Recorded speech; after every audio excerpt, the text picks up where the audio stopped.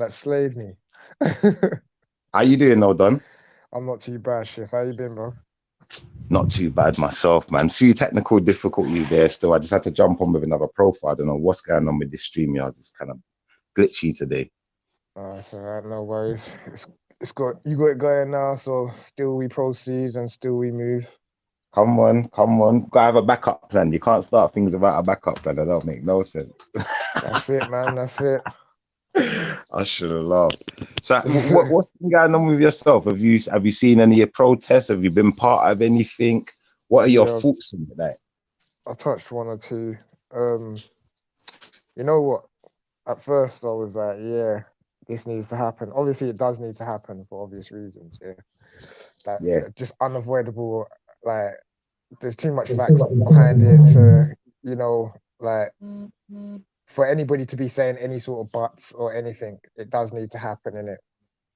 yeah, We all are obviously under the understanding that at times, like there can't be revolt or any sort of revolution without violence in it. Sometimes that's just the way it is.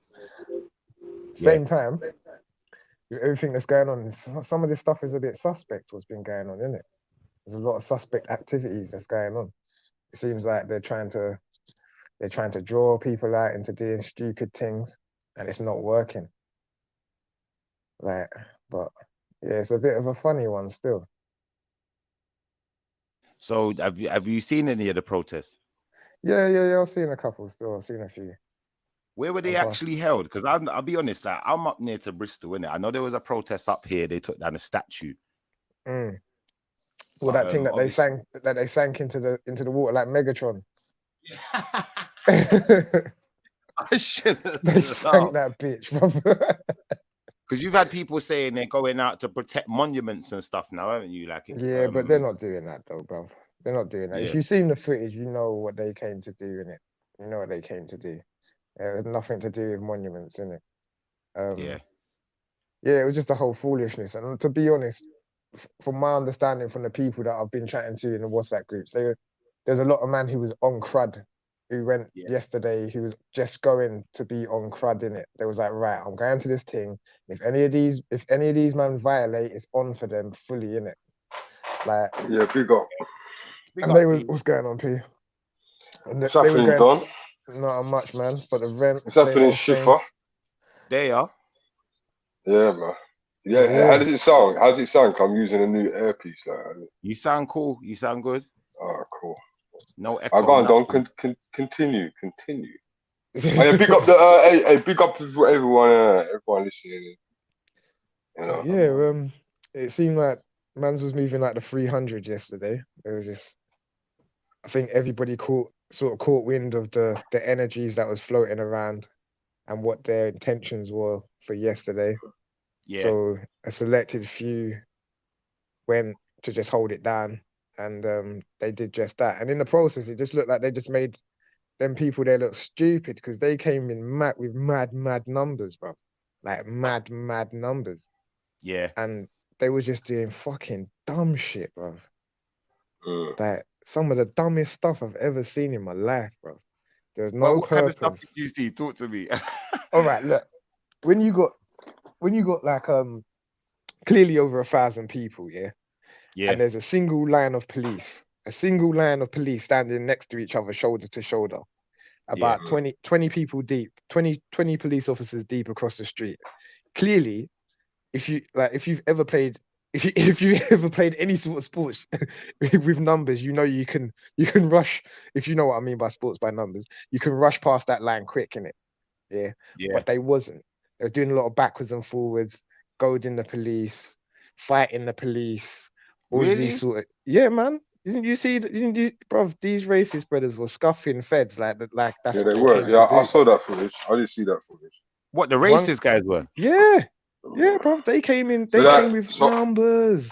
so I saw Wow. one video on You're gonna. on Instagram with a guy saying that basically he's a white guy, basically a hooligan, and he's basically saying he was saying that he's got black friends, and but they're really coming down to protect the statues, but they're not Mm, really coming down. So there was a few guys that put out videos like that before. But obviously, not everyone's gonna have the same energy.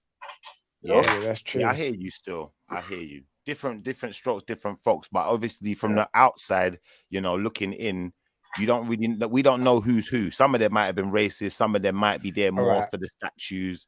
We don't really know, though, do we? Don't. I hear that, but this is what you got to peep here. If you watch these videos, right? Bare man have got Tesco's bag. Bare man are holding cans of Stella. These lot ain't come to do nothing peaceful, bruv.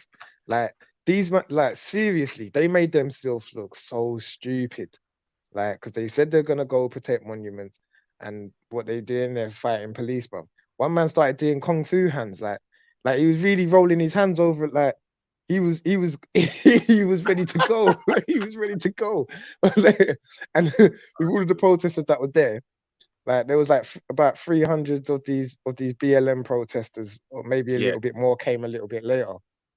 But they were moving diligent and they was organized with what they were doing in it. And the police set up barriers to protect the BLM protesters. And what basically was happening was a couple of them was trying to infiltrate and try to move them up. And what was happening was those attack the BLM protesters. Yeah, what was happening was a couple of man was getting through, but then getting stomped out. Okay. Like, so you'll probably see on Instagram. There's one guy carrying one white guy in it.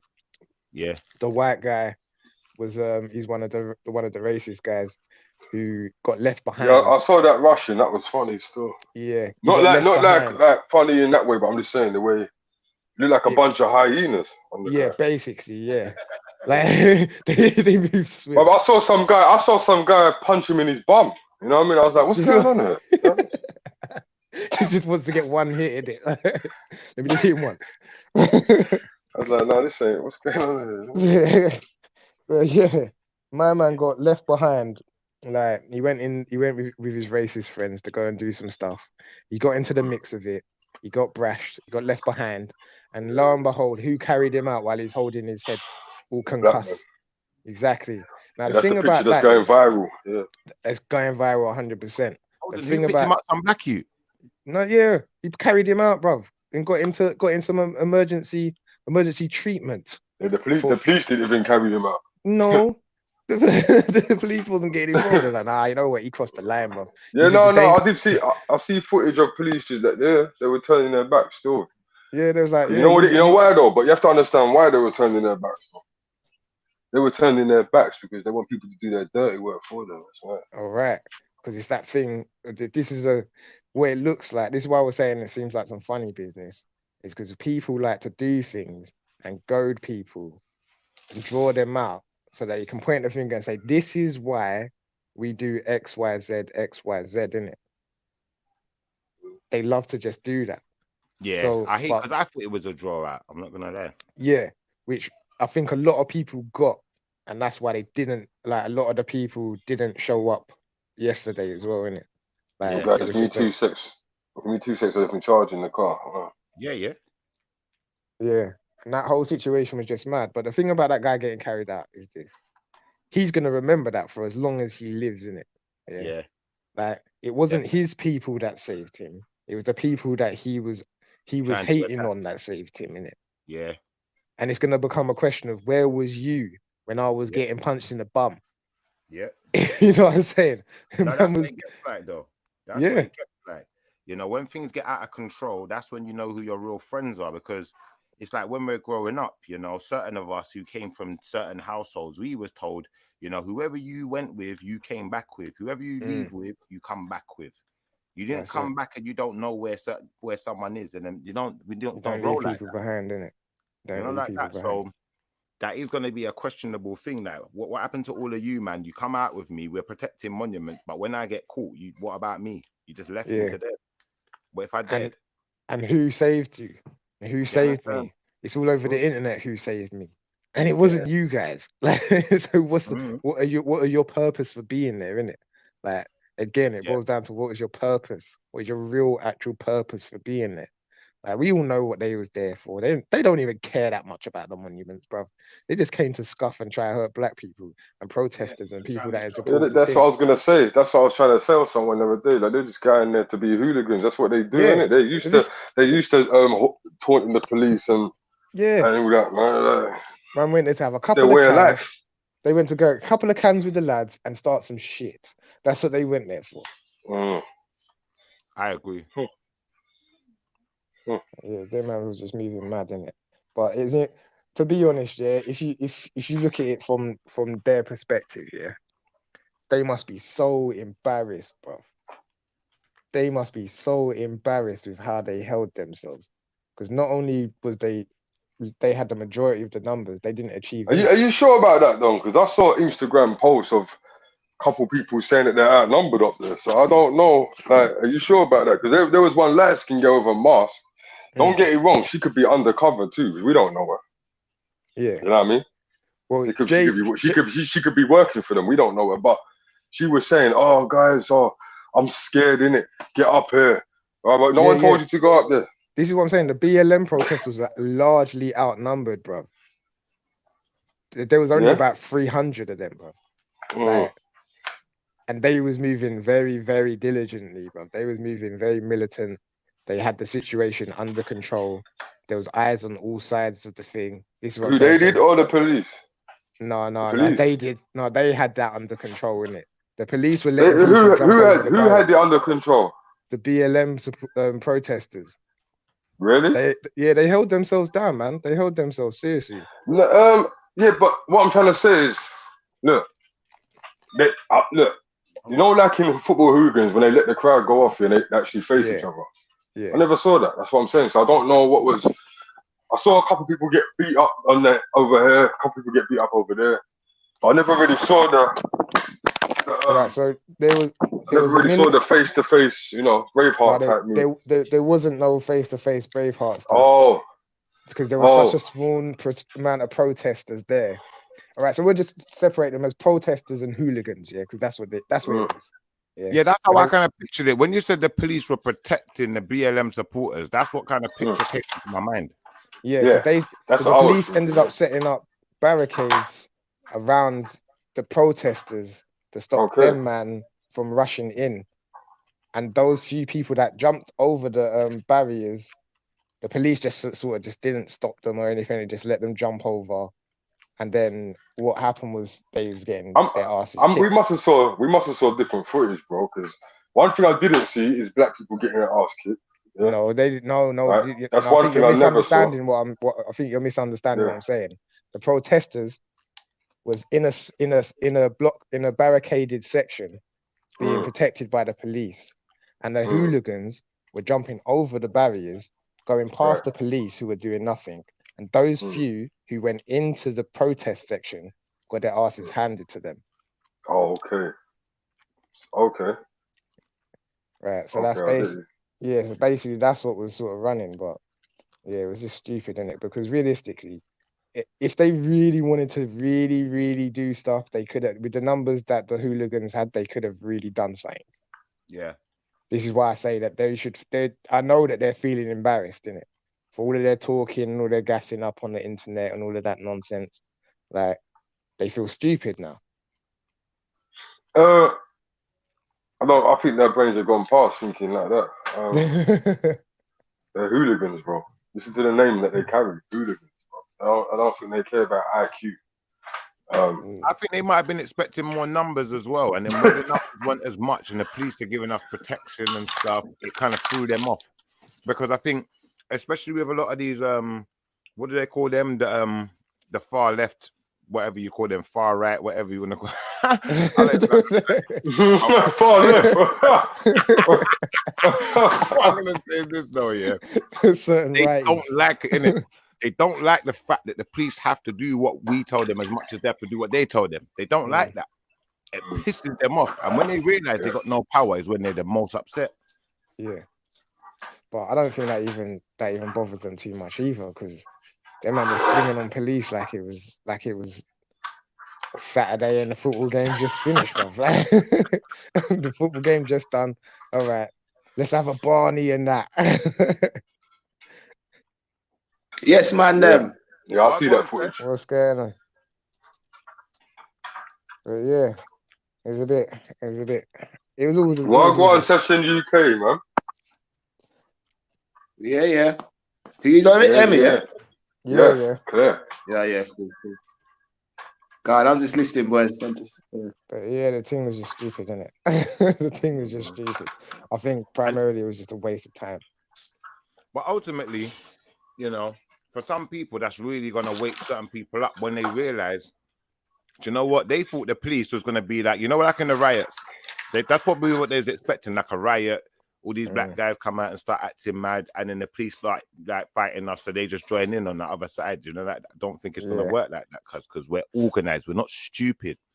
Do you know what I'm trying to say? But there are stupid ones of us who need to be waking up more. Like I said, my protest is more financial. I'm not eating no McDonald's. I ain't buying your Coca-Cola, innit? You're gonna have to put Black Lives Matter everywhere before I buy a Coca-Cola again. But with how do you feel about the whole actual Black Lives Matter movement itself, considering where it comes from? Do you know what? We had nothing for the longest time. Now we've got something. It's good to have something. I don't think it's organized enough. I don't think it's the energy is clear enough where it's being directed, what the ultimate goal is of this movement. But you know, with that being said, I want you to just get a pen and just write this down so you don't forget it. Yeah, just write down who started Black Lives Matter, and research that. Yeah, you know, P, innit? Like certain George Soros. You talking about the two black women, yeah? No. Yeah, tell me, who started it? Who started George Soros. Who? George Soros. George Soros. Yeah. He's very evil. George Soros. Seros. I think that's how you spell it, but he's not even black for a start. And secondly, he's a very evil person. Yeah. Hey, don't he fund it though? I don't think so. I think he funds it, innit? Because he funds both parties. That guy. Yeah, he playing both sides of the coin, innit? Yeah, but the actual Black Lives Matter started with the two black women. Yeah, but it was more about. She was trying to put out the message more of that it counts all Black Lives Matter when it comes to black people looking at cross gender and gays and stuff like that. Yeah, all of the other stuff that they got going on. But yeah, if you look deeper into it, it gets a bit mad. But that's not what we're here for today, innit? That's a research topic for people to go and look a bit deeper into. And yeah.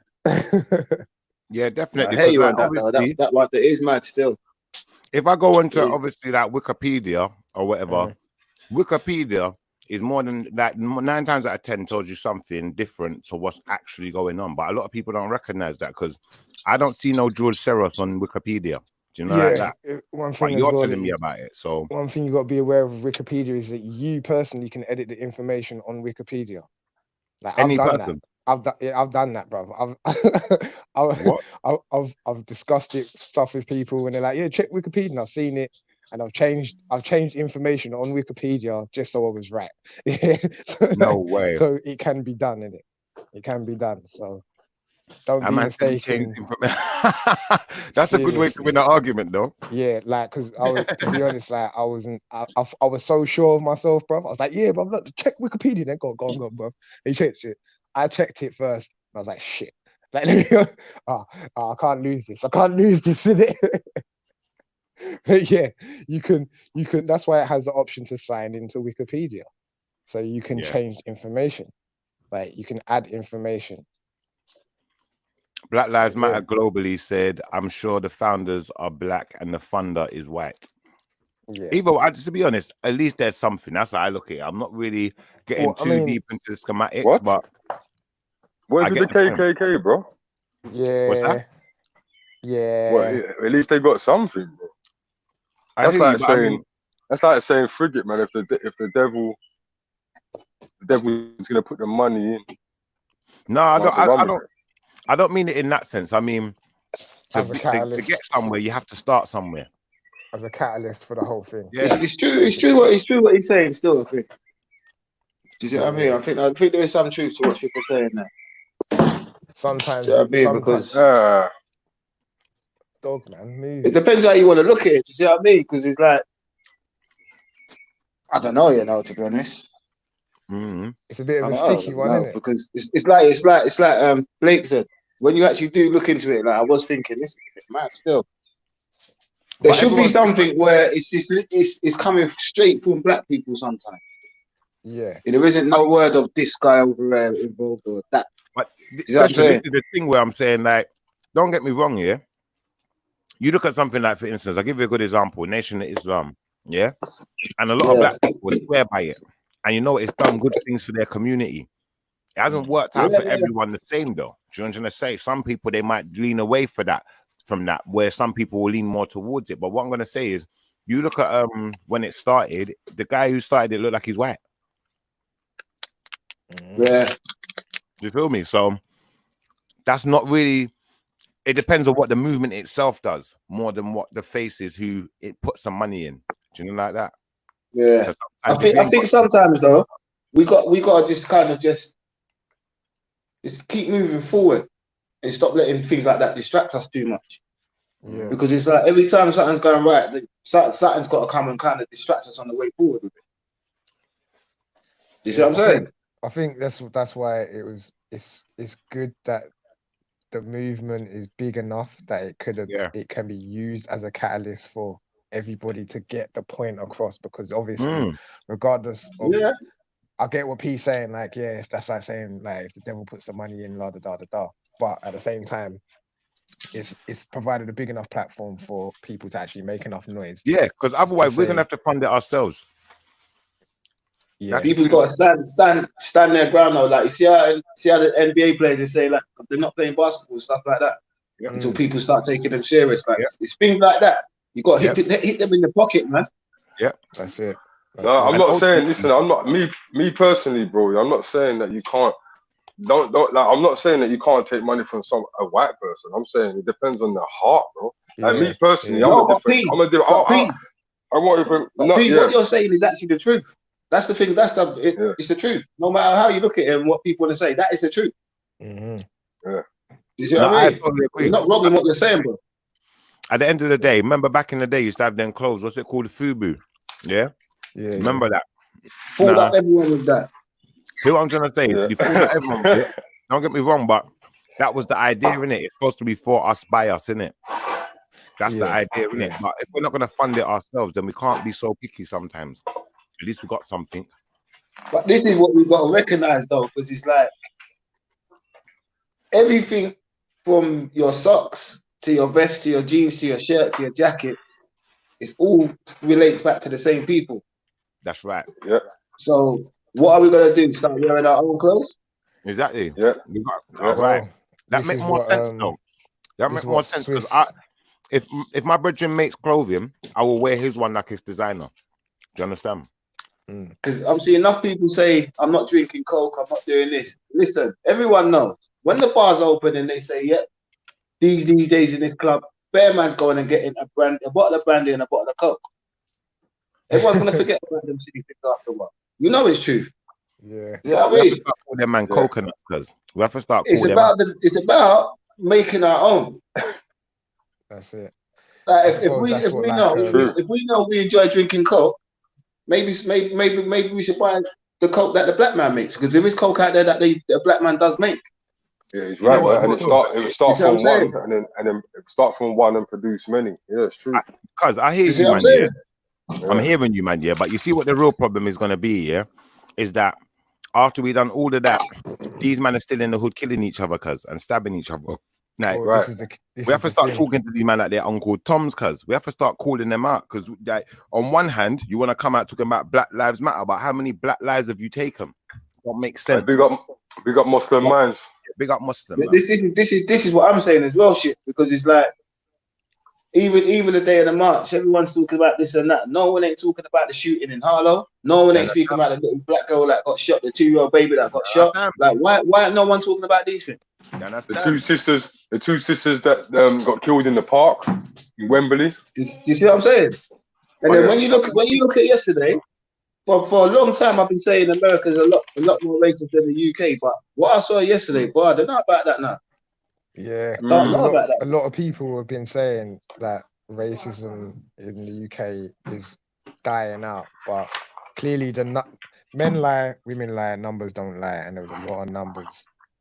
There was a big, big crowd there yesterday. It was a massive crowd, bro. They could have filled the away stands. You see what I'm saying? Crazy. You see what I'm saying? Like that is a lot of racist people. Yeah, but the thing is now, we don't want to be building a double standard, because if we're building a double standard, we're only lying to ourselves. You know, it's like we're trying to protect our community from other people so we can violate ourselves. That don't make no sense. It becomes a thing of where you gotta be. You gotta, if you know better, you gotta do better. But some people like, outrightly, yeah, as mad as it sounds, there are just some people out there that just fucked in the head, and all they want to do is cause destruction and mayhem, whether they're black, white, Asian, or whatever. It doesn't make a difference. Exactly. And these people somehow. Yo, Don. Yo. No swearing, brother. All right, cool. I'll keep that to a minimum. I've got a mouth like a pirate. I know. You got a mouth like Axel Foley. I was gonna say it. Yeah, like and some of these people, however they manage to do it, they manage to get quite a bit of influence in it. They got quite a bit of influence, and it's easy for them to sway people into their mode of thinking, even if people don't even want to go down that path. You know what I'm saying? Like, just to follow. You think just like me, buddy. You know? Yeah. I'm telling you, that's exactly how I looked at it. Because this is what I'm saying. Like, I know some people who are just, I know some wild folks, yeah. And when I tell you the WhatsApp groups that I've been in over the last few days, and the stuff that they were saying they was gonna do, they're like, yeah, I'm riding out tomorrow. Yeah, I'm riding out on this thing. Like, yeah, you man, we're gonna meet up here. We're gonna do this and that. We're gonna check the what's and everything else. And then when it goes down, innit? Like, people like on both sides of the fence was on doing stuff yesterday. Yeah. Like, and that just goes to show that there's just people out there that are just doing evil stuff in it. Just bad mind people. Yeah, man. 100%. Yeah, but we're never going to be able to eliminate that. But it's just that, you know, especially as, you know, as a community of what we call black people, then, because we're loads of different nationalities, really, but we're just going under this banner of black, where we're a minority here. Yeah, so putting that in perspective, we have to deal with each other better and educate each other better in the way we're, you know, representing our community. So if someone's representing us wrong, we have to be more we have to pull people up. Long story short of it, like, we can't let them keep getting away with it, because you're out there with mask on talking about Black Lives Matter, like I said, but then you're the same youth that was stabbing up one next youth that lived round the corner from you, who you known your whole life. How do you propose that they do that? Because clearly, obviously, that's the smart thing to do, but clearly, man's just there's got to be some type of strategy with this thing, man. You can't just say everyone meet Trafalgar Square, and we're gonna talk about. That's what I'm saying. There's nothing wrong with talking what you talk about. You've got to have strategy in what you're doing. Because I kept seeing a whole heap of guys like my man saying, "Yeah, I'm going up there and I'm doing this and I'm doing that," and then you cite just normal everyday people that's really on this protesting to go up there, but you're just walking into a madness. Yeah. Because I saw a man go from I'm at the front line of this thing on Saturday and to looking at the camera. Where's the man then? Where's the man then? Yeah, that's what I was saying earlier on, bro. Where's the man then? Yeah. You see what I'm saying? I'm a man, I'm chilling with my kids, bro. What do you want me to do? Leave my house to come and stand amongst that? These lives matter at home. Yeah, but these men are fighting wars that they can't win. It don't make sense. You're fighting. It's not even a war. You're just fighting. It's not a war. It don't even make sense. You're protesting, but this is my point. What are you achieving? Because it's not hurting no one. All right, you know what? The shops ain't even closed. They're not even open right now. So it's not even like the shops, the business is getting hurt by your protest. It don't make sense. The government allowed them to try and be a scare. Exactly. Like, try and use scare tactic, but it didn't work, bro. It didn't work, bro. Well, realistically, that's what they've been doing for the last what month is it? June now? Oh, it's June, bro. Like that's what they've been doing for the last since the beginning of the year. Scare tactics. And when the first one don't work, something else. Someone's got to turn down. Someone's got to turn down the Your mic, Professor P. Mute your mic. Yeah, leave IP. that feedback loop. It's not mine, bro. It's not mine. No, it's not you. It's this PEA, Professor P. Yeah, he's muted it. Yeah, he's muted. Right. Yeah, now you have to jump. Bob, you're gonna have to jump in and jump out if he keeps doing it, bro. Yeah, just keep your mic muted when you're not talking. But yeah, like that's what they're doing. It scare tactics. When that don't work, try something else. When that don't work, try something else. Like it's all it's been. It's just pure fear mongering since the beginning of the year. Now we're halfway through the year, and it's something else. That's what I've been trying to tell him. Are you, man? I don't mean to pause you yet. I want to ask Mosslands, tell me what you think about this this riot business. How do you feel about it? Because you're not black in it. We want to know from both perspectives. I don't want to just hear you, man, chat. I want to hear Mosslands' perspective, not being rude. That's cold, bruv. That's cold shit. What was that? He's like, look, I don't want to hear you, man, talk no more. Now go on, man. We got Professor P as well. Professor P, we give us some Asian perspective, man. Come on, man. You, man, switch it up. Give us some perspective. Because I know you guys got things to say. You're smart guys.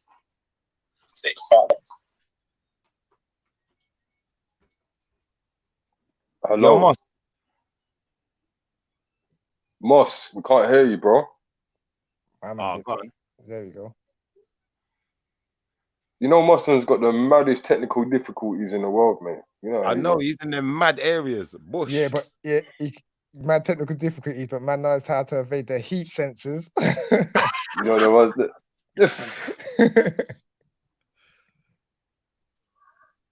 All right, let's go to someone else, man. Moss, you have to shut your one down. Hey, Moss, jump out and jump back in because your mic's not working. So jump out and jump back in. I'll just put you straight back in. Hey, bring the sessions back in. He's in the back room. Yeah, I see him still. I'm just putting him back in now. Yeah, sorry, bro. Man. And you got no footage. And you got no footage of the riots you can fling up there, so we can do a little analyze. Yeah, why not? Oh, then I'll find something for you still. Yeah, find the one with respect, man. Shouting off his mouth. Them bad there, so funny, you know. Respect, trying to draw the youths out to come up there and all that. I don't get when these men are looking. I don't get when them man are looking in the cameras and saying, "Where's all the bad man? Where's all the thugs?" Them. But you know where the bad men are? The bad men are at home, fam, with their youths. That's where they are. Listen, the bad man told you day before, keep your ass at home. That's right. Exactly. Yeah. That's right. That's what I saw. Yeah. All the bad man on social media were telling like, yeah. It's like, bro, certain man was just using the opportunity to do certain things. Yeah, get some likes, get some views, get some views. Come on. No, you know what it is? Clout chasers, man up. You know what I mean? man are saying that, man, I was in one group and one guy was like, yeah, where's all the leaders meeting then? And I was like, what do you mean leaders? Who's the leaders? The leaders. Well, who appointed in like, the yeah, you know, like the leaders. But you know who this guy's talking about? You know these people that has got these little Instagram things and they're just chatting and what they're chatting because you've got 32. Like Vic Santoro and them? Like them, well, I didn't want to really specifically say no names. You know what I'm saying? What I'm saying is, you got them people that are following them people and they're looking at them people like there are leaders all of a sudden. And I'm telling man, like, when it comes to those things there, you can't just go there because this guy just said a speech. You got to go there because you want to be there. Do you understand? You see what I'm saying? Not because of what you just heard what her man said. Come you see what I mean? If it coincides with the person that you are, then do it. Right. If it don't coincide with the person that you are, then don't. Right. Don't, exactly. Overstanding of the situation. That's what it means. You know what I mean? Because I'm saying to man, if you're telling me about leaders, what do you think I'm someone's foot soldier then? I'm no one's foot soldier, man. I'm my own person. Do you see what I mean? I've only got one leader, man. He's not even on the planet, so I can't. I can't be under no one. I can't be under no one like that. I'm sorry, it's not happening. You know. Yeah, I don't know what people think it is out here for them to be talking about leaders like that. Because even That's what I mean, man. bruv, look, Like none of if us in this group, now is not no superior than each other. We're all the same. We breathe the same, we sleep the same. You might have £100 more than me. Does that mean you're a better man than me? I don't know. You might have 1,000 more followers on Instagram. Does that mean that you got more of a right to stand in front of me? I don't get it. No, sorry, I mean that. Do you see what I mean? It's crazy. I think it's a perspective thing, isn't it? Like people assume that there's people in positions of power in certain areas, innit, when there just ain't. Really, you're just willing to be that person's little bitch boy. Excuse me, sorry, swearing, apologize. But you know, like I said, I ain't no one's foot soldier out there, man. You get me? P, look, P. Me and you was how many days was me and you back and forth? Shall we go? Shall we not go? Shall we not? Shall we go? Yeah. If you heard me and P Saturday morning, you would have thought me and him was enemies the way he was debating on the phone. I like it. But that's the same way how I was talking to people as well. Like, are you coming? No, I'm not going, fam. Like, why are you not coming? Like, come, we can do this thing, bruv. Look, you got the man. No, bruv, I'm not going for that, bruv. I'm not going there to come and do some stupidness. And then ultimately you stand for that and you fall for that, innit? Like, so you gotta have your reasons. Your reasons have to be valid. Because to me, as soon as you heard Tommy say whatever he said, what when he the whole protest thing, what did he say? Some race thing. Yeah.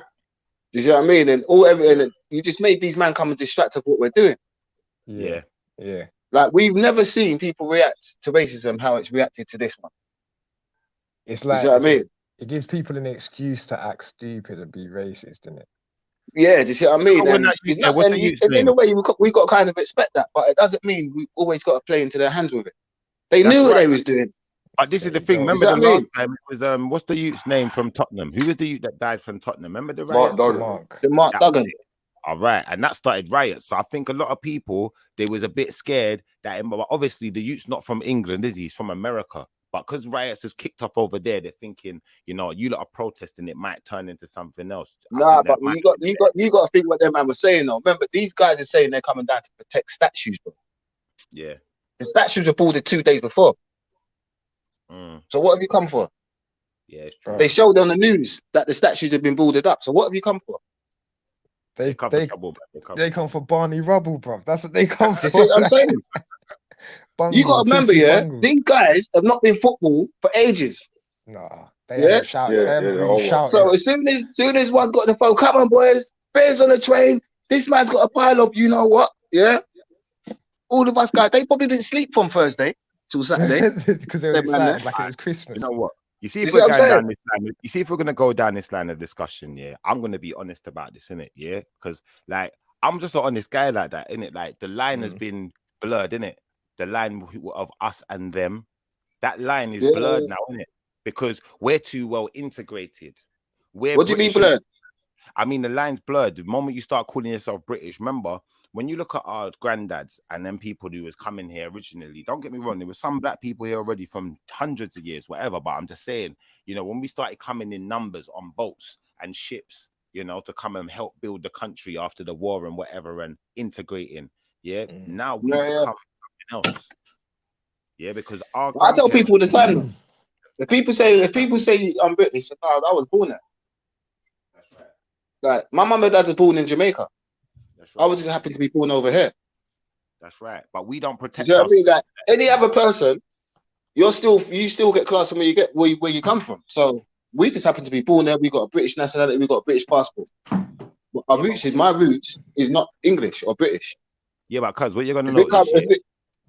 I'm going to show you something. You see, back in the day, you see like my granddad and them now, these men had their own social club, their own everything, fam. Don't get me wrong, the Nigerians had their one, the Colombians had it, or whoever. Do you know, like that? That's how it's always been. You look around now, it's not like that no more. What you're going to notice, like the Portuguese community, if you're in London, there's a lot of them. They come over fresh and they got their own little bars, their own, like the Polish, they got their own little thing going on. We're not, don't get me wrong, we still got West Indian food shop, but we're not integrated with each other like that no more. Yeah, but that's the problem. That's the problem within the black community. I don't think that's got nothing to do with racism. That's just blacks being blacks. Because if you're gonna have 5 parties on a Saturday, 3 of them's gonna end up in the madness, bro. That's right. But it's not just black. It's That's not. what I mean. When you say it's a problem with black people, I mean in the sense of like a lot of black people don't know how to identify properly. They don't know the difference. Don't get me wrong. I'm not saying, for instance, you could be a black man, yeah, and you don't even live around black people. Like you could live in the countryside like me and just be around white people, have a white girlfriend, but you still understand the dynamics. You understand the difference. You understand what makes you different. A lot of these kids, they've got black parents, still don't even understand the difference. They feel like they're white. A lot of them. I hear that still. A lot of identity confusion. 100%. They don't see themselves as black the way we see ourselves as black. I guarantee you. I guess it's just a generational thing for them, innit? Like how they grow up. Because again, I know that a lot of the guys that I went to school with, they're not a lot of the white guys that I went to school with, they don't roll in the same sort of circles that I roll in, whereas the younger guys, especially that I know, a lot of the younger guys, they roll with a lot of black guys and they all talk the same. That's so right. They don't really see the lines like that. That's right. And this is the point I'm making in the sense of, you know, for some people, don't get me wrong, I'm not saying the Black Lives Matter thing isn't, you know, something good for some people, but for some people, they're not even really knowing what they're doing. They're just out there. They don't even know why they're out there. It don't make no sense. They don't even know what you're setting out to achieve other than, all right, we're going to protest to let everyone know that Black Lives Matter. But what did that change? What was the goal? You know, when, who was it? Martin Luther King, and there was loads of them. There was thousands of them ready to march on Washington. I remember this. I've read about it. Yeah. Didn't they even go to Washington with Capitol Hill with like AK-47s? Yeah, they had bear. There was bear of them marching in it. And what happened was the government got involved. They said, "Now we want to know who the leaders of this thing are." And because they couldn't find out who the leaders are, they appointed leaders and gave people money in it. So certain, you know, big influential so-called black leaders, they got paid. Let's be honest. Martin Luther didn't get paid. He got paid, cuz. Let's be honest. You know, and if we can be honest, then we can. I'm not saying that he got paid and he's a bad guy, though. Do you know like that? But he got paid. Martin Luther King's a sellout, but I say it straight. Oh shit! It's being on it. Sellout though. What do you say sellout though? Yeah, like I would like. This is the thing that I think. Bro, he was a sellout. The man will go to church and chat black people this and black people that, but all your business is with white guys behind the scenes. I hear you, but not necessarily though. Not necessarily. Not. That he wasn't. His black movement was just a front, bro. Why do you say he was more of a businessman? Malcolm X was our people. That's who stood the ground for us from my perspective. Malcolm X. Malcolm X had major problems with Martin Luther King. Like they were friends and stuff, but he didn't like his politics because it's literally what he said. He was bowing down to white liberals. I've got you, but in the same respect, what I'm gonna say is, you know, he still did things that were influential. So I'm not going to take away from that and call him my Uncle Tom or nothing like that. I'm not disrespecting Martin Luther no more than I'm going to disrespect the other black leaders who took money. Influential ones have taken money and they're still respected. So, you know, at the end of the day, you know, they had to do what they had to do to make the world what it is now. But that's my thing. If we make a thing today and we say, you know what, this is going to be a black organization to help black people and this and that.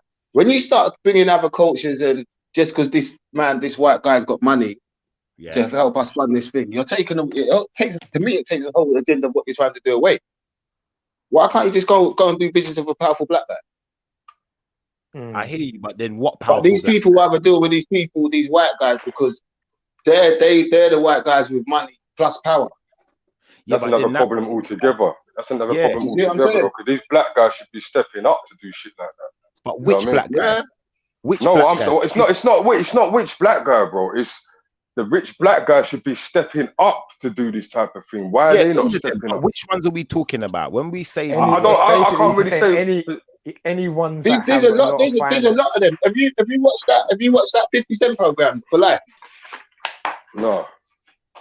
It's funny that's about the black guy got put into jail as a kingpin, and he was literally innocent. But they gave him the biggest drug charge ever. And he become a lawyer in jail and got himself out of jail. But then when you watch the story, one girl overdosed in the club, some black girl. Her dad happened to be one of these black guys who's in this white guy's business world. So as soon as her dad found out where she overdosed, what club, he's on the thing like, I don't care, get them charged. He had nothing to do with the drug selling. Then when it gets to the end of the program, you see in the black guy's face, he chose money over the truth. Do you see what I'm saying? You'd rather let this black guy go to jail just to make yourself feel better, and to top it off, you're funding this white guy who sent him to jail. And then when the guy releases himself, that's when you say to yourself, oh my gosh, what I've done was a madness. But the greed of the money and your little social network, you just sold the man out. You didn't even look at the case. You see what I'm saying? So you just picked up the phone your little rich white friend and said, lock this guy up. You see what I'm saying? That's what happens with these people, because these people with money, they're the biggest racists, bro. That's what people need to realize. They're the biggest racists. They don't need to associate with black people because they can afford to live way out where they're not. Martin Luther King was a sellout. Because he done exactly the same thing, bro. I'm hearing what you're saying, yeah. I wouldn't call him a seller. I would say he was a negotiator. He wasn't a fighter. You know, that's how I look at Martin Luther King. But who is he negotiating for? The people or himself? Well, really and truthfully, yeah, in my opinion, my personal opinion, I believe he had good intentions. I believe he was negotiating for the people. But same time, I could be wrong. I'm not going to say I don't know Martin Luther King. I know what I know of him. I don't know him personally. Like with Malcolm X, I see him as more of a fighter. You know, he was about the struggle, innit? We're not giving up. Malcolm X was about the people, bro. That's right, and he was. It wasn't about money. It wasn't about trying to just, you know what I mean? It was all about better things for black people, Malcolm X. Yeah. Quality. Do you see what I'm saying? And it's just honesty, and I think that's all you need sometimes. Like Martin Luther King, that's one of the worst things of him, because he was sly about his backhand business deals. And then when it all comes out in the open, you got to check who this guy was doing business with. This guy was doing business with the biggest enemies going, bro. Man that are hanging man and shooting man just for being black. You know what it is? We don't really know his struggle, though, innit? These men are coming from a complete different generation. The logistics of things were different. So even in the sense of, for instance, I found out not too long ago that the Nation of Islam, they take funding from the American government, from the White Devils. That's what they call them. They call them the White Devils, but you take his money, though. So it's like we can't have a double standard. Do you know, like that? At the end of the day, we don't really know his struggle. We don't know what they was going through in those times, why he thought that was the most productive way to deal with things. Do you know, that's all I would say. I'm not trying to say that you're wrong, though, because I don't really know. No, I'm not. No, yeah, but I just that's why I say we just got to do things for ourselves, because you can only bet yourself out there. If you got a group of friends, it's like me and Paul. How we are. That's how people need to be. Paul looks out for me. I look out for him. I can't do nothing else apart from that. I know if I get rich tomorrow, Paul's rich tomorrow. If Paul gets rich tomorrow, I'm rich tomorrow. I know that. But Sesh, you see the way you said that, yeah? I'm gonna be honest with you. The reason I agree is for a different, like it's the same reason but slightly different, in a sense of, you see, if I'm gonna make a move, say like if a man violated me, yeah, and he might not even think I know about it, I'm not gonna telegraph to you what I'm going to do, because now you're going to be aware. Now, like you said, if we're going to have someone else with their hand in the pie who's not part of the group, they could be telegraphing what our movements are. Do you feel what I'm trying to say? And how much funds we have. But to see the Martin Luther Kings, though, they're the little ones that come and fuck up your pot. Excuse my French. I keep forgetting about this lad thing. Watch it. Hello. Sorry, please. Oh, Annie, what's going on? I'm good. How are you? How long you been there for? Aha. Certain I didn't even ninja know you was there. movements. Yeah, I didn't even know you was there. What's the talk? Hello, guys. Hello, everybody. What's How going you on? doing? We're talking about Black Lives Matter. We're talking about the protests. We're talking about, you know, what it means and what it's set out to achieve. What do we know? What don't we know? What are our opinions? That kind of stuff. And was Nice. Martin Luther King a sellout? He Yeah, got it's Benny Martin Pigeon. Luther King set out. Who's the sellouts? Martin You Luther got King. Belly Vision, man. Martin Luther King, yeah. Have you lot seen Boule? Nah. Nah. Elaborate. All right, I'm elaborate. going to share the link. Everyone needs to watch it. It's very long, Yeah. but Yeah, watch it after the show. yeah, Is that watch it after the show. Vision? It's shut up. We're gonna watch it now. No, but it's pretty deep because what it shows is basically the gatekeepers. So they're saying like Martin Luther King was a gatekeeper. Marcus Garvey kind of was, but he came out of it. He realized what was happening and he came out of it. That's why they took him out. Yeah. That's why they took him out. Malcolm X, he was aware of it, and obviously he got shot quick because he knew what time it was. And what we have to realize, they are still these gatekeepers in our time. Yeah, so you got gatekeepers that are in the music industry, like Puff Daddy. You know what I mean? Yeah. So we have Rick to be Ross. aware of gatekeepers, even within our communities. You understand me? Belly. So it's the same thing I was saying about the 50 Cent show with the black guy. That's what that black guy was, a gatekeeper, bro. Yeah. And the man put their own people behind gates. And that's why we ain't getting anywhere. That's why we're not getting anywhere, because these people, they come on like the Al Sharptons and these people who are going on like they're standing for us, but really they're in bed with the enemy. They're sleeping with the enemy. So where we're thinking they are for us and they're talking up for us, they're just there to keep us on a little level, like keep us just to appease us, to make us feel like, oh yeah, we've got these people in places who are going to talk for us. But all they're doing is they're working with the enemy to just keep us down. So we have to be aware of this and possibly form our own movements. Yeah, big shout out to Belly Vision, yeah. You there, bro? Hey, big up, brother. Big up yourself, man. Big up, go on. Big up. Yeah, man. Big up everyone. So what's your take on it? What's your take on it yesterday, bro? You know what? Yeah, what you talking about, the March thing? Yeah, any part you want to add? Yeah, you know what? Yeah, I didn't really see too much still, but like, and I literally just joined in it, so I just was jumping on to show some love in it. So yeah, definitely, bro. I was catching up with the convo in it. So when I catch up with what man are talking about, I'll jump back in. Guys, Veli's got his own show as well. Be sure to subscribe to his channel also and check out his show every now and then. No, you got to sell it properly, bro. Veli Vision, man. Hit the notification bell and click all and subscribe and whatnot.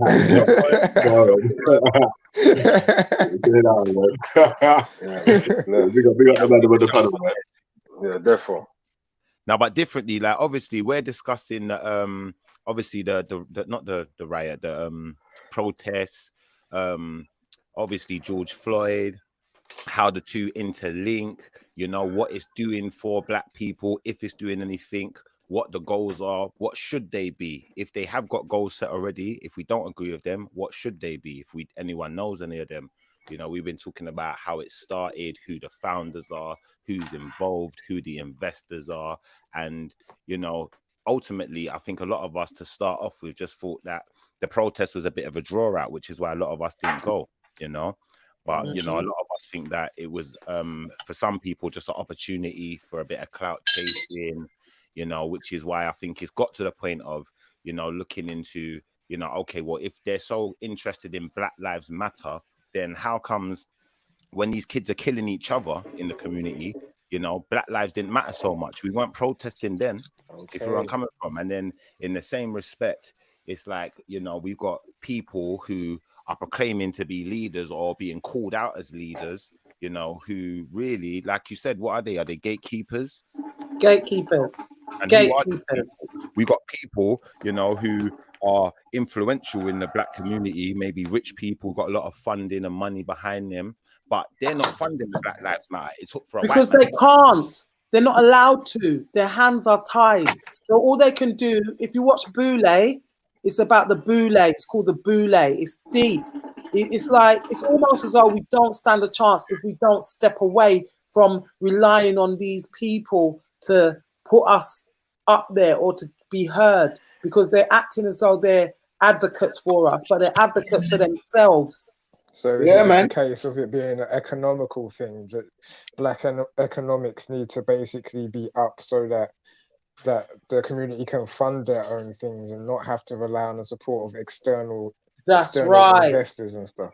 Yes, because that's where they tie us, because we've got money. Look how much money we spend every year. It's Do you know what I mean? Collectively,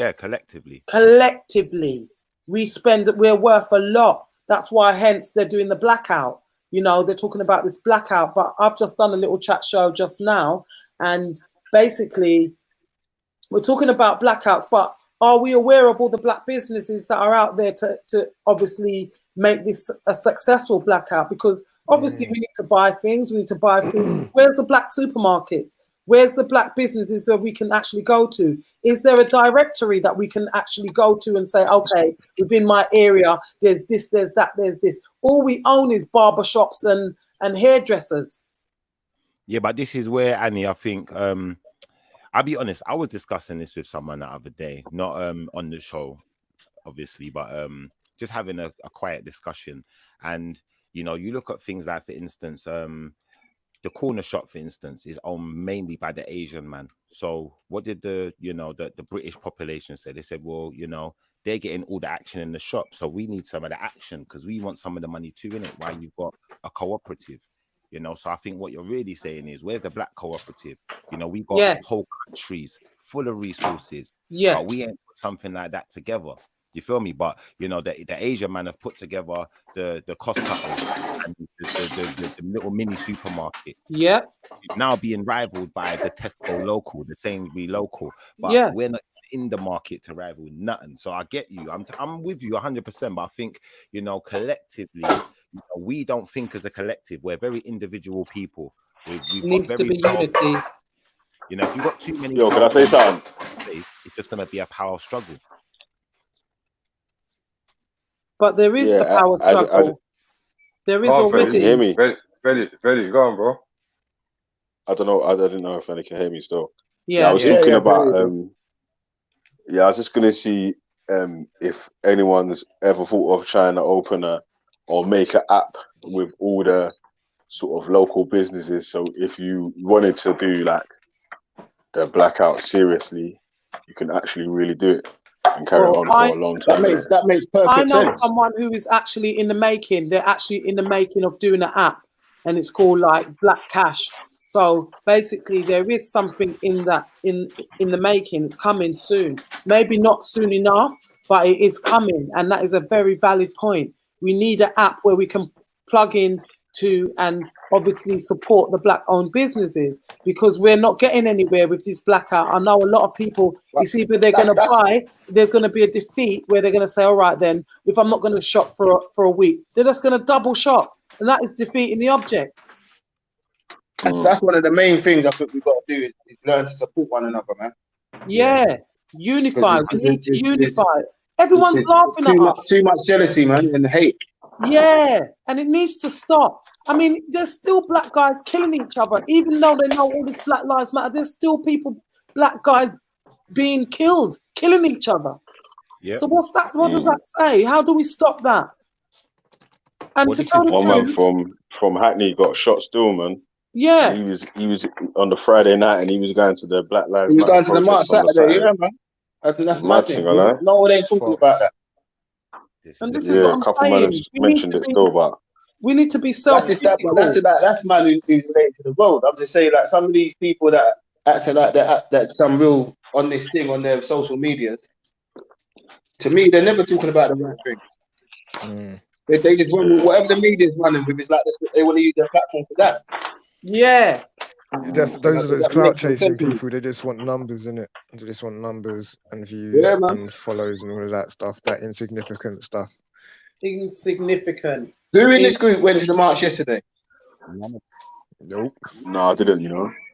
And you know what? Yeah, tell the truth. Yeah. The only reason why I didn't go is because all the people that said that they was going had put out the message saying, and that was late on the Friday saying, "Oh, well, this one's cancelled it and that one's cancelled that." So yeah, that's all I kept saying. Yeah, because we don't want to be caught in that trap where they're trying to say that we're the troublemakers or we're being drawn out, because all that's going to do is bring in some sort of martial law, because all they wanted was a race war. This thing has been I don't think they could really. I don't think they could really call us troublemakers for yesterday at all, though. Listen, if there were more of us out there yesterday, it would have been different. It would have been a different story. But a lot of people, like you said, cancelled things and said, no, they're not going to go, because they knew they were being drawn out.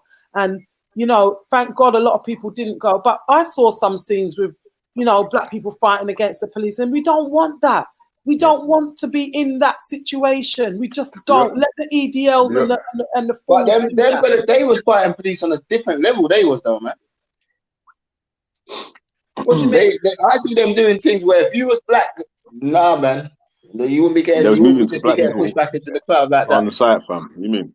You see what I'm saying? No, I mean, why weren't they charging over horses like they were charging horses with people with horses the other day? I saw that they standing there, the horses get pelted and also. Like, they handled them completely different. Even in we watch the team, they call them protesters. How are they protesting? They come to disrupt a protest. That doesn't make no sense. Yeah. What do you think? Do you think that even though it was cancelled at the last minute, it was more of a double bluff to say shorten the numbers of people that sort of was going to be there on the protest? Probably, because a lot of people pulled out. Bro. Man played that PR game. Man played a PR game much longer than air quotes the man that have been playing this PR game, innit? So there's chess moves that will be played that man won't even notice, like that one there. Yo, we're cancelling, we're not coming down, and man are making videos, and then twice the amount of people will roll up. Was your brother video up there? No, he didn't even roll up still, man. Ras rolled up, Jez rolled up. Yeah, I see Ras. Crit 95 in that rolled up. So if there's another match, would you not roll up? Yeah, do you know what? They put another day for another match. Yeah, I'll roll up, man. Yeah, I'm going as well, man. Not for no trouble, but I think it's important that we go. No, but just to stand with the man a minute, like.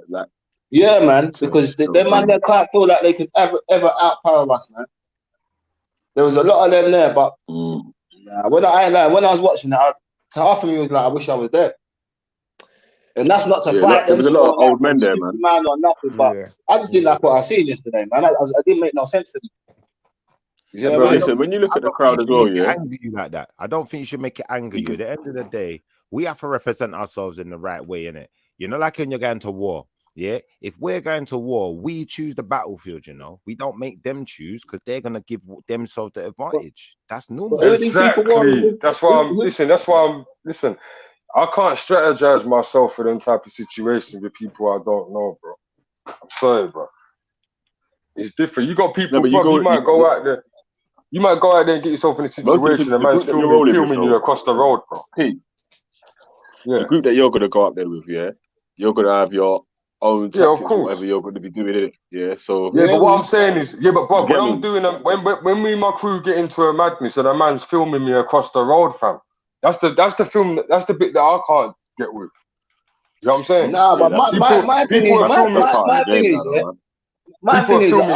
ain't going up there. I ain't gonna leave my house to go nowhere to have no fight with these idiot boys. But if you happen to be in a place and these boys think they can come and violate, you can do nothing but defend yourself.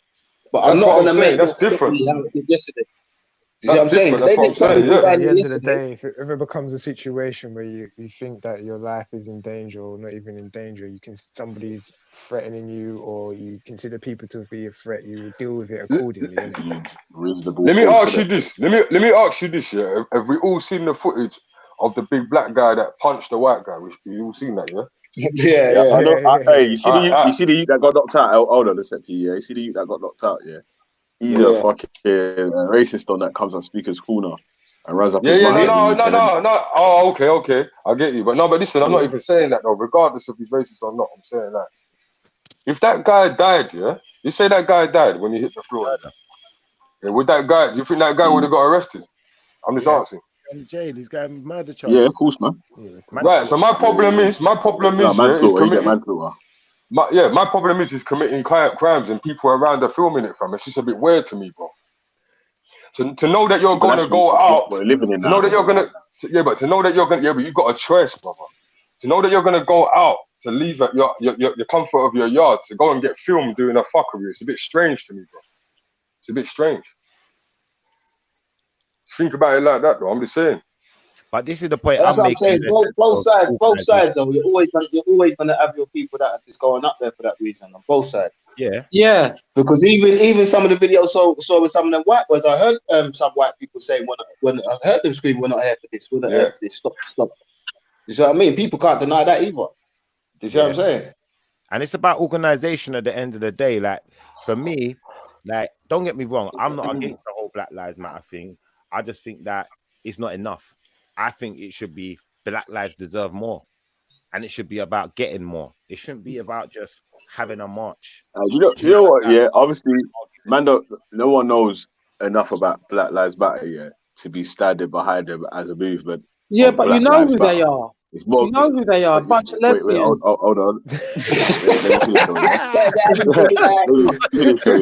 Yeah, but if you standing behind them like you're gonna be like, Black Lives Matter and all this sort of shit, yeah. But obviously, if you're a black person in the UK, where and the people like everyone's gonna have a niece, nephew, cousin, or family friend or something who was like a younger trying to go out on one of them protests as well, innit?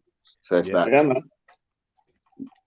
just to say, not that I've got anything like massively against, but the way how they're selling this Black Lives Matter, it's like a fooling people thing. You know what I mean? It's fooling people, and it's all falling apart now. This whole Black Lives Matter, it's nothing to do with black. They don't care about Black lives. It's like what these people do. Don't you see what these people do? Don't you see what these people do though? My man dies. The George Floyd. Everyone screams Black Lives Matter. Then the next thing they've got us arguing over the name Black Lives Matter. No. I'm not saying that us now. I'm just saying because it is a big thing at the moment with where this Black Lives Matter is coming from. Because what I was going to add though was that. Yeah, but wait. What I was going to add though, is that the same thing. What people do is obviously you can use the hype, or if there's a proper organization which is really out there, which really does care for Black lives or whatever. Yeah, they can use the hype behind it and tag along on the flipping marches and sort of try to push themselves to the forefront. You get me? We're here, but we're not Black Lives Matter. You get me? Like, but we're here though. You know what I'm saying? And then from then, look, Black Lives Matter should be for Grenfell Tower, all of them things, not just for someone who died in America because of terrible circumstances. Do you know what I mean? I'm not saying it's not bad what happened, but Black lives, that shouldn't be just for police brutality. It should be for the institutional racism that's going on. It should be for the police brutality that's going on in all of the Western world. Yeah, because it's not just. I think we have kind of took it from what it originally stood for and kind of turned it into that, though, don't you? I don't know. Because I think a lot of black people calling Black Lives Matter is calling it for. Well, I know the people around me are calling it for them reasons. But a lot of people around me, we ain't really on this Black Lives Matter thing. We're just on a thing of like just better than black people. Basic. We need to better ourselves. That's right. That's what without anyone kind of labeling us to do it. Because what they're going to say next, better the Chinese man, better the Indian man. We don't need no one. We don't need no one labeling us like that. We just need to better ourselves. And the only way we can do that is ourselves. Absolutely. They ain't going to help us do it. Applauds. Definitely. Yeah. And the only way we're going to do that, we have to heal first as a people. Remember, we've gone through a lot of abuse, mental, emotional, spiritual abuse. Can I ask you all a question? Yeah, to ask individually. What do you think the agenda of Black Lives Matter is? Or what do you understand? Money. Because they got a lot of money given to them for all of this what's been going on recently. They got big money. The government in America is giving them money left, right, and center. People are throwing money at them left, right, and center. It's a money thing. All right, because at the end of the day, you see, if we're wait, hold on a sec. let me challenge that though. Is that actually true? And is there like evidence to go Actually with that? true. Or is that I've done my what we're research. saying? I've done my Just what you're research. saying? I've done my Yeah, research. because I've heard a lot of people say Black Lives Matter is funded by George Soros, yeah. But when I It asked is them though. for the paperwork It on it, is. no, but I'm saying when I asked them for the paperwork on it, no one's ever produced any paperwork to say, yeah, look, You need to go more on this the is how they're American funded or whatever. sites. Go on the American sites. You'll find it. See, I've never actually seen no evidence either, no paperwork. But I've heard that Yeah, it's so funded that's what by I'm saying. Now Jews. that I've heard it, and And I'm the saying same I'm not saying that I deny yeah. it, but I'm saying, right, what's the evidence for it? Innit? Because like a lot of times, yeah, a lot of these stories come out. This one's funded by that, and this is that, and the other. There's no background to it, but because enough people. Not to change the subject though, yeah, because you mentioned the app thing, bro. Yeah. I want to know more about that because that sounds good. Because that's what we need. That's what we need to concentrate on.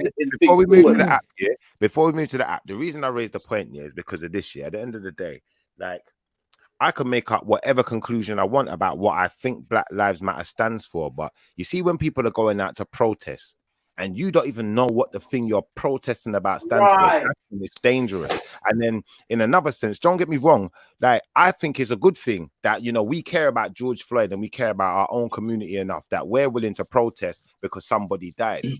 But not on a But to me, if you're saying you're gonna come out for Black Lives Matter though, bro, if I'm gonna come out of my house, I'm coming out of my house because I'm a black man and I'm going out to support the cause. But then when we start, I don't think it should be looked in as deep as no. But you see, you say the name of the Black Lives Matter. Yeah? You see what I'm saying? This is what we need to get our mind out of.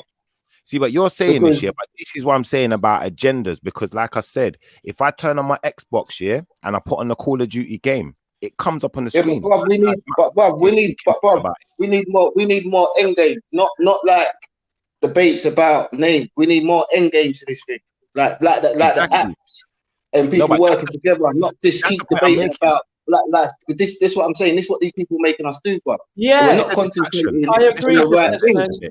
I agree. You see what I'm saying? If agree. a black man's gonna come in this group and say talk about this app, bro, that should get all of our attention. That's right. No, definitely. We're concentrating on this Black Lives Matter thing. I don't get it. True. I hear where you're coming from, yeah. I hear where you're coming from, yeah. But if we're talking about something, I just want to close the subject before we move on, and I think that is a valid. No, but that's what I'm saying. I'm not trying to sound ignorant or nothing, bro. No, you're not. On this me being real, if you're gonna say you're gonna get up your life and get up, wake up in the morning and go to a protest of Black Lives Matter and you're black, you should be going there because you're black and you're supporting your people. Simple as. Yeah, there should be no faults in. I'm going to say it shouldn't be. Listen, it shouldn't be under the flag of Black Lives Matter. It should be for the reasons what you're doing it for. That's right. Yeah, your own reason. That's right. Your own reason. Listen, my cousin does a thing called All Boys Rock, All Girls Rock every November. And it's all about young black entrepreneurs. Come look. Do you see what I'm saying? It's all about young black entrepreneurs, and all of these kids they got their own little tracksuit, they got their clothing brand, some of the music thing. There's a lot of kids doing things, but what he does, he doesn't get enough support from the black community. Right. So we need to start doing things more like this, bro. Instead of making these people fall up our mind. But the people on Instagram that I follow that pretty much do the same thing. But as far as the UK is concerned, I don't really see it for the UK.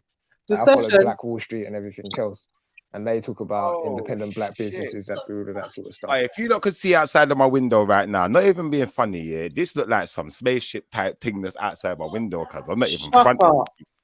I'm not fronting. Take a picture. Listen, I'm trying to get a picture right now. The thing is like luminous lights coming off of it. Like, lights flying around. You're talking too much, and they're picking up the signals. They're coming. Listen, I got a bounce though, yeah. Big up. The shit starts getting into spooky shit. Yeah, man starts getting into spooky shit. You know what's going on. Hey, listen, that's some man's dreams around there. You get me? Yeah. Say that though, man. Big up everyone on the panel though, man. Make sure you subscribe to Valley Vision, man. I don't worry, it's not a spaceship. No panic. Say that, man. Yeah. I'll be listening though, still, man. Say that though, yeah. Big up yourself, Easy. my Yeah, big up family, big up everyone. Hey, listen, no word of a lie. I just see a plane fly past my window, yeah. But the plane's got some big bright lights on it, like I don't know, like big like luminous strips going across the plane. But the way it looked, there was two of them, so it looked mad. Like the way they was in unison, it looked like they was just hovering. It looked mad. I'm not gonna lie. They probably did some experiment to fuck with people, you know. No, but don't you know there's gonna be a fake invasion? Planned invasion.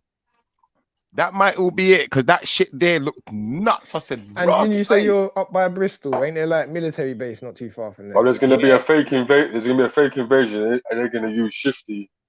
You know what I mean? They're gonna use Shifty to be. Hey, listen, they're gonna probe you.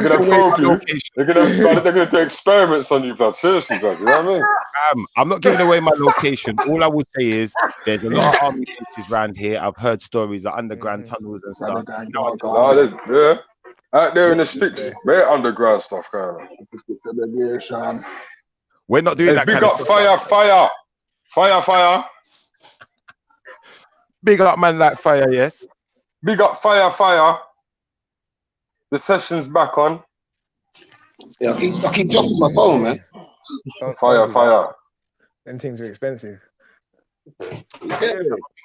I think Sessions is right though. Like we do need something like that. Like we need to focus on things like the More having positive. that app so we can access things in our own community. I think sometimes, not to cut you, I think sometimes we jump the gun, and this is why, we'll jump. Yeah, Annie, trust.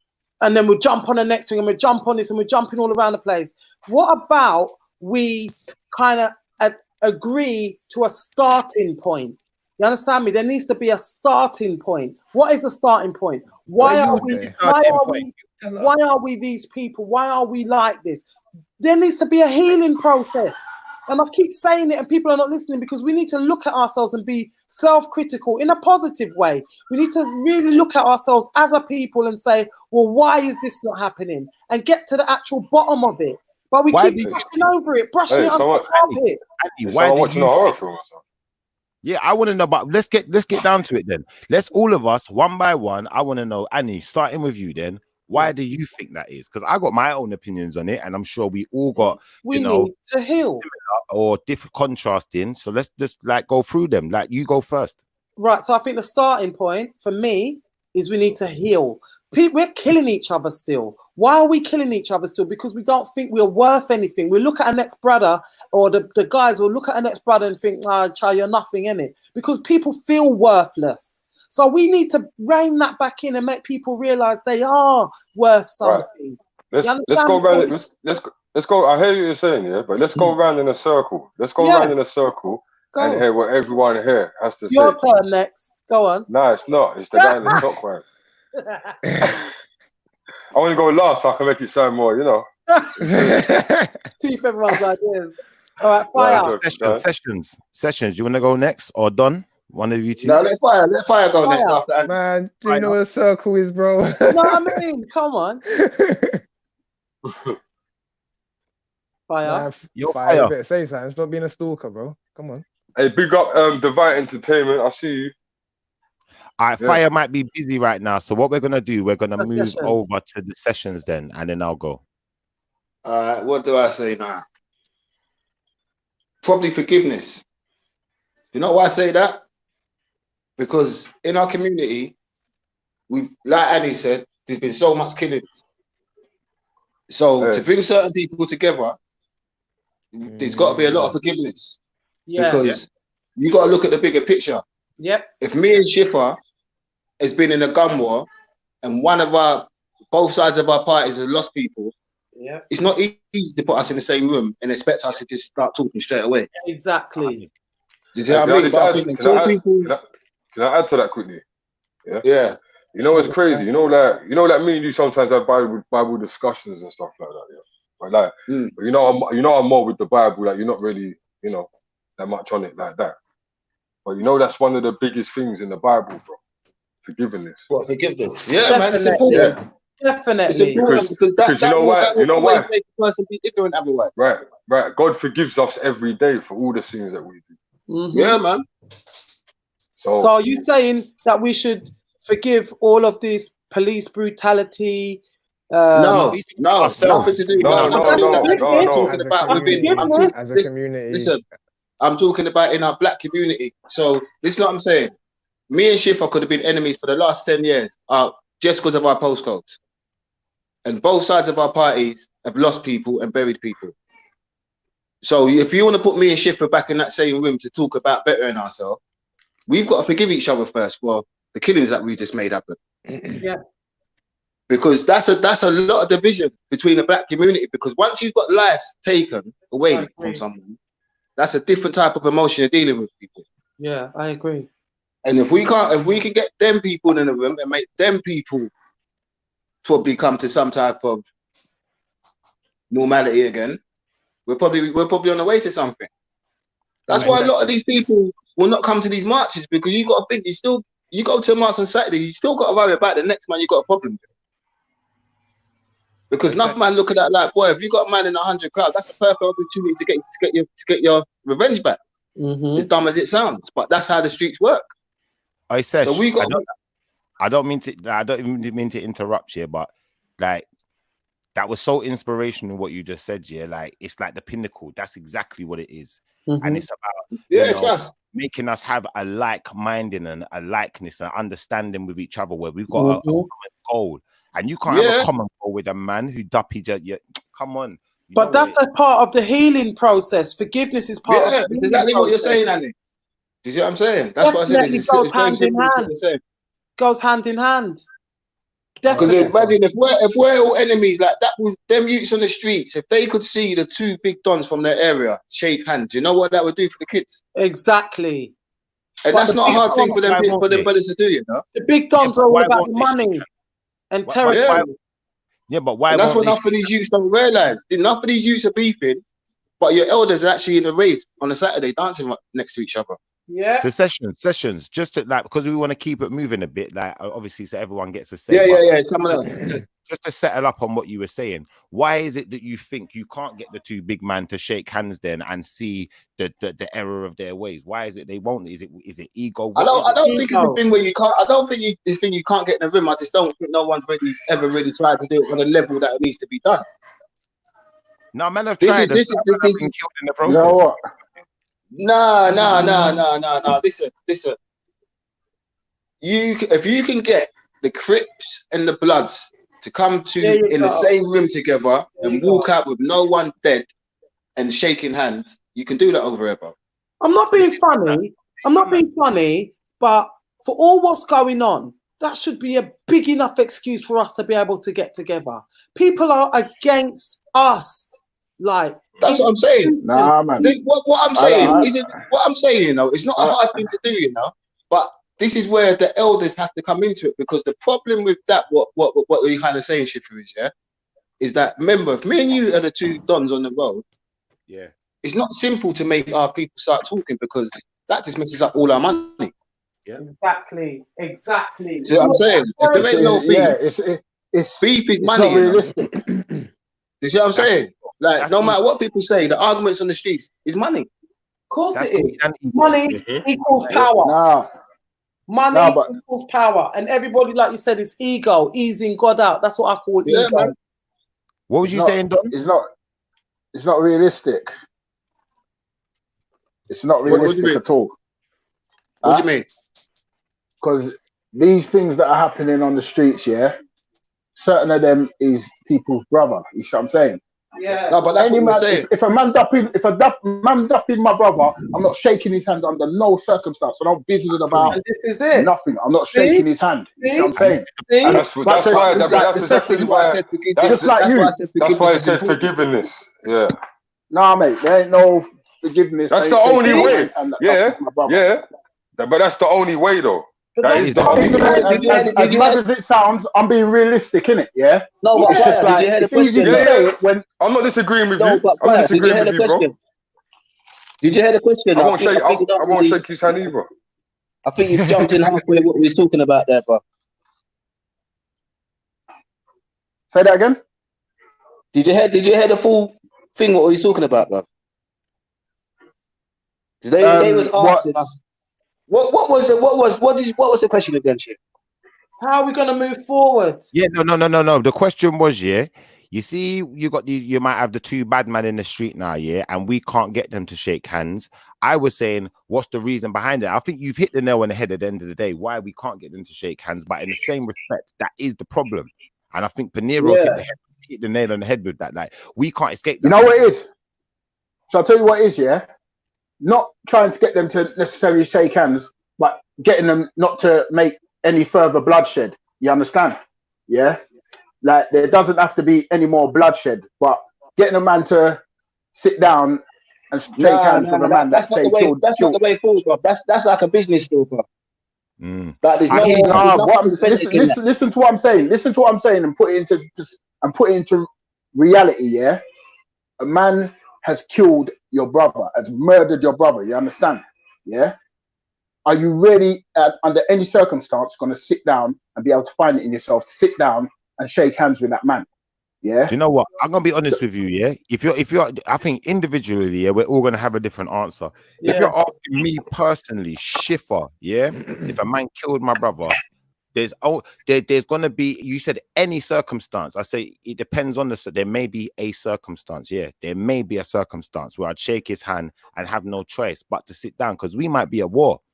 And this is what a lot of us don't look like. You have to remember, you see us in the black community, like I said, we're too comfortable. When the world's going to war, we're sitting down or we're fighting someone else's war. Yeah. It's like they put this film up on Netflix. Yeah, but you know what? And they put it under the slogan Black Lives Matter, yeah. And it's got the guy from Black Panther, yeah. And these men are talking about the Vietnam War and what it was like being in the Vietnam War. And that's exactly how the Vietnamese put the what are they called, the paparazzi are kind of playing it towards us. You know, Negro man, why would you be here fighting a war for a man who oppresses you? That don't make sense.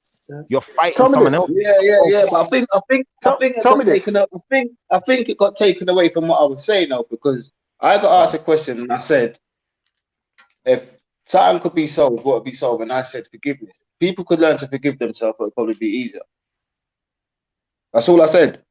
Yeah, no, you're right. No, we're not taking away from what you said though, because you are right. I'm just saying, at the end of the day, we have to know for ourselves when we're at war. We don't even know when we're at war sometimes. What we're thinking. But what I'm saying is, firemen's coming, they're shaking hands and it should have been the next person talking by now. They want to agree with what I said. Come on. You see what I'm saying? What's that? Like, why I said it's now turning into debate? Like, next person with what they're thinking, man. No, that's good though, because you've given us room for discussion, and that's good. So you shouldn't take it that way. Like, I want to have people now. Like, yeah, that just shows us that your man's helping ours to tick over. So I'm going to jump onto my version now of why it is that I think that we can't come together as a community properly, and I think. Yeah, I want to hear your opinion now. In my honest opinion, I think it is partly a lot to do with what you said, but I think for me, it's more to do with we've been so divided for so long. We only know how to think in a perspective of ourselves and our immediate families. Thinking outside of that box is unusual to us. It's like going into a new territory. You haven't been here before. It's alien to you. Yeah. Whereas you look at every other community around the planet, this is anciently they've been doing these things, yeah. So you look at something like for instance, I watched this. I've got a couple of films. I watched them, like Trey. I love Trey. That's one of my favorite films. Yeah. Now you watch the film Trey and you watch how these men are going on. You've got like about maybe 8 kings, 10 kings bowing down to one king because they want to go and take over this new territory. Do you understand? But in them bowing down to that one king, they're not saying, well, we're just relinquishing all of our power. We're just saying, well, we're going under the guise of him. He's the one who's doing it. He's the one who's going to conquer it, but we're all going to share the spoils. In the end, that king who is the main one, he ends up dead. So now one of the other kings is going to have to take over anyway. So really, you know, them all getting together collectively just made them more powerful. That's all it was. And they understood it. There were wars between those armies. You know, certain men on certain sides have lost lives, lost brothers, sisters. You know, man might have had a war with, you know, the Spartans might have had a war with the Arcadians, and you know, a couple man got killed, couple man got captured, got sent into servitude. But when it was time to war now and go to get next to territory, do you know what? This is going to benefit all of us. Yeah, you've been watching that thing, innit? We're not going to feel the benefit. And that's where black people, I think, on the whole, we don't think like that. We're just looking at it, you know what? You fucked up my brother. There's no way I'm ever working with you. I don't care how much it benefits me. But other people don't think like that. And I'm going to now give the floor to you guys to critique me, and unless you want to move on to Don. You've been watching too much Spartacus, bro. I hear you, but it's real though. Those things are real to life, you know, but we just don't live in that world. We live in our world now, but we have to know how to relate that world to our world in this day. Yeah, I know. Yeah, well, my answer is basically all of yours together. Because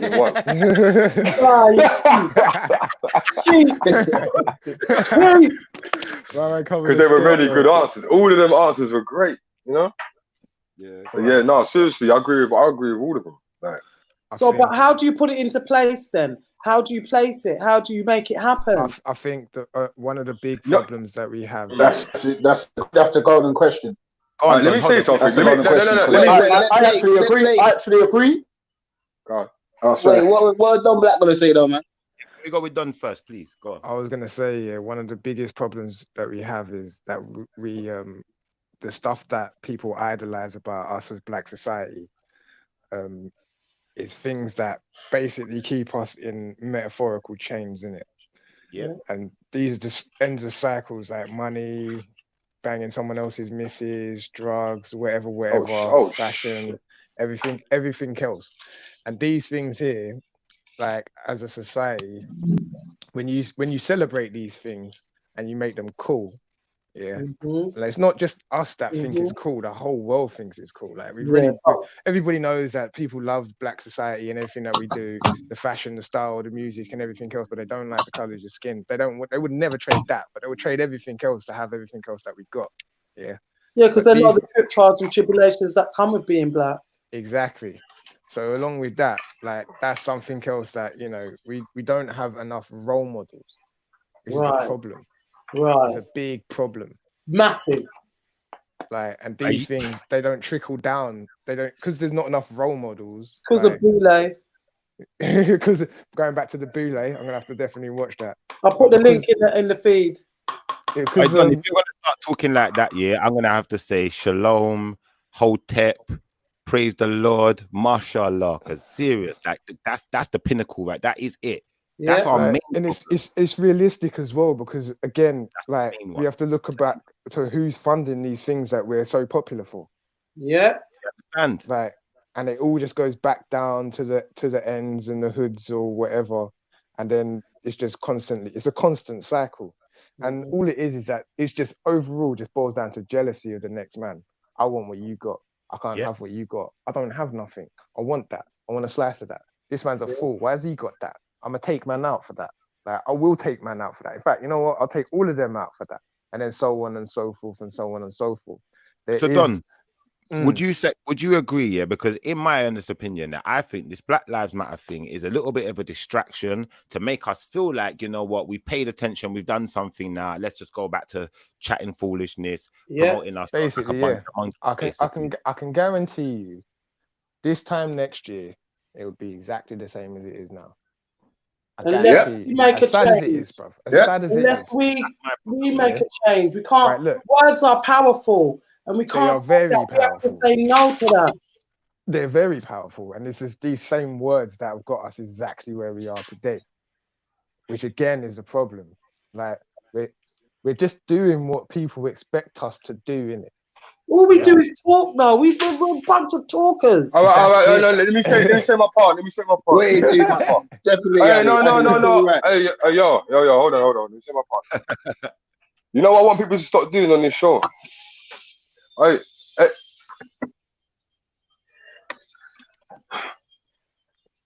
What's going on, Pete? You know what I want people to stop doing on this show, yeah?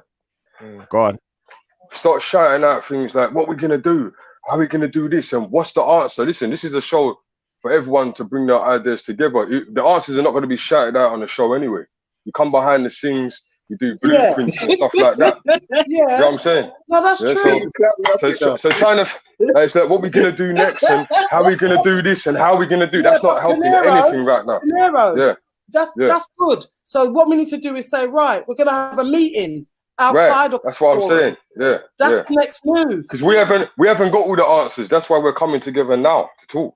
Yeah, but I'll tell you what I'm going to do next year. I'm going to ask everyone, share the show with at least 2 people. Thank you. That's what we're going to do. Even with a meeting though, yeah?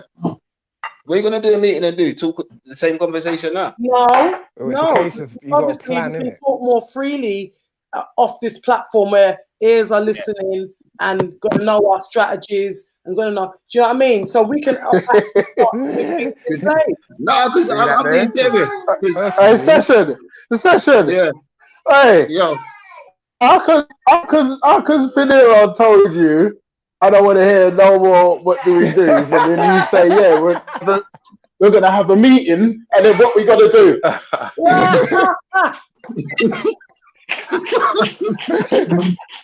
Why trying to draw me up? I think. Why trying to draw me up? Put me on the naughty step, man. What's wrong with you? I'll say this one last thing. Yeah, I think that obviously everyone can ask that question, what we're gonna do, but that's the million pound question, and it is. If we knew it, we wouldn't be asking the questions anyway. Because no, we don't have the answers. Just like Conde said to Sway, bro, you ain't got the answers, man. But the point is that you have to have a plan, and whatever plan might be, you have to visualize where you want to go. And if you don't have a clear vision and target for where you want to go, then you don't know where you're going. Can't put the steps in place. As stupid as that's why I said. That's why I said what's going to happen in the meeting. Because even in the meeting, it's got to be the same thought. Well, that's because this is the whole point in us. I ain't going to drive all that way to have a conversation and drive home again. All right. Session. This is the whole reason why.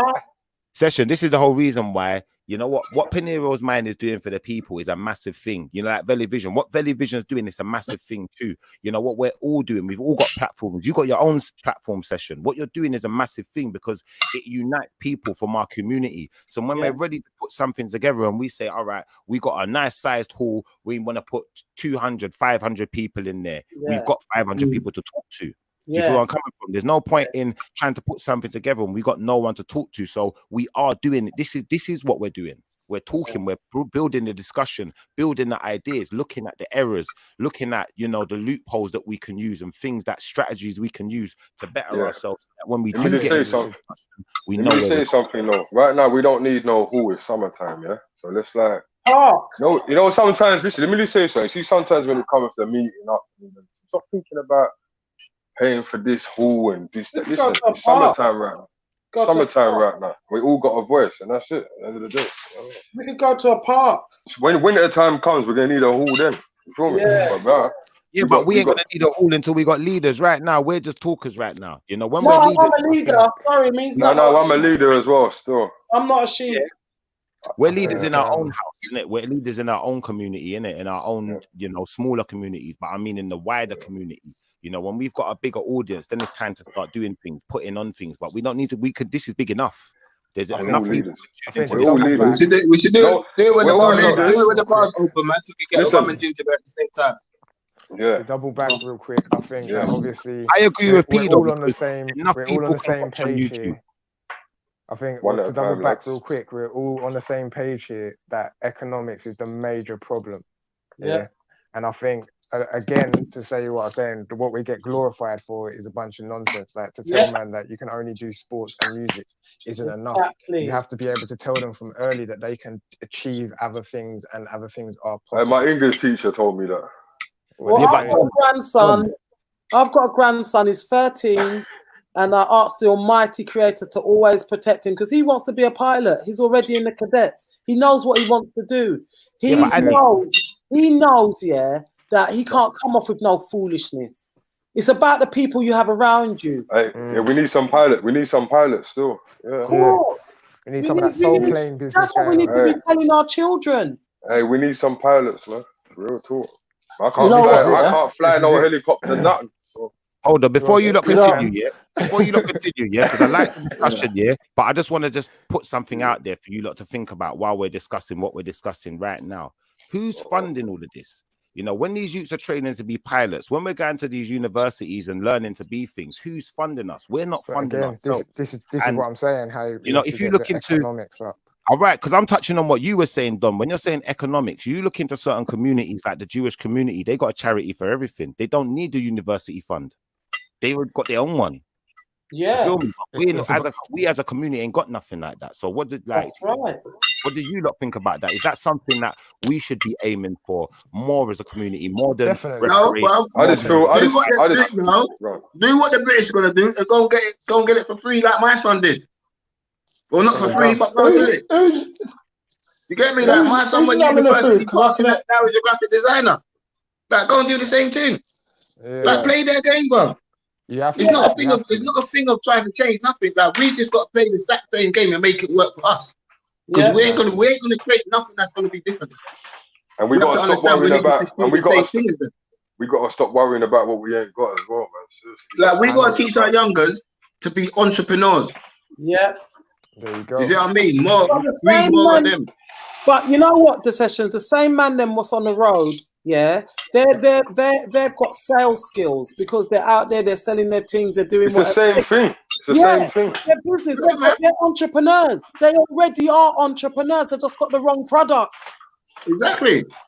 It's a mindset thing, then, isn't it? Like you need to get into the mindset. It's more than a mindset because you think about it like this. Yeah, don't get me wrong. I'm not going to say, for instance, that the Chinese people don't send their kids to Oxford University to get educated, but they're not coming to England unless they're going to Oxford, Cambridge, XYZ.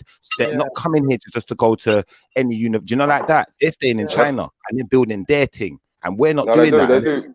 We're lost in this sense of, we're calling ourselves black, but we've forgotten we each come from individual communities. So when we're going home, there's a lot of black people doing good out there, though, man. There's a lot of black people doing good out there. I'm just saying in the sense of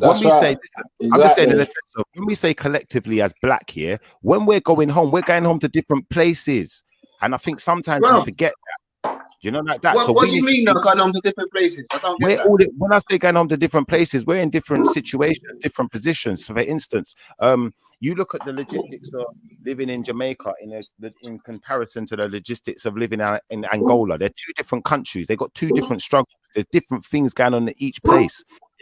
And we've got. It's like before we can even deal with our own struggle, we're dealing with black. Do you know what I'm trying to say? So we've forgotten about. But sometimes you got to be realistic and say, like, Bob, we're not going to be able to change the world. We don't. We have to change our own backyard. So, we have to change our own backyard. And I think that's what I'm saying. That's what I'm saying. Like, we get lost in this thing of we're talking about black life, black. Let me tell you something. Realistically, when I go back home, it's going to be to the West Indies, to Jamaica, preferably. Do you know like that? Or Trinidad, where my dad's from. You know what I'm trying to say? And we've got our own struggle out there that's different to the man who's got his struggle, like I said, in Zimbabwe or wherever. So we've got to be identifying what our individual struggle is as much as we're identifying with. But Bob, before you get rich and powerful, you got to sort the madness out in Jamaica. Because 9 out of 10 you go get rich in Jamaica again, not getting robbed by your own people, bro. Right. That's why again. You can't just say just because it's Jamaica, you're gonna go back there and live, because you're not gonna live peaceful in no place in Jamaica with money, bro. All Jamaicans, they move to Ghana. Jamaicans go Ghana when they got their money now, bro. They don't go back to Jamaica, they go Ghana. Okay, so these are the problems that we got to be thinking about tackling. When we say black, we have to identify it as more than just black. And that's where they've got us, because they've got us just talking black all the time and forgot about, we've got actual serious issues that we need to deal with in our individual communities. It's like, for instance, in Jamaica, like what Don was talking about earlier, about music and certain things that are popularized about us that are not necessarily good things, but we just accept it. That's a big problem in Jamaica. Don't get me wrong. That's the thing, though. It's like we definitely got black good doctors. We definitely got black lawyers. We got everything good what they've got. But why does it need to be glamorized? I don't get it. Right, just better yourself, innit? It needs to be glamorized because at the end, I don't need someone to come and tell me. You see when I hear people, I'm saying, like, you see when I hear people. You see, when I hear people talk about Jamaicans, I hear the phrase Yardie used a lot, and people think that if you're Jamaican, you must know a gunman, you must know something about road, you must know something about this or something. Now, the fact of the matter is, there's a lot of Jamaicans that are nothing like that, but because of that stereotype, that's put out there, that's powerful, that does things, that blocks opportunities for us. I have to be honest, because I hate talking about myself, but sometimes I think it has to be done. I'm 41. I do very good for myself. I live in a very nice house. I drive a very nice car. I don't sell drugs. I don't do none of that. But in my way, I've just said to myself, no, it shouldn't. Because I'm just doing it I'm doing it to better myself. Why don't it don't matter? It don't matter if you're doing it to better yourself, because I'm a black man, bro. No, but hear what I'm saying. You see what I'm saying? And to me, I'm doing. I look at myself like, you know, I don't care what the white man's got, as long as I've got what I've got, and I'm happy with what I've got. Yeah. And I know I've got a lot of things what these white guys ain't got around me. All right, not meaning to go against what you're saying too much here, but Sessions, I'm gonna be honest with you, yeah. Think about it like this: if that was being glorified, and that was what the youths then was aspiring to be, more than aspiring to be a bad man, then realistically there won't be so much youth killing each other in the street. Exactly. And that's why you got to teach a man how to fish. Bro. Yeah, but bruv, you know, if you look in the slummiest places in London, the most poverty places in London, they're not black areas, you know, bruv. I hear you, but it's not just about poverty. It's not just about poverty. It's about the fact, like I said, these youths will kill each other, and they will make a song about it. That's what it's about. And that's why you got to teach a man how to fish, and he can catch the fish himself, innit? This is what I say when it goes back to forgiveness, innit? It's like some things in our community, it's hard to have forgiveness for. Exactly. We're always going to have that cloud over us. Sessions, when you live a certain life, yeah, when you pride yourself on certain things, yeah, you become what you pride yourself on.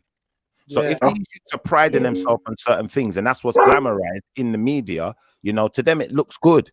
But if someone like yourself was glamorized and you're just trying to do better yourself, you're doing good things, positive stuff, you ain't done no crime. If that's glamorized, then that's what they're gonna aspire to, because that's what's glamorous. That's what the girls like. They don't. Do you understand? You got your Idris Elba, but we got your Idris Elbas. You got Ian Wright. Oh like God, Idris Elba's a gatekeeper. Oh, that's just that. Look what has he really done with all his money? What has he done? Has he opened any schools? What is he meant to do with all his money though? Feed every black person? No. But what's he meant to do? Because Idris Elba's got a lot of charities, you know, for black people. Did you know that? Come on. You can call him it, but this is the problem. If he's I mentioned one black guy, and he's torn down straight away. No, look what he's done. Look, he sold out from when he come out saying that he's got coronavirus. Damn liar. All right. Who said that? Who said that? He said it. He said it. So what? Don't you think the coronavirus or whatever is out there was real then? He lied. All right. He lied. No, I'm asking you, don't you think the corona was real then? No. What corona is just some same seasonal flu what they have every year. They only killed one. Okay. So my little sister was in a coma for 3 weeks with this thing, and it was just a little flu or virus. No, what I'm saying is, right, what has your little sister got underlying issues or anything like that? No. And my little cousin's in there right now, and St. Thomas the same thing. So people can. This is the problem with some people. They turn around and be like, the coronavirus is this. You can't do nothing. But until it affects your family, I guarantee you will not be saying that. I had coronavirus. That coronavirus is a serious thing. I had it, but for some reason it's killing. They're saying it's killing black people more. So we should be more worried about this thing. They turn around and saying that Idris Elba has come out and said he had coronavirus. It came out and that was a lie about black people. It was a lie. What, that black people dying more? Yeah, it was a lie. They're just trying they're just trying to make it into a race. It's a lie. It's a lie, man. Well, listen, whether it's corona or what, yeah. I know. Listen. Whether it's a corona or not, yeah. That thing, whether it's a corona or not, that thing nearly took my little sister's life, yeah. So there's something out there what is messing people up. So when people keep saying about rah, it pisses me off a little bit. Yeah, because my little sister was in intensive care with this thing. Like, understand, this thing is a serious thing. Listen, I'm not. If you can't scream Black Lives Matter and turn around and see more black people die from this thing, and turn around and be like, "Who's Idris Elba and sell out because he come out and said that?" Who said it's for black people? Who said? They haven't even done the test. They didn't even have tests when they were saying people are dying. They weren't even doing tests. And he say like it's true, bro. Like, see that test, yeah? Let me just say this now, just to clarify this for everybody. That test. Everyone's a doctor too much with this corona thing. It gets my nerves. That test was not designed to diagnose anything, can it? The guy who invented the test said, "Don't ever use it to diagnose anything." Exactly. Right? That the guy who invented the test said that. So that should tell you a few things. Yes, there is something that's killing people. Yes, there's something going Listen, on. but you know what? All that though, bro. I don't really go on what these guys say about the test on that. And like I'm saying, all I'm saying is, right, there's something out there what is killing people. There's definitely something out Whether there. they can give you a test for it, whether they can't give you a test for it, Man-made. there's something out there what is killing people. It might be the 5G, it might be a coronavirus, but there's something out there what is killing people. Now you're talking 5G. You see what I'm saying? Well, we'll know. Yeah, but even that's a myth. We'll know in about. We'll know That's in about. that. Even the 5G, there's a bunch of people making videos. There's no difference in what they're saying about 5G with the coronavirus. It's just coming out of people's mouth. Yeah, well, how come everyone's a doctor? Everyone knows this and everyone knows that. Every time it goes up a G, there's something comes out. If you look back in the history, when 3G come out, there was something. 4G come out, there was something. 5G come out, there was something. You need to do the maths and do your research. So tell me. That's what I'm saying. I'm not saying the thing's cool. That's what I'm saying. I'm not saying. 1 second. Yo. Tesh, 1 second. Yeah, can we just be mindful of the talking over each other? Because Don was just about to say something, but obviously I'm gonna let you finish. Don, jump in after the sessions, but let's just be mindful of it. That's what I was gonna say. Thank you, guys. Listen, I tell people all the time, man. I don't call it corona. I don't know because I don't know what it is out there, Annie. But I'm telling you, Annie, there's something out there what is not good. Sorry for your little and it was getting into people's system. Sorry for and when it gets in your system, it is not good. I've had four family members in there with this thing, yeah. All 4 of them has come out with this leg problem. They put something out there to mash us up. Yeah, of course. And they're saying all their leg problems is them being in intensive care for longer than 2 weeks. Well, you can be in a hospital bed in intensive care for 3 months and come out with none of them problems. I'm sorry. Sorry about that. You know what I mean? It's not. No, sorry. Because you get me. I'm just saying. I just want people. When it comes to this thing, I want people to take this thing more serious. Because, but I had like I said, they're calling it corona. Some people saying it's a 5G. Whatever one of them it is, just be careful with it, man. I had something. I'm telling you, I had it. I lost my smell and I lost my taste. Are you guys reading the comments or not? I think that I'm missing the comments. No. I don't even know what's going on. I forgot what I was even going to say in the first place. They're gonna tend to their own before they tend to us. So we dying because of neglect. Thank you. And then someone else put destroy fascism.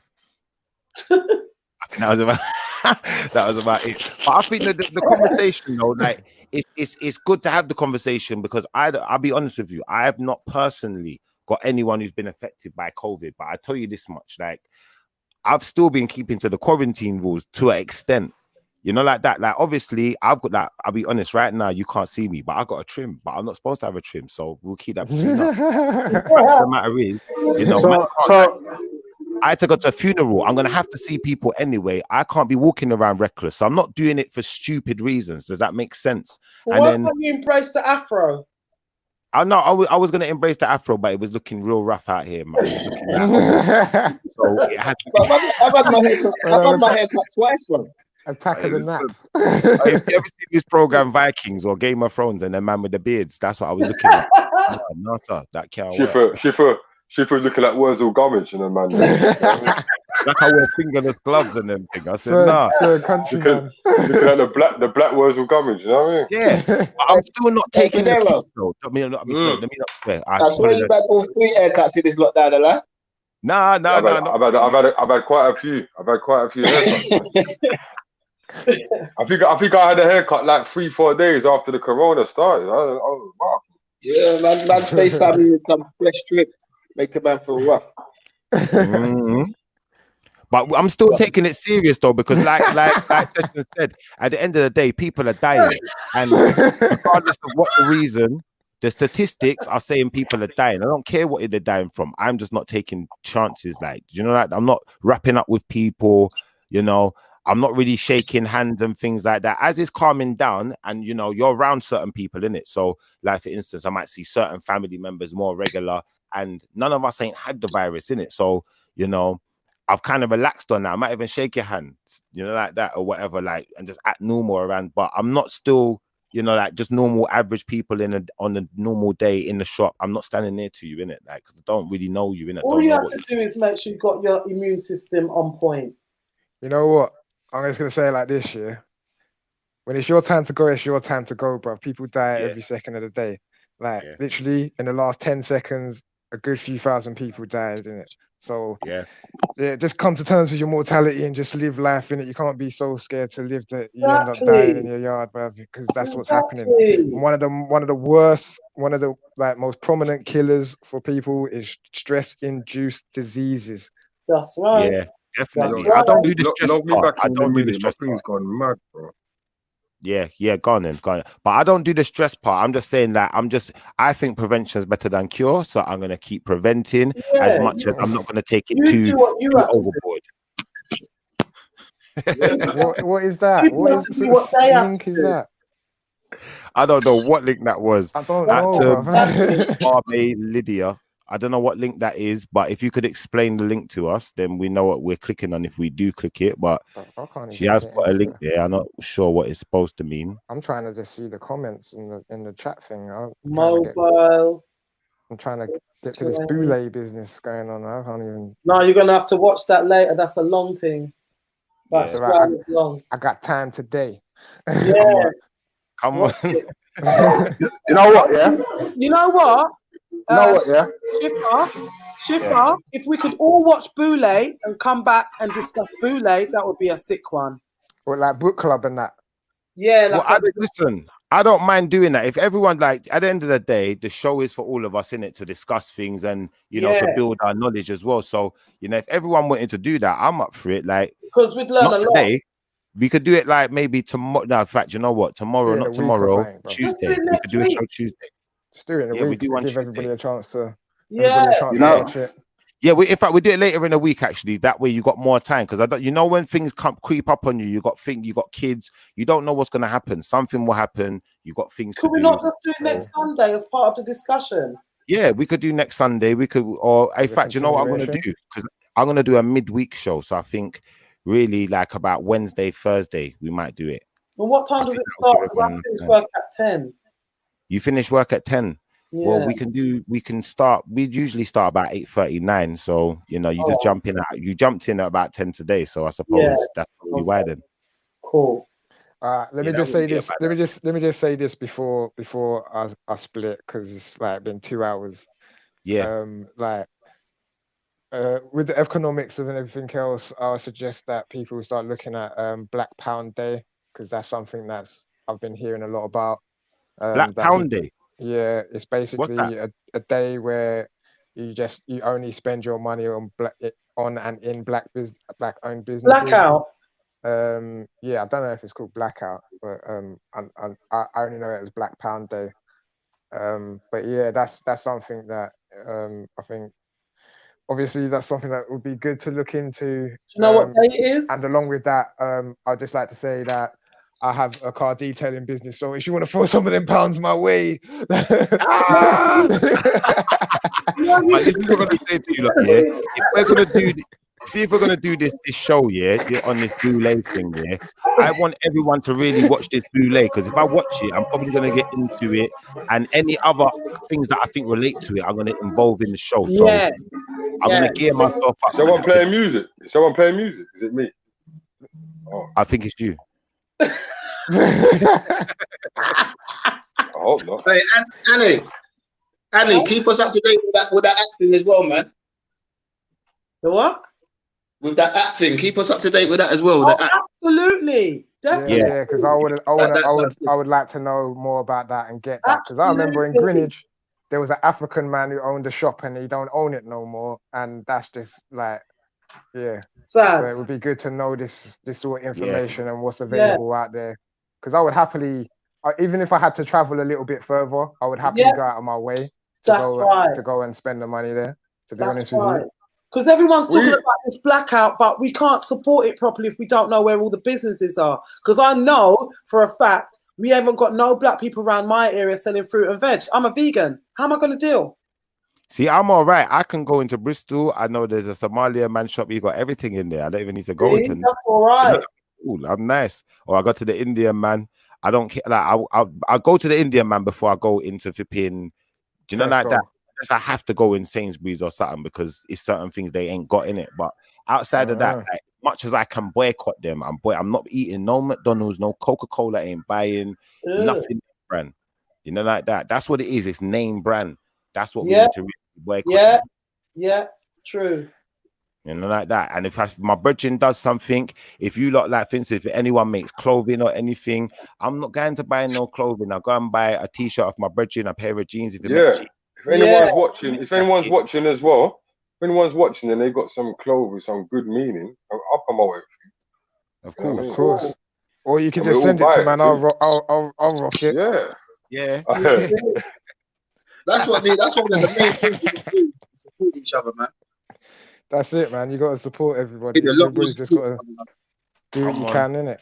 We'll get a lot further if we start supporting each other. And it shouldn't just be for a day. It should start and we should continue it. That's it. This thing ain't gonna work. But we have to support our craft. We can better it. With that being said, I'm Ghost. I'm gone. Yeah. Nice one. Get time to eat, people. Yes, Mr. Blake. More power. Yes, bye. Love and all of that. And we'll chat soon. Brother. Done no. Yeah, I think it's not letting me leave, bruv. What's going on? I'm trapped in this digital world. Kick him out, Shift. Big up to Chrissy as well. Big up to Black Lives Matter. Big up to everyone who's leaving comments. Barbe, Lydia, Divine Entertainment. Obviously, Annie, we know you left comments too. Vedi Vision, everyone who's joined the stream. Don, big up yourself. Penero, Fire, Sessions. Some of them needs to come in there. Them people come in. Tell them to come in, man. They must have opinion. Yeah, Chrissy, jump on. We need some opinion. Yeah, Chrissy, come in there. Yeah, get another woman on, man. Ciao. Yeah, you had enough of Annie now. Yeah. Sausage first. No. Nah, I like sausage first. I got a soft spot for Annie. I like Annie, man. Annie's good. I'm the mummy of you all. Nah, you got yourself some good chat, Annie, man. I like it. Thank you. I out to Don, shut down your device as well if you're leaving the stream because you're still in the back room. What about Nadia? Hey, for those that don't know, Don, that's my blood brother. Hey, what about Nadia? Yeah, Nadia might jump on. I Big don't know. Big fan. Yeah, she might have some opinions. Who knows? But we're gonna jump off soon anyway. We're gonna jump off shortly. But I'm leaving now because I've been talking for. No, you can't go nowhere yet. No. You can't do that. No, sir. You got work to do. Listen, before you go anywhere, what is this Boulay link? Because I'll be honest, when you're saying is it a film? Is it like on YouTube? It's like a documentary. It's a documentary. Okay. You lot are gonna love it. You lot are gonna love it. Where do I find it? Talk to me. I put the link up at the night. Didn't I put the link up? I'm not sure. What, in the chat? It's in the YouTube chat. Oh, then let me go back through the chat and see if I can find it. Let me see if I can put it in this chat. Wait a minute.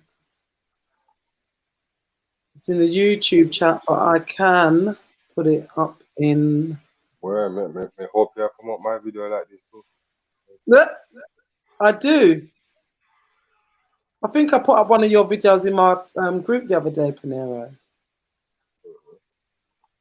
Yeah, we can't see the link. I can't see it. I can't see the link. I'll put it in the private one, in our one. Oh, yeah, I see it. Just put that in your URL. Where you see it? Where you see it? It's a YouTube link.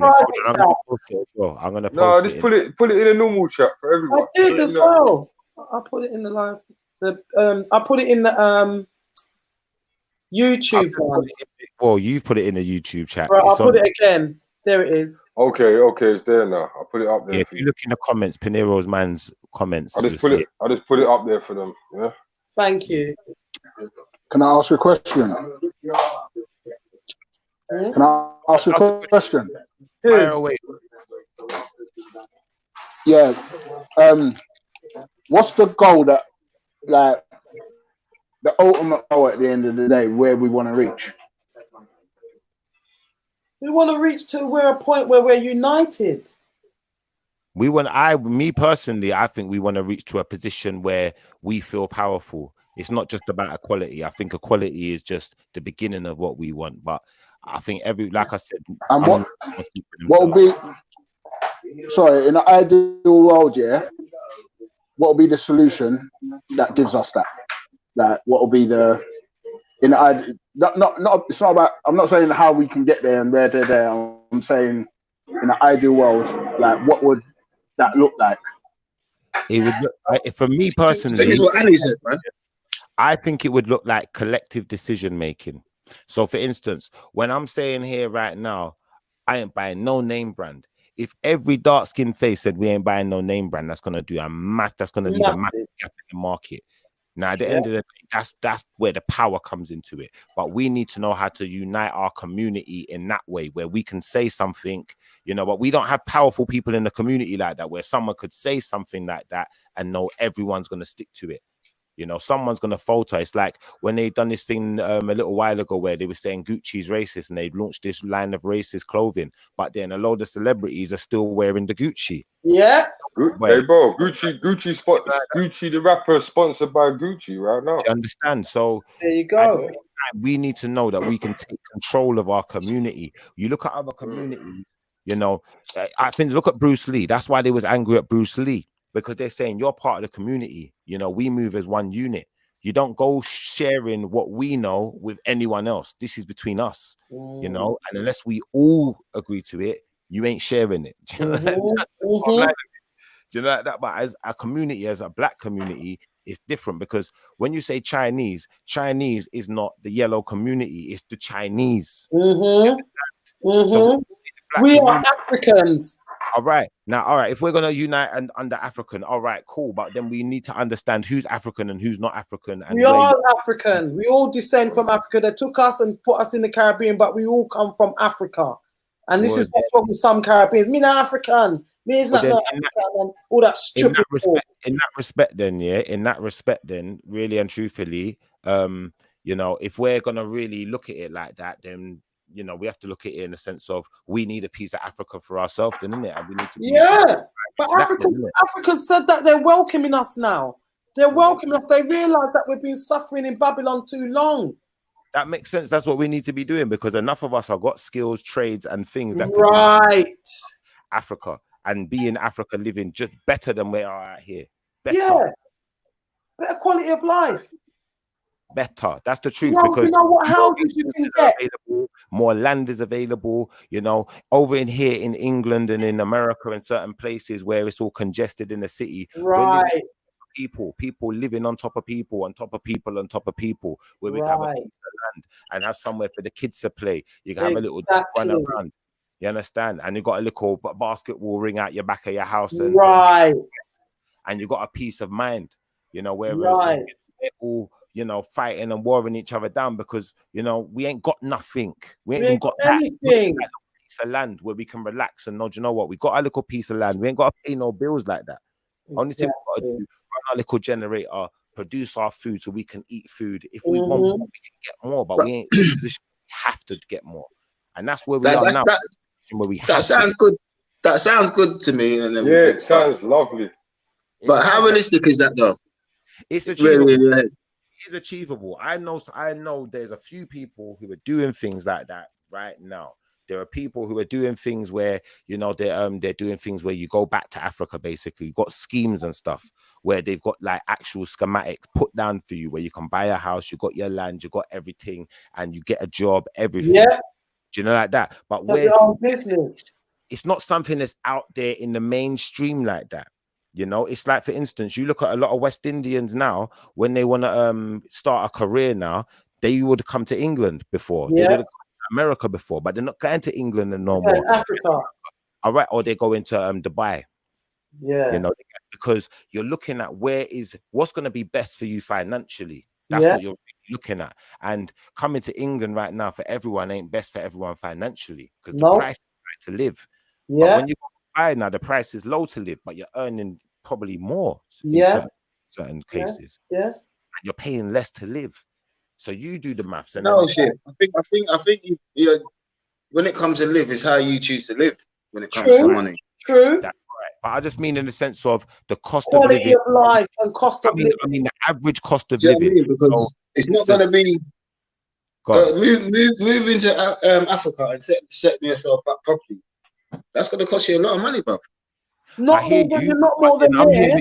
I'll be honest. I know someone, who has moved to Africa that's living in Africa right now. I went to school with him, and he doesn't own a property, His family own land, and he has a property that he rents, but his family does own land as well. But I'm gonna say this now, my brother. But that's what I'm saying. But you still, even when you still that, it's like I know someone who moved to Ghana, but that person in Ghana, they've still got to have their business connections over here to make money to live out there. Of course, they're gonna have business connections, but it depends on how you've set yourself up. Because my brethren who lives in Africa now, he's in Zimbabwe, and how he does his work, he works with the government, like he's in construction. Do you know what I'm trying to say? Yeah. So he's working on contracts. What about the people over who's not thinking about moving to Africa though? The black people.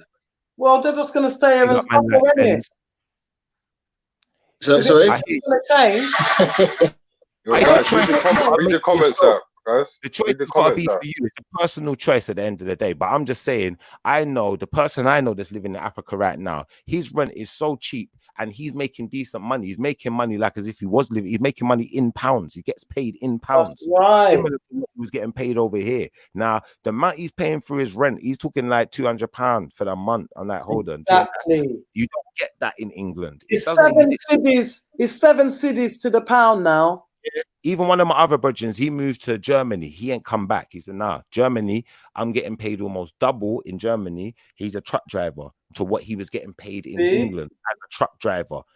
So although the cost of living in Germany ain't that much cheaper, you know, depending on where you live, but he's getting double. So it's like, what's the point of me coming back? I come back for holiday. You know, like that. So obviously that's what I'm saying. But Shif, you got to see what you're saying. I see what you're saying, but you're talking about one person.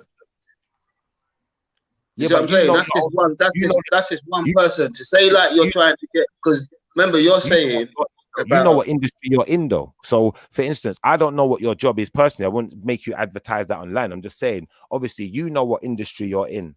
If that industry can flourish over there and there's jobs in that within that industry, then it can work for you. Not for everyone though, because not every industry is going to be as big over there as it is over here. They're still a growing country. Do you know what I'm trying to say? But you've got to look don't get me wrong. It sounds good, but me, as you're saying it, I'm picturing myself walking into one of these states and talking to the youngsters and saying what you're saying to them. You don't start it like that, though, do you? I'm not saying you start like that, but even when you get to that part of what you want to say about that, it's like they're not interested about going to Africa, bro. Yeah, but maybe I know someone who's doing that's not the solution for the youngsters about just saying let's get up and go Africa. Yeah, but I hear you, but sessions. Sorry, Andy. I don't mean to. You got Nigerians. One at a time. Let me just say what I'm saying. Yeah, you got Nigerians that live in the UK that don't want them. They don't want to even go back there to even work. They want their kids to stay and work and make business. I feel you, but that's starting to slowly change as well. Exactly. And the point I'm trying to make is this session. When our grandparents or great grandparents or whoever came here before us came here, what was they coming for? Why was the reason? To come and work. Listen. I get that fully, but this is a complete different time zone now. That's what you got to realize. It's not back then. This is a complete different time zone. It's no longer there. You see what I'm saying? So as much as you're saying about go back to Africa, you've got a lot of Jamaicans, Nigerians, Ghanaians that rather set themselves up over here. So if we live over here, because realistically, what you're saying, I guarantee you in 20 years, none of us in this group is going to be living in Africa. I will be. In 3 years' time, I'm gone from this dump. But you're still going to fly back to the UK. You're not going to just go there and not come back. I've got family here, so what? I know. If you've got family, yeah. Yeah, but why not try to fight for a little bit more equality for us to just feel equal so we can just do things and not be judged over here? No more. I'm not doing because that. We're in the UK, so if we know from yesterday the amount of guys that was against us yesterday out in the streets, we need to think about more of that, bro. Let me tell Hold you on, something. yeah, we got Fen. Hold on, guys. Hold on, guys. I can't even get a word in. Hold on, we got Fen Diesel, yeah, in the chat.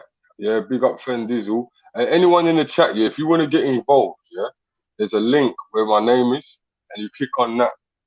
And no, go above that one, the YouTube one. Oh, there you go. Click on that, and then you can jump in. And look what he's And just- saying. I'm not, listen, obviously there's going to be people interested. Everyone knows there's going to be people interested. But come on, that ain't the solution to the problem Hey, of black listen, people. yo, fam. First of all, yeah, Let's be realistic, man. Come on, man. you'd have to go over there and build it up properly before you can be offering people to come and stay there. That's the first thing. You know what I mean? Yeah, come on. We have to see. We have to look at the bigger picture and be like what and see what said about bettering black people. Yeah, just saying getting up and going Africa. To me, that is not a solution. You know what? Because your mind's not there yet. Your mind's not there. You know what it is. You know what it is. It's not there. Listen, you can't turn around and say to me, "My mind's not there." With the amount of people that live come on, listen. We got black on black killings in the UK going on right now between ourselves. Yeah. So why are we talking about getting up and moving to Africa? Because I'll tell you what the benefit is, yeah. I'll tell you, hold on, let me just say one thing, Andy. Sorry, and I'm going to be quiet after this for a second, yeah. Now, the benefit is this session, yeah.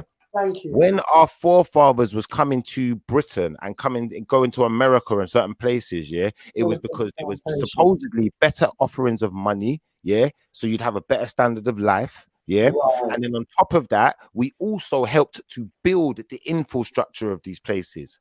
Yep. Now, us going back into our own countries or going into Africa where it's more populated by our own people and building the infrastructure there would not only, it would be beneficial to us, not just in the short term, because now, you know, we don't have to live under the guise of, you know, we're being oppressed by people, but also long term by building the infrastructure. Like you said, right now, certain parts of Africa and Jamaica and certain parts, they ain't got roads like that. Where you can drive up the road comfortably in your car and not mash up your car driving under mad potholes and things. Oh, Jamaica's got some good roads now. When was the last time you went to Jamaica? Yeah, no, Jamaica's got it now. It has, but not everywhere though. And not that's what I'm saying. Today, but listen to what I'm saying. Today, in today's world, Jamaica has got much better roads.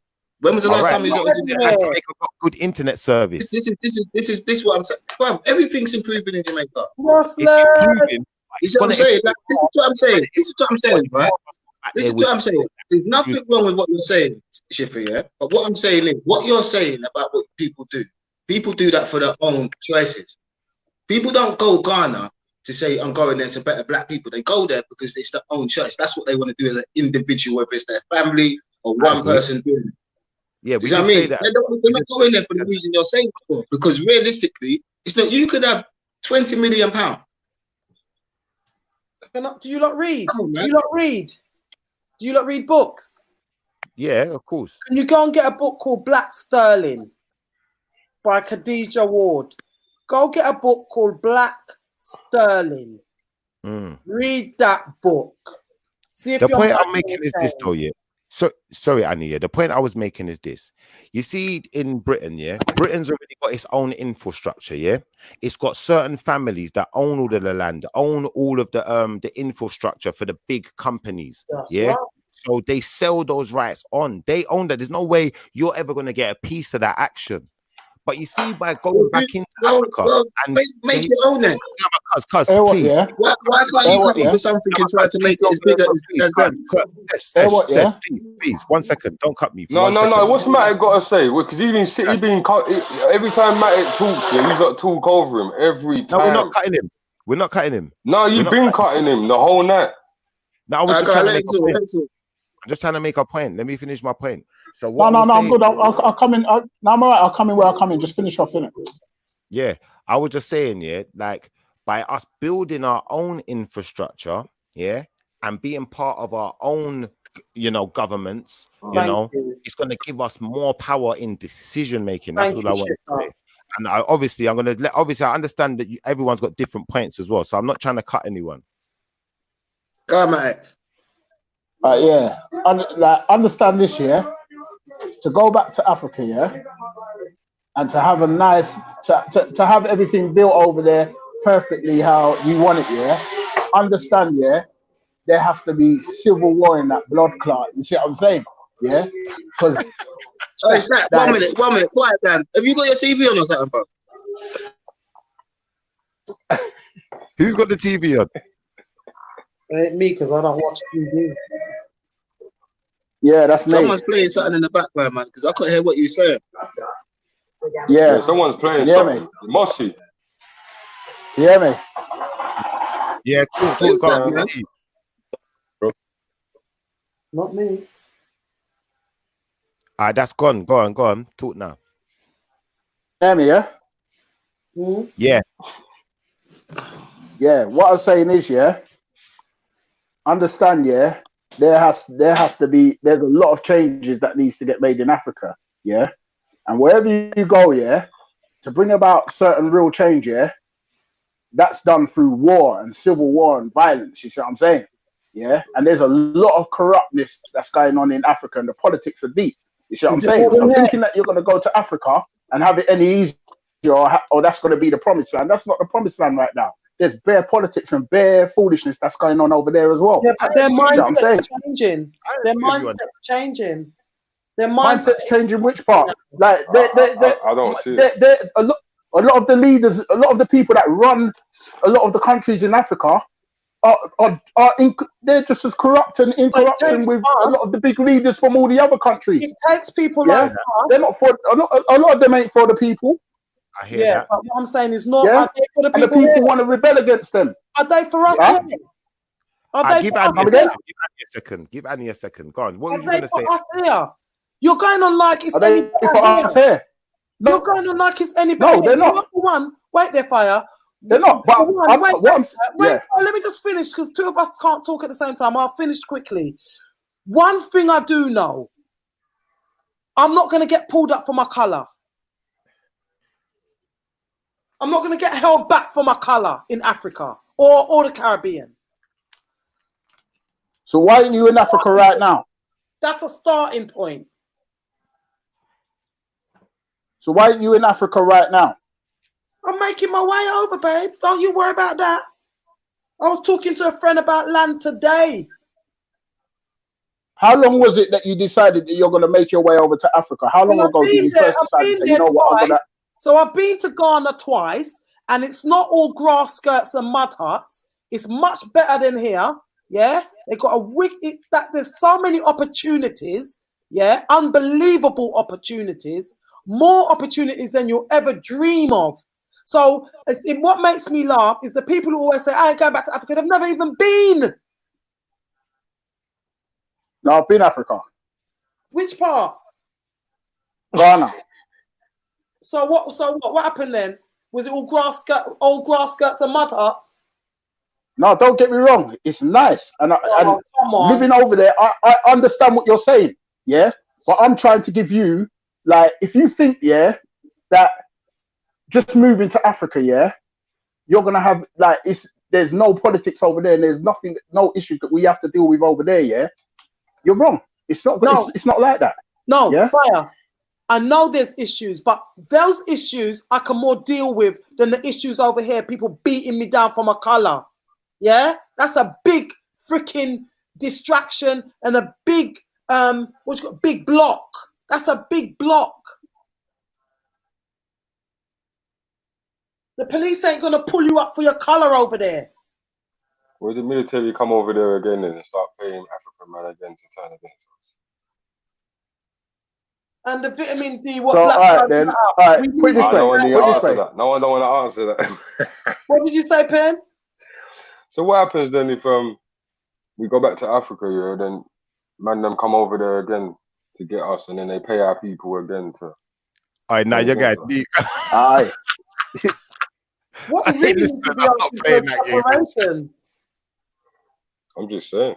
We should just make sure you know what? I'm going to answer Peniros' question. This is what I think, yeah, because I think this is why it's essential to make it clear what it is, the point we're getting across. It's not just about going into Africa and expecting everything to repair itself. Exactly. You know, because the same way, if we was in Africa, it's going to be no different to being in England. There's going to be a political system. You're going to have to use vote. You're going to have to use certain things, utilize them to get what you want out of the place you're in. Exactly. What I'm trying to say is that, you know, in being in a place like, for instance, if the Ghanaians are saying, oh, we're welcoming in more Jamaicans, we need to know the Ghanaians that are more like us, and we need to stick with those ones, and we're going to use our voting power. Thank you. And we're going to make that place more like the place we want to live. Thank you. The fact of the matter is, you know, for instance, living in any European country, let's get out of the mindset of just Britain for a second. Exactly. Any European Western country, world. you're not changing nothing. This place is set. They've already set it out how they want it to be. You're not changing nothing. So you're powerless. Even their own people are powerless. The only ones who's really got power, they're already in certain families within certain fabric of the country. They know what power they've got. You can't take it away from them. Sorry to cut you, but what, you don't think they've got it set over there as well? Of course they got it set over there, but like I said, we're going to be more. I'm just saying we'd be more accepted. I'm not saying they haven't got it set. We'll be more accepted. I think. Look, that joke goes to show you. Look how many nations are in Africa, but we're all here scattered all over the place. But every nation, whether it be French, Chinese, now even the Indian are trying to get in. How come we are running from there, but everyone's running to there? You can't see the riches what Africa has.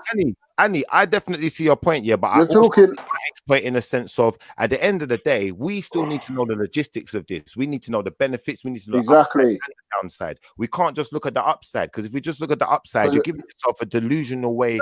Babes, I've been there. I was there for a while. I know that same way, Annie. If you took it at the beginning, I never said going back into Africa, because I'm not originally African. If I was going to go back anywhere, to the Caribbean, because when you say originally African, I mean, like when my parents didn't come to England from Africa. Sorry, I said that wrong.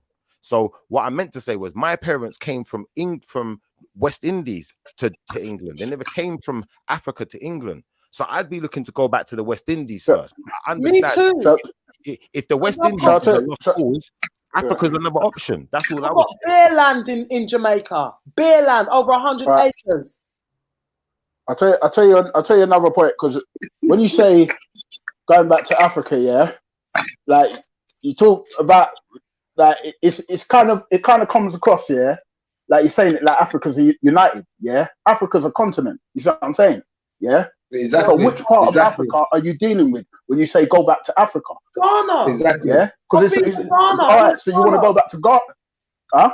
I like Ghana. I've been to Ghana twice. I like it. I've spent a lot of time there. I like it. Ghana looks nice. I'm not being naive. I know what I'm talking about. I know that there's corruption there as well. But you see that little corruption there? I can deal with it, because you know what? There ain't council tax. There ain't cameras everywhere. There ain't all these kind of things. Do you understand? Do you understand the politics in Ghana? Which, because I don't think she does. Yeah, I don't think she does. I know that there's political unrest. All right, so tell me something. Tell me something that the people ain't happy about with the government in Ghana.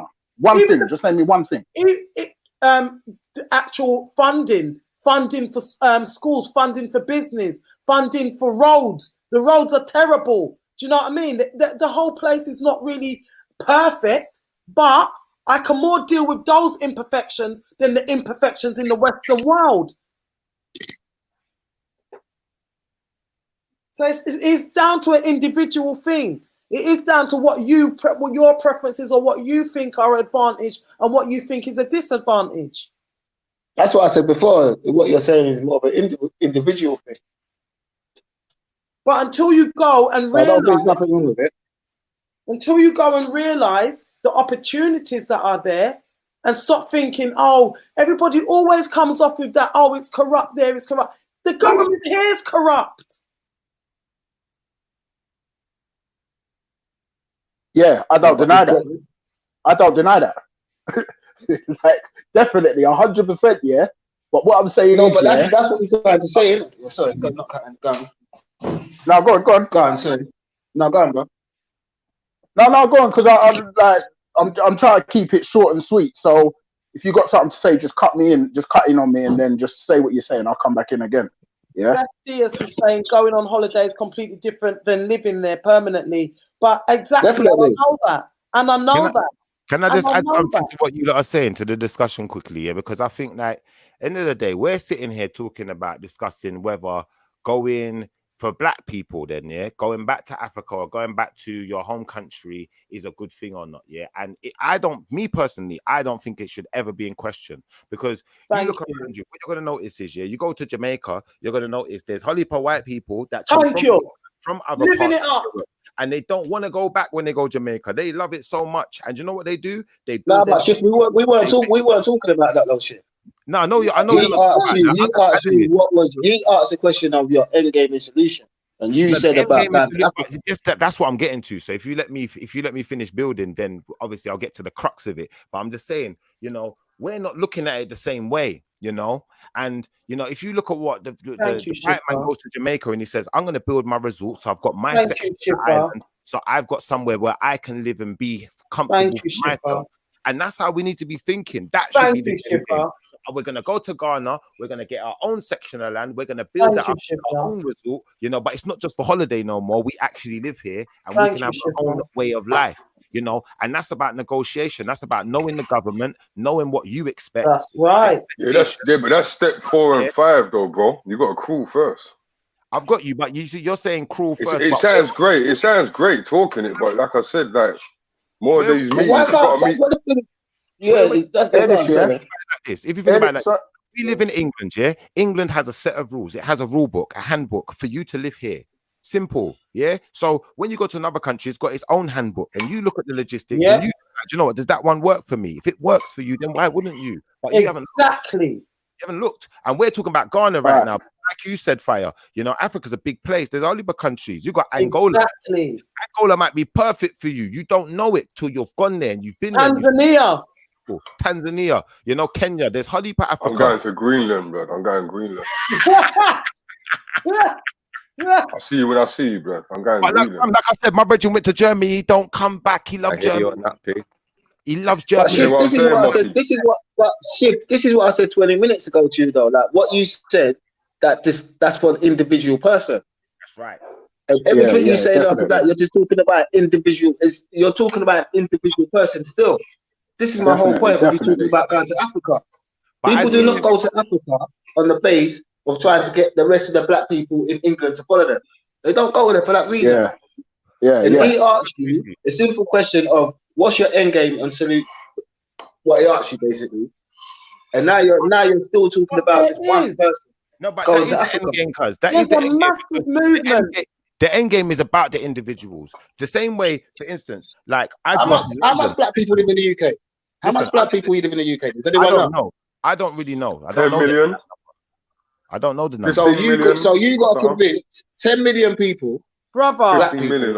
Dasessions. Listen, Marcus Garvey said, not everybody's going to be welcome in Africa, because not everybody, just as much as they're useless here, they could be useless in Africa. So not everybody's going to be suited to Africa. Remember that. And my job is not to tell everybody to go to Africa. I know what I want to do, and I know that I've lived here. What? So do you agree with that statement from Marcus Garvey that you might be a black person, basically? What are you saying? So you could be a black person, but for some reason.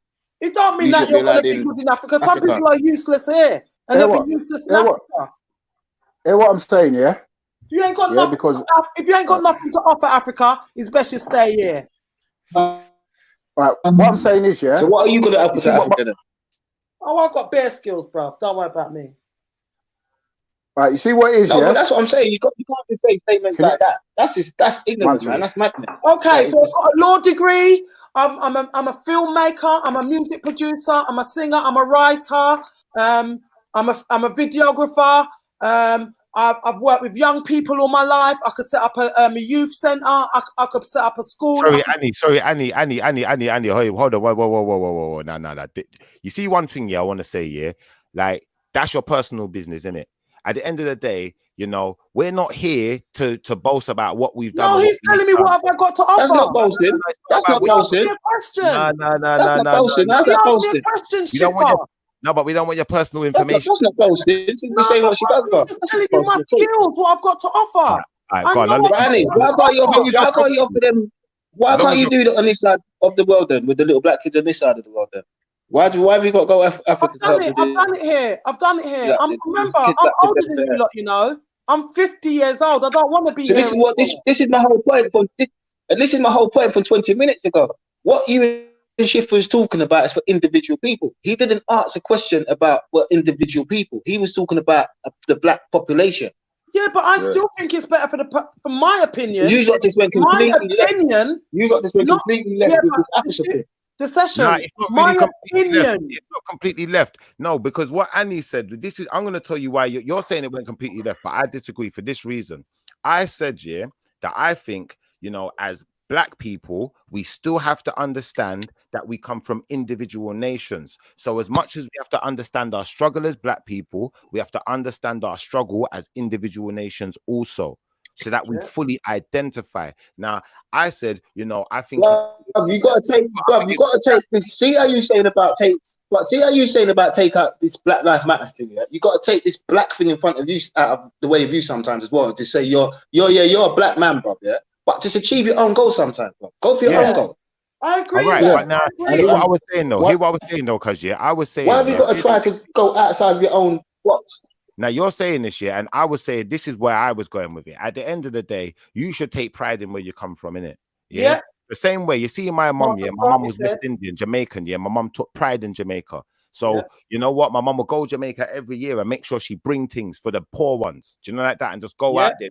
Don't even know you, just give you things. Yeah. Do you understand? She took that personally because it's where she comes from and she represents that. You know, now I don't think enough of us take it personally like that enough is the point I'm making. Now I get you, you're doing your own thing. I got you on that. Everyone's doing their own thing. But I think that's a problem within our community that we don't think on the basis of, you know, as a whole. I never said I was the brother. I never once said I was doing my own thing, you know. No, I mean, in a sense I never once said I was doing my own thing. I mean, in a sense, when I say you're doing your own thing, when I say you're doing your own thing, when I say you're doing your own thing, you're living your own life. We're all living our own life. I'm doing my own thing as well. We're all doing our own thing. But I'm saying we don't think to ourselves, okay, we're doing our own thing. But you know what? I'm from this community and we don't really link up.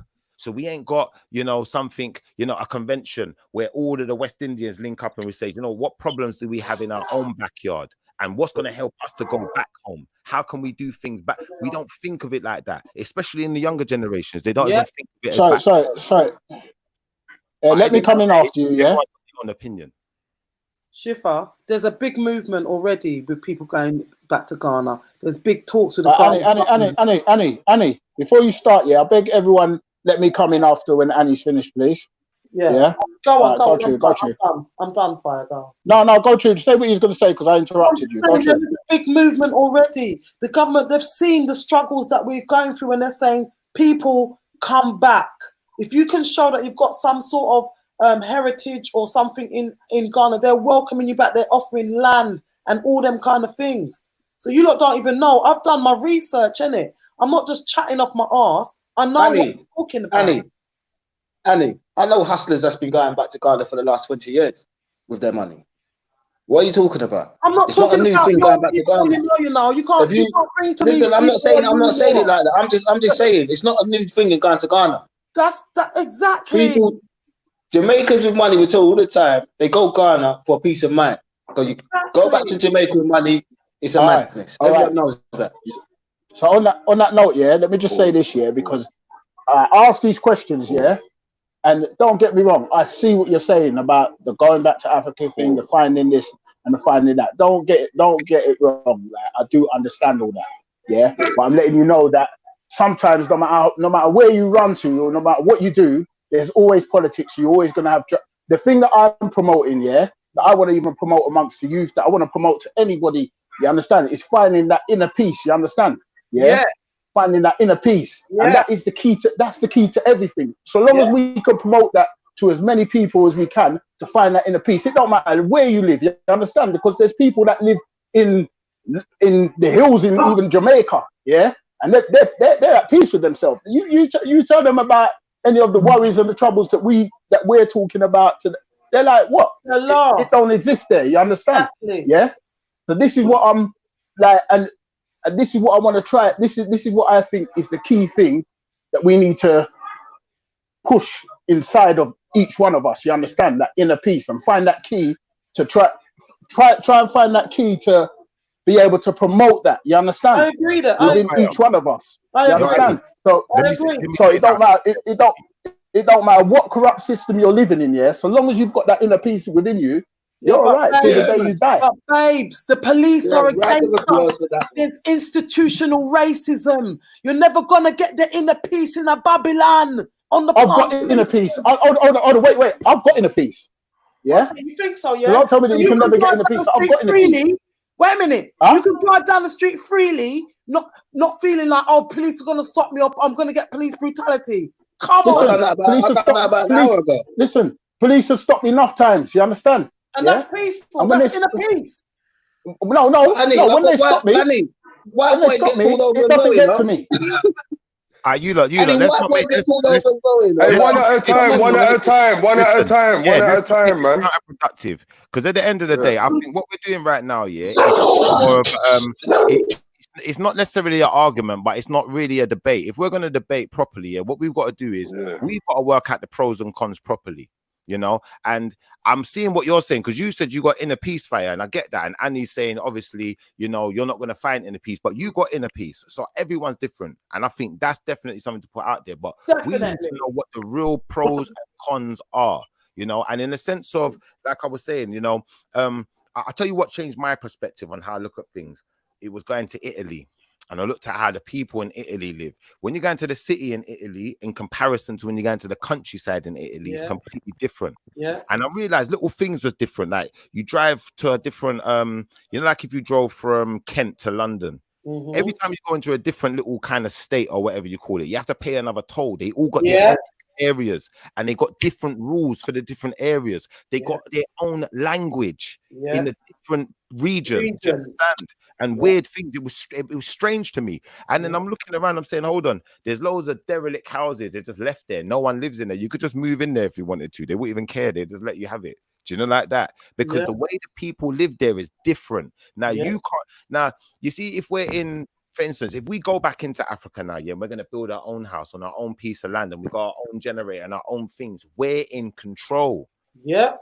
That's what it really comes down to. That's what I think the benefits are. The benefits are being in control. Now, externally to being in control, I can't say to you that, living in Africa is going to be, you're not going to have Sainsbury's. So I don't know where you're going to shop. I don't know how you're going to make it. I'm a vegan. I could eat grass.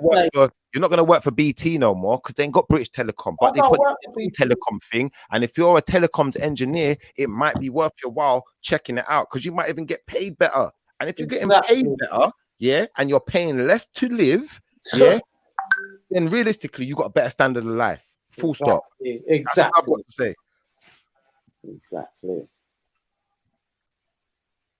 Exactly. But people are too quick to gird down Africa and say Africa's corrupt because that's all they sell to us. That's all they sell to us. Oh, corrupt government and corrupt this and corrupt everywhere's that. Corrupt. Everywhere. No, that wasn't the point. Look at you're Italy. missing the point. Mafia run things in Italy. Yeah, I think you're missing the point now. Yeah. Go on. Like the point is, it's about how to better us as a people. Yeah. Thank you, bro. And it's just like one of the things, that is messing us up, is a lot of people don't have inner peace. You understand? Yeah. You see all the greed, all the envy, all the bad mind, all the hate, all them things. It comes out of people that ain't got inner peace. You understand? Yeah. Yeah. And that's what I mean. That's what we have to learn how to promote. You understand? Like there's people that I've spoke to throughout my life, and some of them have been very good influences. You understand? And then they know the key things to say to people to bring out that inner peace and make you think and say, "Rah, you know what? I need to change." You understand? Yeah. But then you have people who bring out the wrong side of you. You understand? Yeah. And then you've got people who don't know how to connect with the user at all. You understand? Yeah. So this is what I'm saying. It's about that inner peace and making people feel good about themselves. You understand? So they don't need to go out and do certain things. Yeah. And then that's to me, that's the starting point. You understand? Yeah. Like it don't matter where you go. Yeah. if you ain't got that inner peace, no matter where you go, yeah, you're always gonna be. You're not gonna be right. True. True. Hey, it's a fire. It's a fire. Good comment. Fire. Would you say you got inner peace then? Yeah. Why? I'd say I've got inner peace, and I'm always trying to better that. Yeah. So I'm not complete. I'm not complete. Like for instance, there's times when big shouts out to Andrew Grant. There's times when things have made me angry. Yeah. But then when I stop and I check it and I analyze things, I say, "Raw, you know what? I should not have made that get to me." Learn from that, and you're forever learning. You understand? Yeah, because you don't know what's going to trigger you from one day to the next. Yeah, but you've got to be able to learn. Once that thing's triggered you, you get angry, you calm down. You've got to be able to look back on that and learn so that thing don't trigger you again.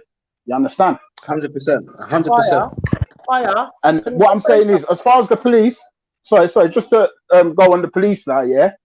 There was one time, yeah, when the police used to stop me, yeah. Like we all had it when we was younger, and they make you feel useless. You understand? When they used to stop me, and I used to get into arguments with them. You understand? But you see, one time when I got shift and like, you know, when you sit down and then you like read the little, because they give you the thing that tells you your rights. You understand? Yeah. And you sit down and I read it and I got little bits of information. I'm like, I didn't know that. You understand? So then that got me curious to read more things and read more things and read more things and understand my rights. So when they come and mess with you, yeah, once they see you know your rights and you know how to talk to them, yeah, they back off. You understand? That makes sense. Yeah? That makes sense.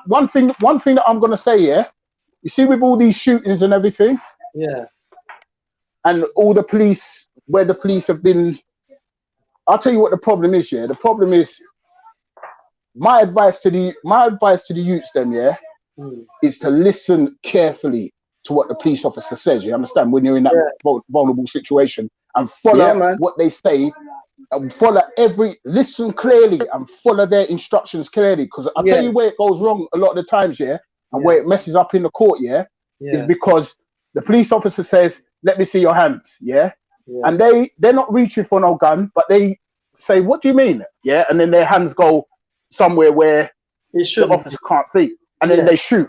Now they shouldn't have shot, but when by the time that gets to court, the officers always rely on, I gave him an instruction and he didn't follow it, and I couldn't see his hand, so that's why I shot. And by law, they're allowed to do that. You understand? Yeah. So that's how they get off with it. So my thing is now, we've got to listen. You've got to listen clearly. When you see when you're dealing with armed police, and they're saying, "Get down," blah, blah, blah. Don't panic. You understand? Because a lot of time panic can kick in. You understand? Yeah. And you could be like, and that could get you shot. You understand? So it's about preparing them for that situation where they can be calm and follow the instructions. You understand? Yeah. And then that way, if the police, sorry, I'm gonna finish now. Yeah. If the police officer shoots them while they're following that instruction, they ain't got much to rely on in court. You understand? Okay. Because when the policeman said, "Put your hands up," the witnesses saw you put your hands up. You understand? Yeah.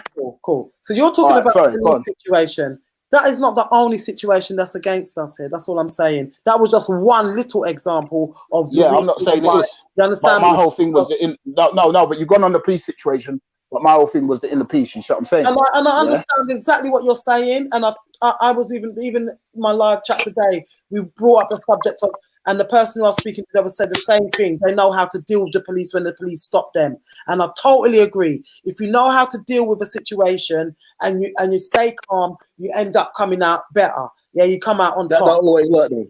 Yeah, it doesn't always work, but majority of the time it will work. If you know how to speak to the police and know how to deal with them, more time you walk away from the situation better off than if you let off and kick off and carry on stupid. It's a fact. I used to work with young people. I used to have to go police station and be the appropriate adult and work. I know what time it is. And the amount of times black guys get stopped and this for that just because of their color. Now, if you're in Jamaica and you're in the thing, as much as this corrupt here with the government and whatever, you've got one less thing to worry about, your color. No, but you see what, yeah? You say about Jamaica, yeah? The police have got some different, they've got some different kind of corruptness going on over there, you understand? Yeah, but with you see them, you could just fling them a what, yeah? You could fling them a money. You could fling them a money and they shut up. No, but the people, no, I'm not I'm talking about, speak to certain other people them that live in certain places in Jamaica, yeah? And they'll tell you about how the police come and the police come and take law into their own hands, kick off door, shoot up, man, yeah, and and it's nothing. You understand? Yeah. I know that as well, but the same thing the police do here.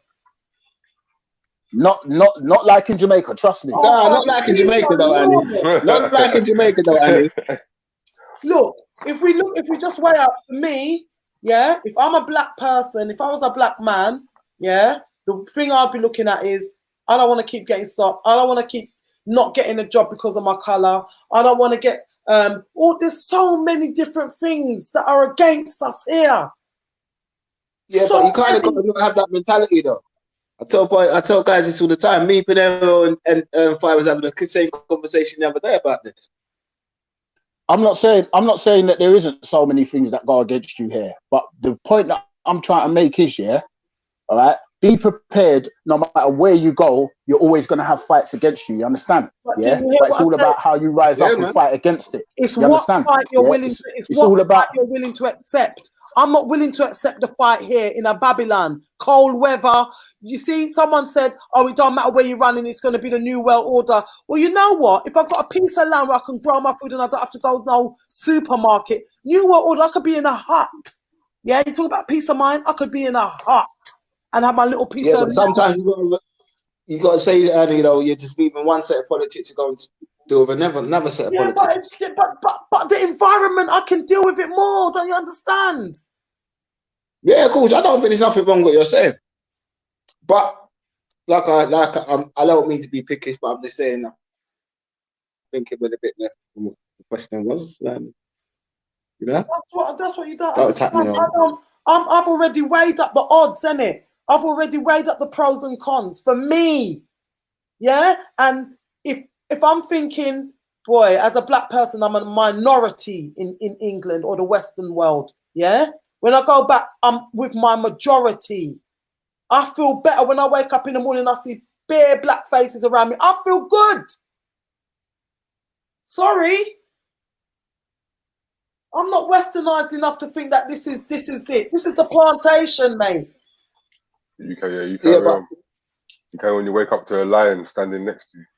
It's funny, you know. It's funny. Look what I've not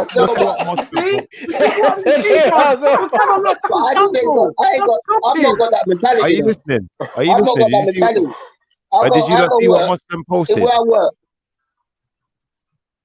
Yeah? Did you see what Muslim posted? Right. Where do you get that from? Where you get them facts from? What does that even mean? Googled it. That's a big number, though. Bobby, that's Wikipedia, bro. I'm not listening, bro. I'm sorry. Yeah, you can't. The people that run this shit put their numbers up there, bro. You don't know that, bro. They want you to think that that's that only percentage. That's a small percentage. We're a minority here. This is what we got to understand. We are still a minority. No. Anish, he said 3.5 of the black people in the entire world live in England. In the world? Oh, yeah. Read it back again. You see it there? Oh, hold on. He said that was 2011 Google. I told you Googled it. I didn't even see these comments here. Yes, who goes there? You've done that, innit? Yeah. I'll try and keep the comments up longer because sometimes I do that as well. I'll read it and you might miss a word. 2011, bro. Yeah. Mossy, come on, man. 2011, why? Bro, man, come on, man. Come better than that. Hey, man, it's not another thing, man. Hey, Moss, what are you using, bro? Like an Amstrad or something? 9 years ain't that long, man. The number might have grown. Yeah, so Alan Sugar drop one off here. What's this? What's he said of the PG team? Leave Mosslands alone. Oh, no. Stone coming. Mossy in the 2G. Nah, that one Hey, listen, what was he saying now?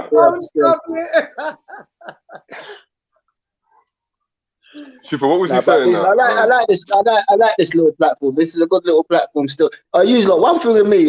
Don't ever think like I'm trying to get at anyone. You know, sometimes I just get a bit too like passionate when I'm talking. Yeah. Now we need people. Don't never take me offensive. I'm not here to offend anyone. Don't think like that. We need you, cuz we need people like you, because at the same time as we need discussion, we need critique. We need to know what we're talking about. We're not here playing games. But at the same time, we've got a couple people watching, and I just want them to know that at the same time, like, don't think us lot are in there beefing or nothing. It's not that we're just all in there having a discussion. No. Juicy. Yeah, this is survival minds, man. This is no, but you see, what did he say? You see, man's that's the using other a thing, stone yeah? tablet.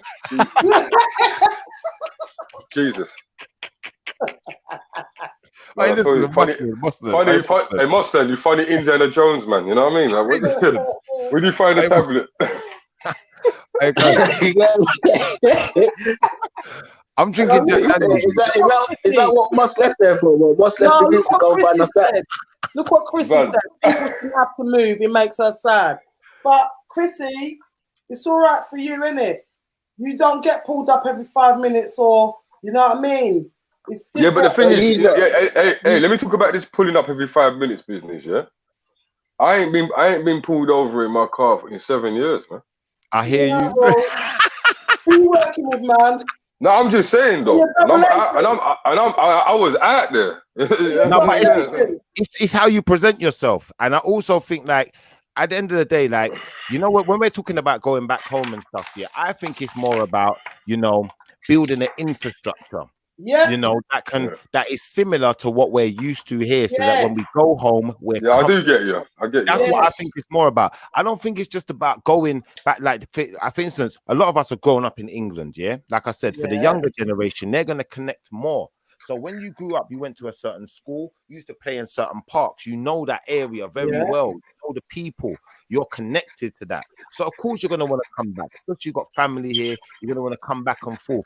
But what I'm trying to say is, when we go, for instance, if I went to Jamaica right now, yeah, it would be a lot more comfortable than when I was a kid, when we was like, you know, like stuff like that. And you see naked man walking around Kingston, big Kingston, you know, one naked man eating nothing. It's probably still around.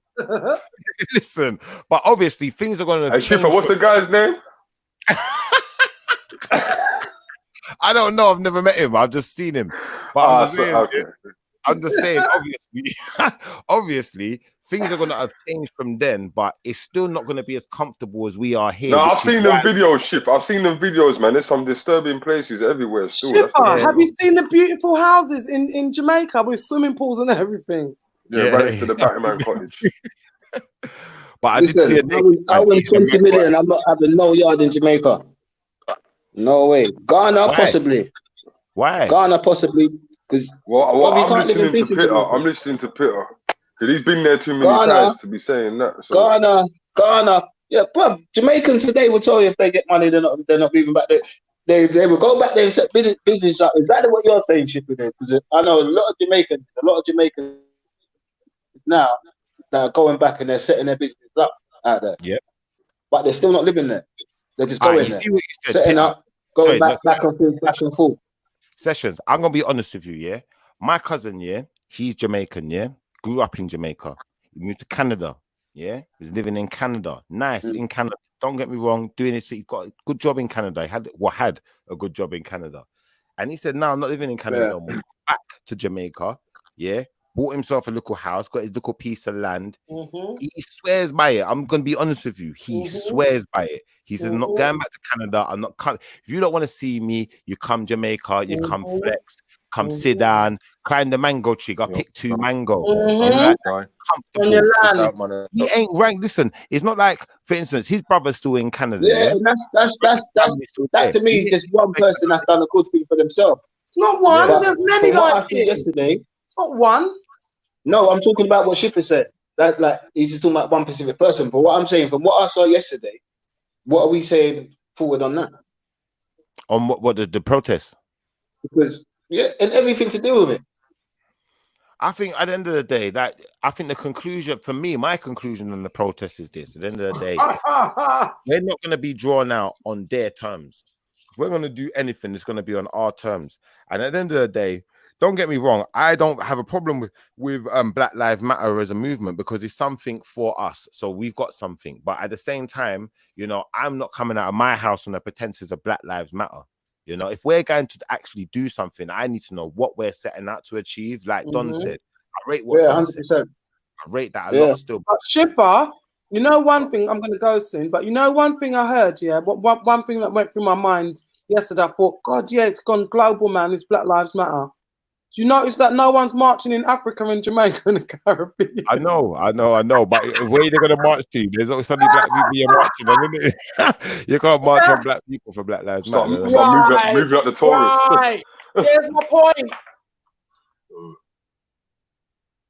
There's my point. Yeah, I hear you. Who's the African born? Who's African born? But Jamaicans have got their own issues going on with the Chinese in Jamaica. That's the thing. You think they're an issue? They got big issues with the Chinese at Jamaica but that's at the it. moment. If we go back, the Chinese are trying to take over the whole of Jamaica. Yeah, but the sessions. Yeah. Let's find out who this African born is, guy. We're gonna kick him off if we don't find out who he is, because we don't want no FBI agents on it. What's that? I've basically just. Can we let African born speak for themselves? Because we don't like. It might be someone we know. We don't know who it is. Let's Can go. you hear me? Yeah. Oh, I didn't even notice that. Okay. Basically, I just joined because I wanted to just have a word in regards to the Moving to Africa thing. Because you sound African too. Oh, well, I am African. African. That's the good thing right now. Hold on. Shiffa, hold on a minute. Hello, African born. You're right, yeah? Yeah, I'm good. Okay, yeah, I know. Yeah. You're right. Yeah, so I just wanted to give an input because obviously it's great in theory, but reality, especially for the younger generation that were born and raised in Europe, is completely different. Yep. Because there's no infrastructure in place back home. And obviously for them to come, they were born here, they go to school here, they go to college. And there's things like when you go back home, there's a lot of things like older men dating like really young girls. There's no schooling in place. So they wouldn't be able to adapt to, moving back home. That's in your opinion now, isn't it? It's no, not wait. Sorry. So where in Africa exactly are you from? West Africa, Guinea-Bissau, which is like okay. Before we continue, guys, before we continue, can we make sure we give her enough space to speak as well? Please. No, and it's just like from my experience, because my mom also, she obviously was born there, raised there, and she went back to work. And what she said is it was horrible because they would still give priority to the white men before they give priority to the natives.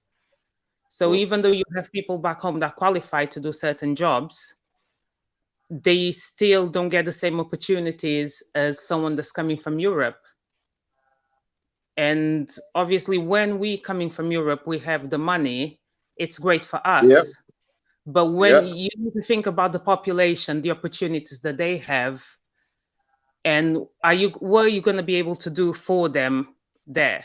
Because being selfish, I'm going to go when it's great because I have money to set myself up and my family and give them a better life. But what are you actually doing for the continent itself and for the people that are there? Exactly. People don't think of that though. People don't think of that. Yeah. Ask me the sessions. That's what I'm saying. It's the young people, like Marcus Garvey said. If you're useless here, you're going to be useless in Africa. Done. No, but she's not saying that, Annie. She's not saying that, Annie. So what can you offer the continent? No, she's not saying that though, Annie. What is she saying? She's basically saying that if you're from Europe and you go back to Africa, no, let with her your degree and with your degree and your money. Everyone take a breather. Yeah, deep breath. Miss Africa Boone, Miss Africa Boone. I'm gonna try to say what the opinion I've taken and tell me if I'm wrong. Yeah. Yeah. But I got the impression you was kind of saying it's good for you if you go back to Africa from Europe with your degrees and your money and set yourself up. But you're not making it easier for the natives that live there. You're making it actually harder. Is that what she that was saying? is true, because also I find as people like in Europe, we don't help each other, we don't support each other, we don't lift each other up. Yeah. Everyone's for themselves. You know, obviously I'm trying to get better and improve my kids' lives.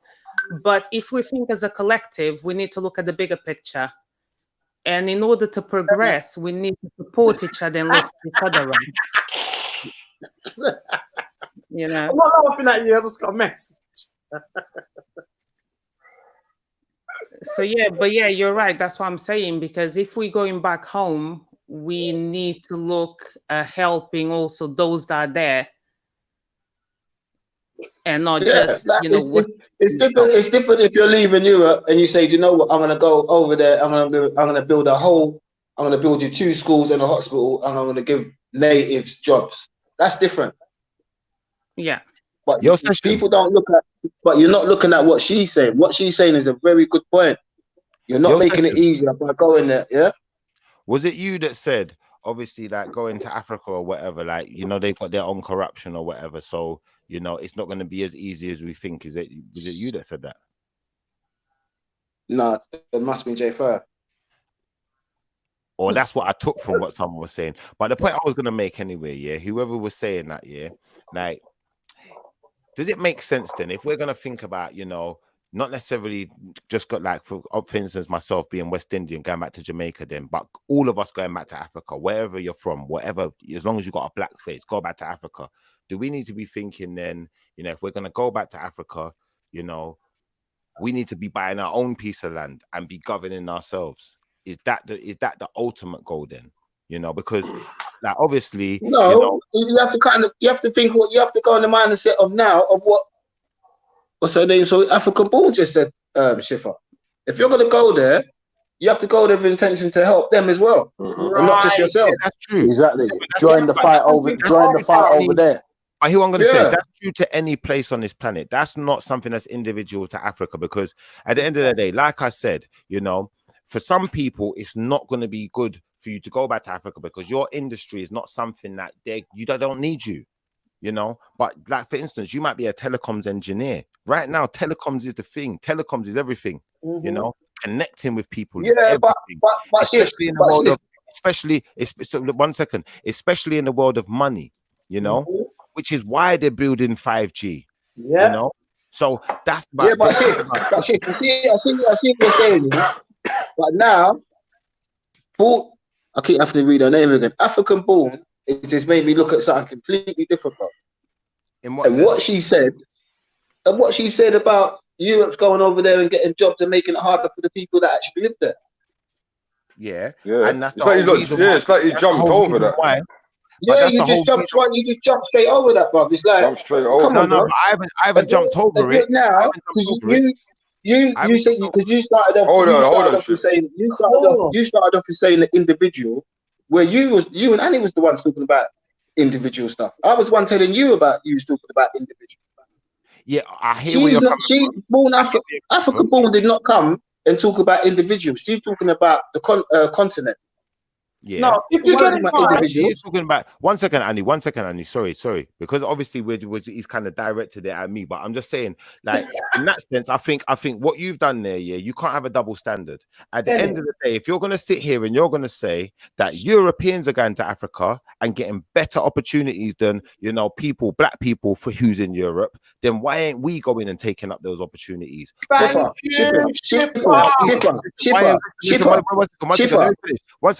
One second. Why are we not the ones looking at, the people around us, for instance, the footballers, the basketball players, all of these people? No, Shiffa, wait, Shiffa. You know what? Let me. Wait. You go left too much. You go left too much. Because you're telling me, no, I'm not having that, bro. I'm not having that because you're telling me that. I told you what this person from Africa is just coming there and said. What are you talking about? That's her opinion. Someone who's from the place we're talking about. I've just repeated what she said. What are you talking about? No, I know what you're talking about, and I'm saying that's her opinion, and opinion's still an opinion. It's not her opinion, no. It's not her opinion. Bro. How is it an opinion if she's telling you that where she's coming from? That's not an opinion. She might be telling me where she's coming from, but here's what I'm going to say to you. Not everyone experiences that. That's right. Everyone's experiencing. But you're trying now. You're questioning someone who's actually who can tell you about where they're coming from. Yeah. And now you're questioning that, and you're trying to tell me this. No, but I'm that's double standards. How does that even make sense? No, but Sessions, I'm not. How does that even make sense? No, but Sessions, let me say this, yeah. What you're saying is. Hey, what the hell, man? What you're saying now is out of context for one reason, because I'm not speaking against what she's saying. What I'm saying is, if we I'm saying what you're saying about what you said about me, bro. You said about double standards. How is that double standard? That doesn't make no sense. I've repeated, but all I've done. But listen, I'm explaining to you though, shit. Because I'm talking about what I said. Yeah, I repeated what African Born come and said. Yeah, and I'm saying what she told me about her, where she comes from. You personally. So how is that double standards? No, explain to me. No, I don't want to jump to nothing else apart from what you said about double standards. How is that double standards? I'm going to explain it to you now. So double standard in this sense, we can't be talking about white man going to Africa and getting opportunities and we're not going and taking them up for ourselves. Well, she didn't mention white or black. She did not mention white or black. She did. Can I just say something? She was talking about you and Annie going back. She wasn't talking about white. She was talking about you and Annie. She said all she said was Europe. Hold on. Do you not live in Europe? Maybe you're not a black man living in Europe. If I misheard something here, I'm gonna hold on. No. Let African Born speak. Okay, what I'm trying to say is not okay. I have anything against people coming from Europe going to Africa and set up. It's mainly if, for example, you're encouraging people to go, you need to make sure you go and make changes and improve the system. Perfect. In order if you want to encourage the youngsters to go, you can't think, okay, I'm going to go and make my life better.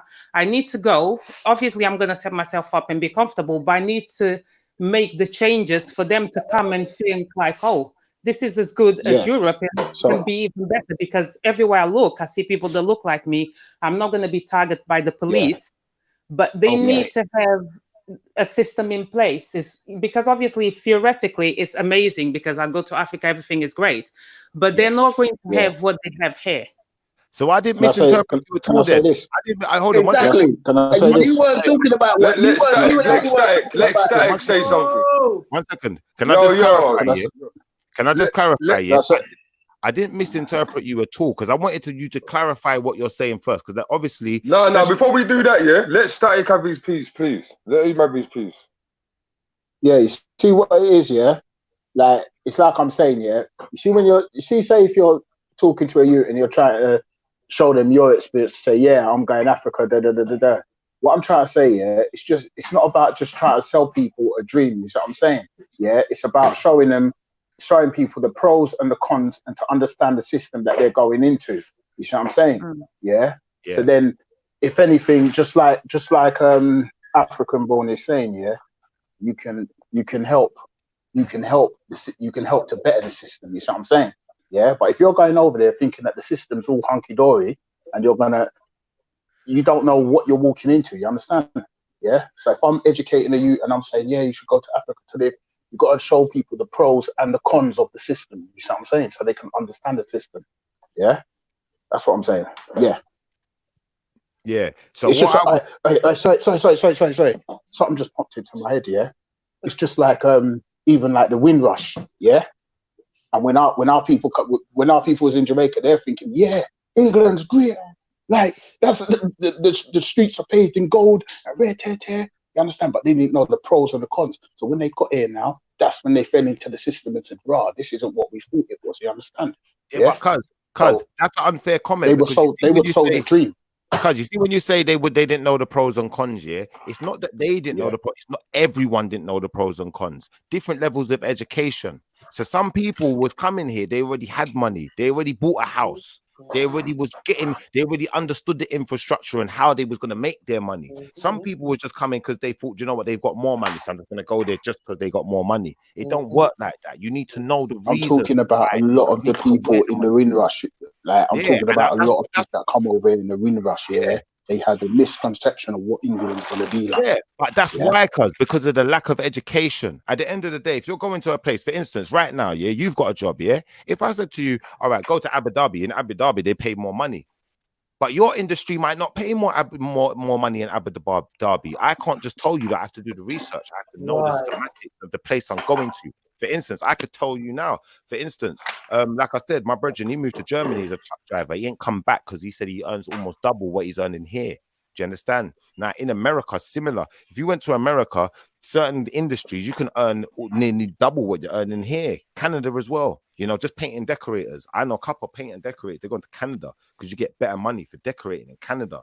Yeah. Now, it's about knowing the logistics of where you're going. Like I said, if you're a person who's going to go to Africa now, you need to be thinking on what industries Africa needs as well. You can't just think for yourself. Right. And I think it's important what African born said. But the reason I said double standard is because we can't have a double standard and think someone else is going to do it for us and build it out for us. Right. We have the mentality to do it for ourselves. Now, at the end of the day, you could say, that ain't connected to what I said. Let me finish. Let me finish because we can't keep talking over each other. You could sit here and say, do you know what? You can't tell the youth then to go Africa and it's not set up for them properly. But at the end of the day, they could be setting it up for themselves. That's right. That's the end of what I was saying. Right. All right. Can I talk now then? Yeah, go on. When you and Ali was talking about Africa, you weren't talking about what African Boom was talking about. You were talking about bettering yourself. Why did you say that? You weren't talking about bettering the people. Yeah, but we didn't. That's what you're talking about. You was not. Wait, let me talk. You used to, no matter what you say, I won't disagree what you say at the time, if you remember what I'm saying. But you was not talking about bettering people there. You're talking about bettering yourself. Now, this is why going there, doing this and doing that and doing this. You weren't talking about what she was talking about when she said, "All right, but it's people like you that's going there with your degrees and your money, but you're not thinking about the actual people that's there." And that's all I said to you. We would say if you go there, I disagree. I strongly disagree with that comment. That's all I do too. I strongly disagree. I'm gonna let Annie go first. I'm letting Annie go first. I'm gonna let Annie go first because obviously, I appreciate your critique as well. I just want to put that out there. But I strongly disagree for a couple of reasons. But I'm gonna let Annie go first and I'll explain my reasons. I'm just gonna go back to Marcus Garvey's quote.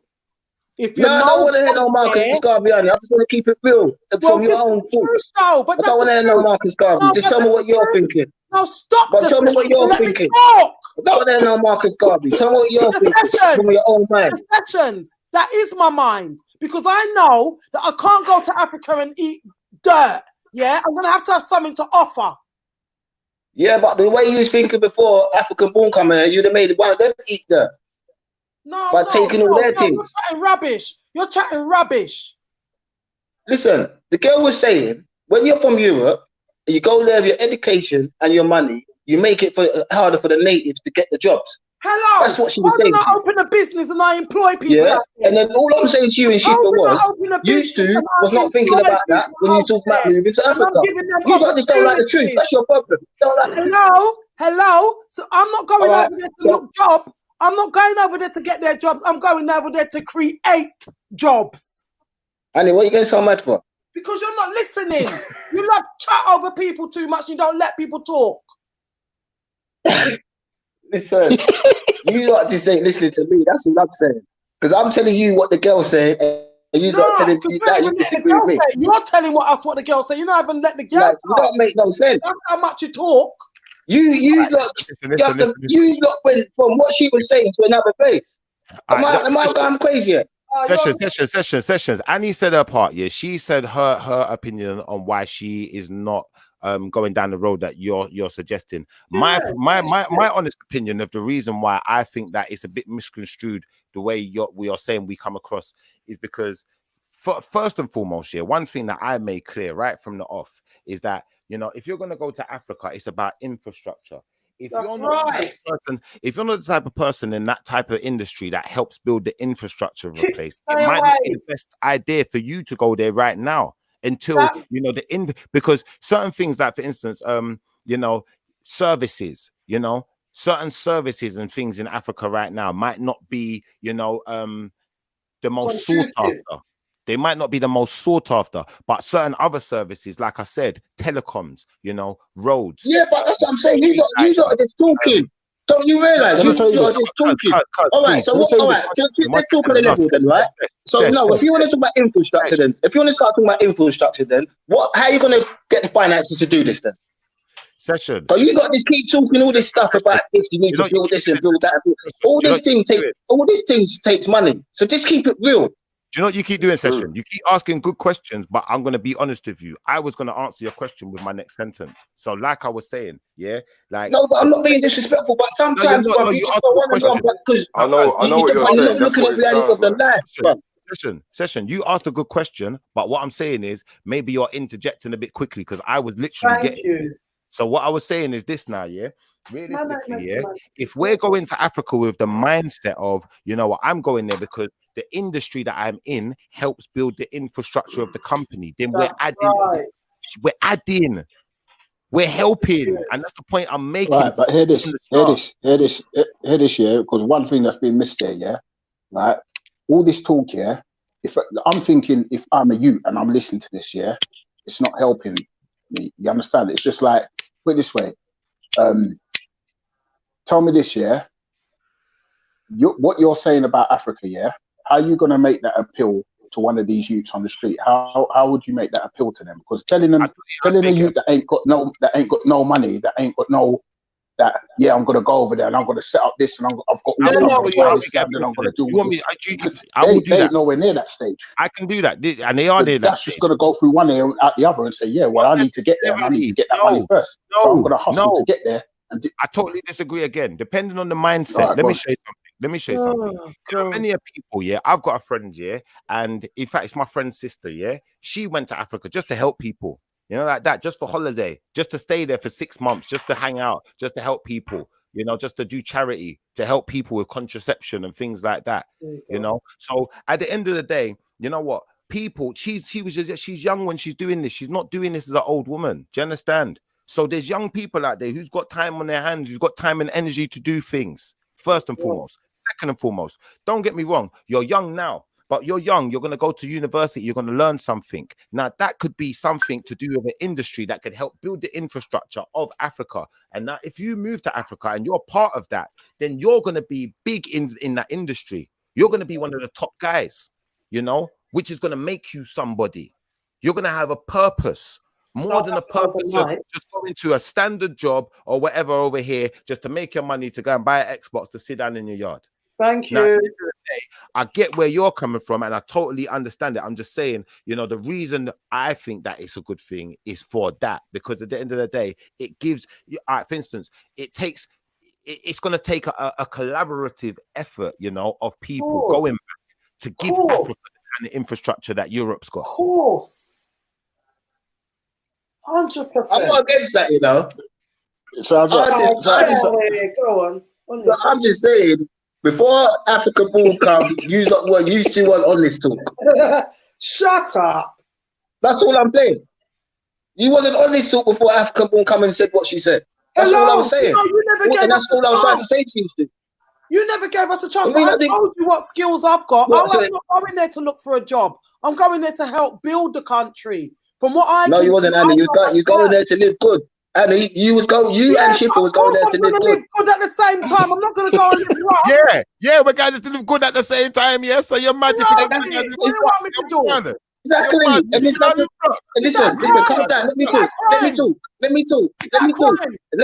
And there's nothing. Listen, there's nothing wrong with that. All I said to you was, yeah, African born come and made me look at it different. So if you go to Africa, you should go there with that thought of when you go there with plans to help people that live there as well. That's all I said to you know. From when you told me, from when you asked me what have I got to offer, and I started listing off all the things that I can do, yeah, that's showing you that I can go there. I've got something to offer. Yeah, I'm saying that.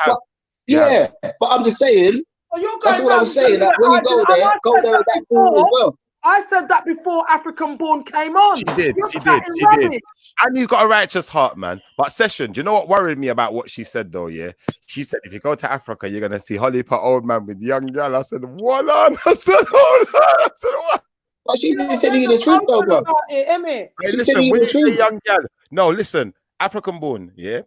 If you're still listening, and you can put a comment in the section when you say young girls, yeah, like I don't know what you meant, like when you say old man with young girl, all right, so she's 21, he's I don't know 40, I don't know. Talk to us. What are we talking about here? No, but bruv, it's not a thing of asking the age of that or nothing. As if what all the girls saying is that she's just showing you the things that people don't think of.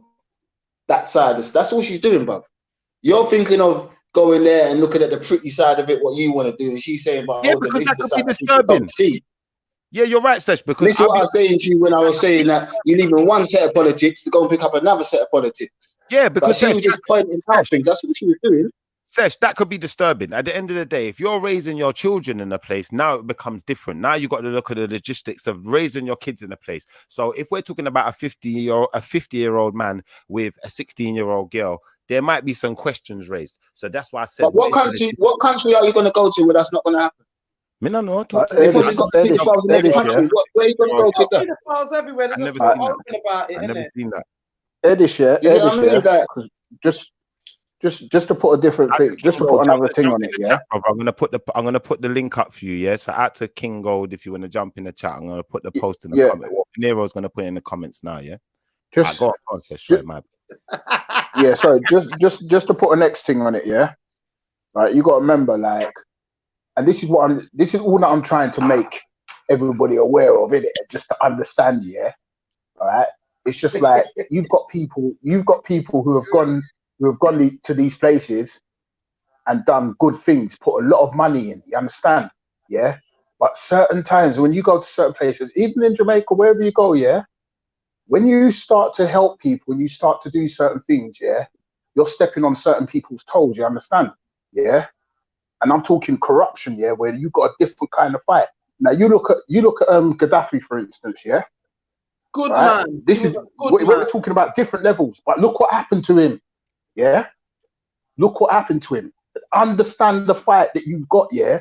You're going over there with good intentions to do good things. Yeah, but you've got to understand the system and the politics that are there as well. That will fight you down as well. You see what I'm saying? All right, but you're giving me more of a reason. I'll be honest with you. I'm gonna be totally honest with you. Yeah, you see what you're saying now. Yeah, like to some people it might be less of a reason. To me, it's more of a reason because I'm not saying it's less of a reason. I'm just saying not to sell a dream. To say there's not you're gonna go over there and it's gonna be. You're in the promised land now. It's all hunky-dory. You just told us reality. You just told us a reality. That's not a dream. What you just said. That's a reality. The man just said 12 and 13. Yeah, all right. So 12 and 13 and fuckeries like that. See, if a big man is going for a 12 and 13-year-old girl in Africa right now, yeah, like, and that's where we're supposed to have come from, yeah. I got a problem with that. So that's giving me more reason to go. That's giving me more reason to go and tell man about themselves. And I understand what you said about you have to understand the politics and the logistics of the place you went. And I think, do you know what? Really, that's probably the best thing you could have said. That's the best thing you could have said because at the end of the day, there's fuckeries everywhere. But why am I going to fight against the fuckeries? I'm sorry. Excuse my French. Sorry for swearing, everyone. I apologize to everyone on the stream because we're not supposed to swear. I'm passionate now, yeah? So I do apologize, yeah? But I'm saying, it's a mess over there, yeah? We're fighting about this mess over here. What we doing over here fighting with their mess? Leave their mess. Shiffa. I want to ask Shiffa. Shiffa, I want to ask you honestly, bruv. Have you never heard that before? I've heard it before, but I think we've got more of a reason to go then, innit? And I think in that sense, you know what? I'll be honest, I've looked into it. You know, I know someone who does the program, Go Back to Africa. I can't remember the exact location. No, when I say that, I'm talking about what they're talking about with the men and the young girls. Have you never heard that before? I'll be honest with you, yeah. Like in Jamaica, I've heard of situations with man and young gal. Like man in their late 20s, 30s, talking to young gal in school uniform. Yeah, the cabman, the bus man. When you're talking about a big 50-year-old man, old granddad, yeah, talking to some little 13-year-old now, 13. What are you doing, Don? No, bro. Let me ask you this. So when you hear the Africans say about the uncles, yeah, don't you understand what they're referring to? Uncle. I don't know what you're talking about, but I don't know. I understand. What I'm saying is, I'll be the school security. If I see any big man talking to any little girl, listen, we're gonna have a problem, cuz. Like, 13. No, but I'm just saying that. Let me ask you this. In Africa, come on, man, you can't say you've never until you do that up. You know what though? You see, let me ask this. In America, listen, in America, like, look at that guy, the Playboy guy, yeah. He likes young gal, innit? But they have to be over a certain age, innit? It's legal, innit? There's nothing I can do about it. I can't do nothing about him doing that. But at the same time, when you're talking about 13 years old, now you're going too far.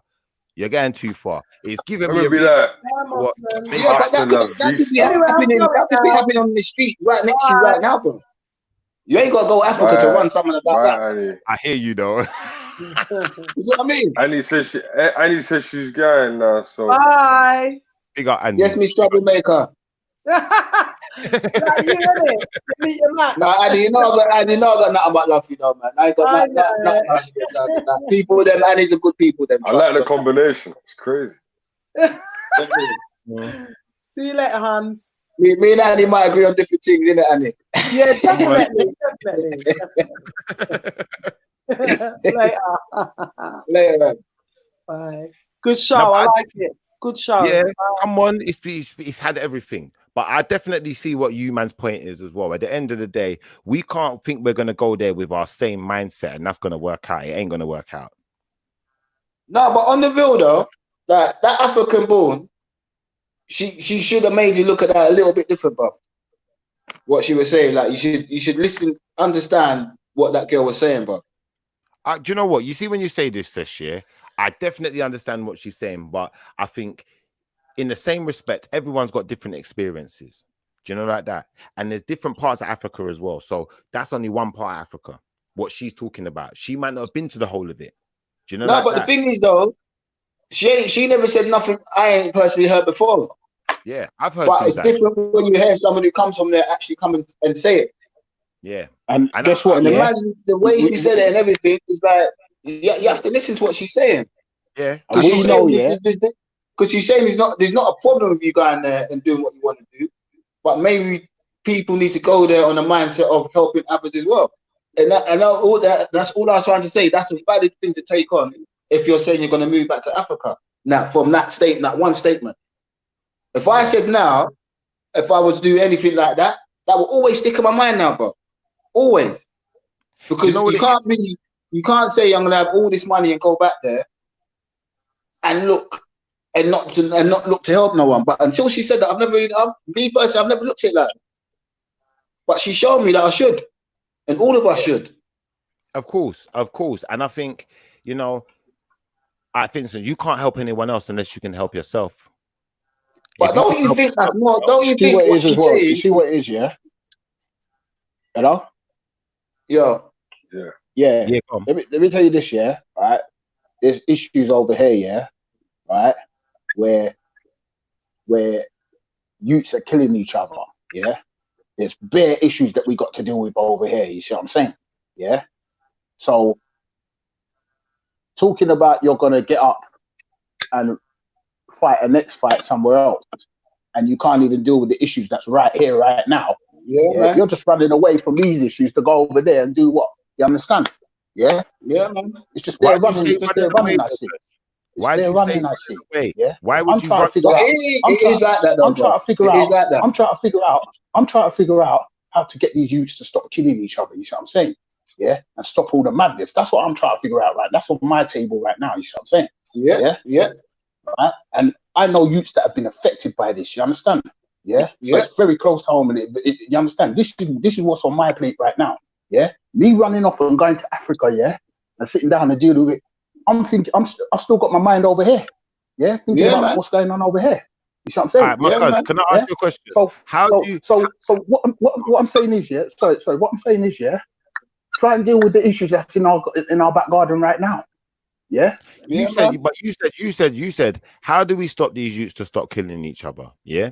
Now, how did the Americans and Russians manage to stop their people from killing each other? When you say Americans and Russians, which ones do you mean? They signed a peace treaty.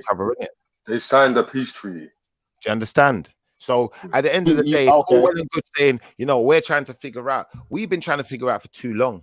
And maybe these youths are going to keep killing each other if they remain here. Maybe that is the problem. But I'm not going to say it is. I'm just going to say, just to put it out there, maybe that is a solution. But because we've not taken it for granted, until you take something for granted and you put it to use, you can't know the real result of using it.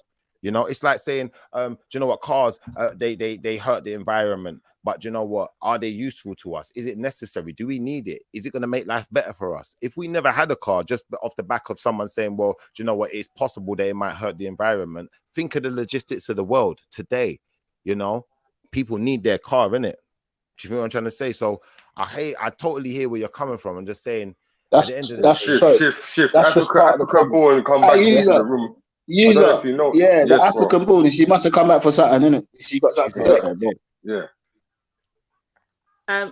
Well, basically, obviously, I wanted to talk about something else, but in regards to the youngsters like killing each other, I feel a lot of it stems from the upbringing, because you find a lot of people have no guidance from their parents.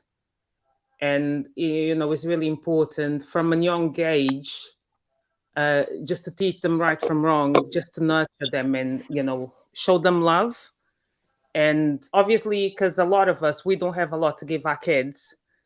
But if we show them the right way, talk to them and teach them the importance of going to school and getting that education, they won't reach a certain age where they feel like, oh, my friend have these trainers, I want them. So they will do whatever they need to do to get those. So sometimes you need to teach them, if you want to get something, you can't always take the easy road. You have to work hard for it. And obviously that way they will learn to appreciate things, and it will be a better path in their life than just, going, to get involved in gangs and stuff like that. But the main thing I wanted to talk about also, it was obviously in regards to going to Africa. I have nothing against people going from Europe and going to Africa, but obviously you need to plan ahead, because your main challenge would be, because when you go to Africa, people are set in their own ways, and you can't just come up and just change the system. Yeah. What plans do you have in regards to change their mindset? And because obviously in things regards like old men going out with young girls, for them is like normal, even though for us that here, it's like, that's not normal.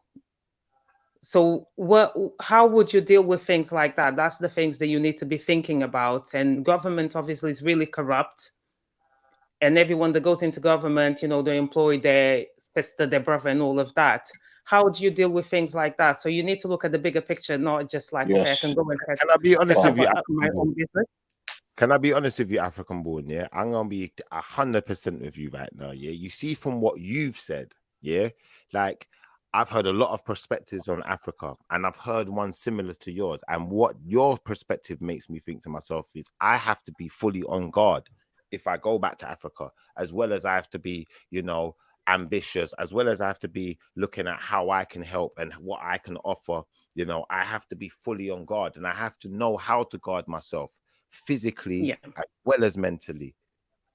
The thing is, that's the reality, you know, because it's all good to say, you know, I'm going to go to Africa, it's going to be great. But the reality is completely different from what we perceive in our own minds. Yes. So that's what it is. You know, it's all good because we're all Black people when we want better for our own, but we need to be realistic. Even though you're going back home to Africa and everyone's going to look like you, but you're going to face many challenges. Yeah, there's good and bad everywhere. There's good and bad everywhere at the end of the day. Yeah.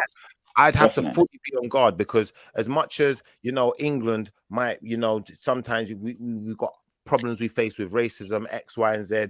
There's certain aspects that I can let my guard down more in England than certain other parts of the world, if that makes sense. Because I have certain authorities and things in place, you know, to make sure that I'm protected.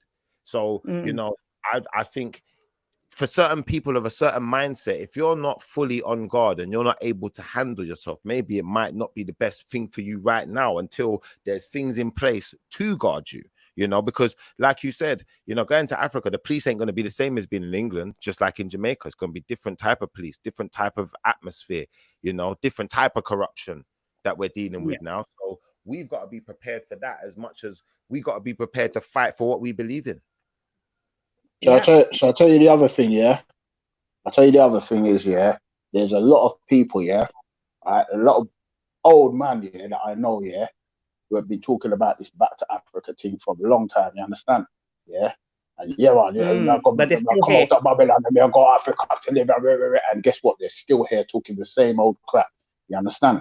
Yeah? Exactly. And it's just like selling a dream and saying all this and there, and not dealing with reality, Like, no, it is the reality, man. It's a reality. They know that it's not an easy thing to just pick up and just go Africa like that. Exactly, because we have to be practical. We have to look, because if obviously we're here, if we have people back home that are dying in the sea every day to try and get to Europe, that tells you a lot. You know, yeah, man. Man. You're not going to put yourself in that situation if everything is honky-dory back home. Yeah. So if we need to look at the bigger picture, it's all great because we're here, we have a certain income. And when you think, okay, when I go back home, this income is going to give me a lot. But you have to look at practicalities, you know, even for yourself, because when you're thinking you're going, it's not just yourself. You're taking your children, and it's a whole different system. Right. And this is what I mean in the sense of not just thinking on the basis of, you know, how am I going to fit in over there into their financial system and the logistics of just living. You have to think about what you actually believe in as a person. What are your principles? You know, what will you fight for? And right here and now, we're in England. You know what? Like we see Black Lives Matter out marching because they're fighting for something. I don't know exactly what the ultimate goal is, but they're fighting for something, you know, but is it more beneficial for us to be fighting for something there than for us to be fighting for something here? Is that something for us to look at? Because I've never thought like that. Until you said what you said about, you know, for instance, how are we going to deal with things like these old men that go for little girls? You know, how are we going to deal with that? How are we going to deal with certain things like, you know, they got their own corruption? But Shiff, that's what she's saying, isn't it? Like to them now, it's like the norm, and that's what she was saying. So you've got to go there and kind of adapt to that being the norm.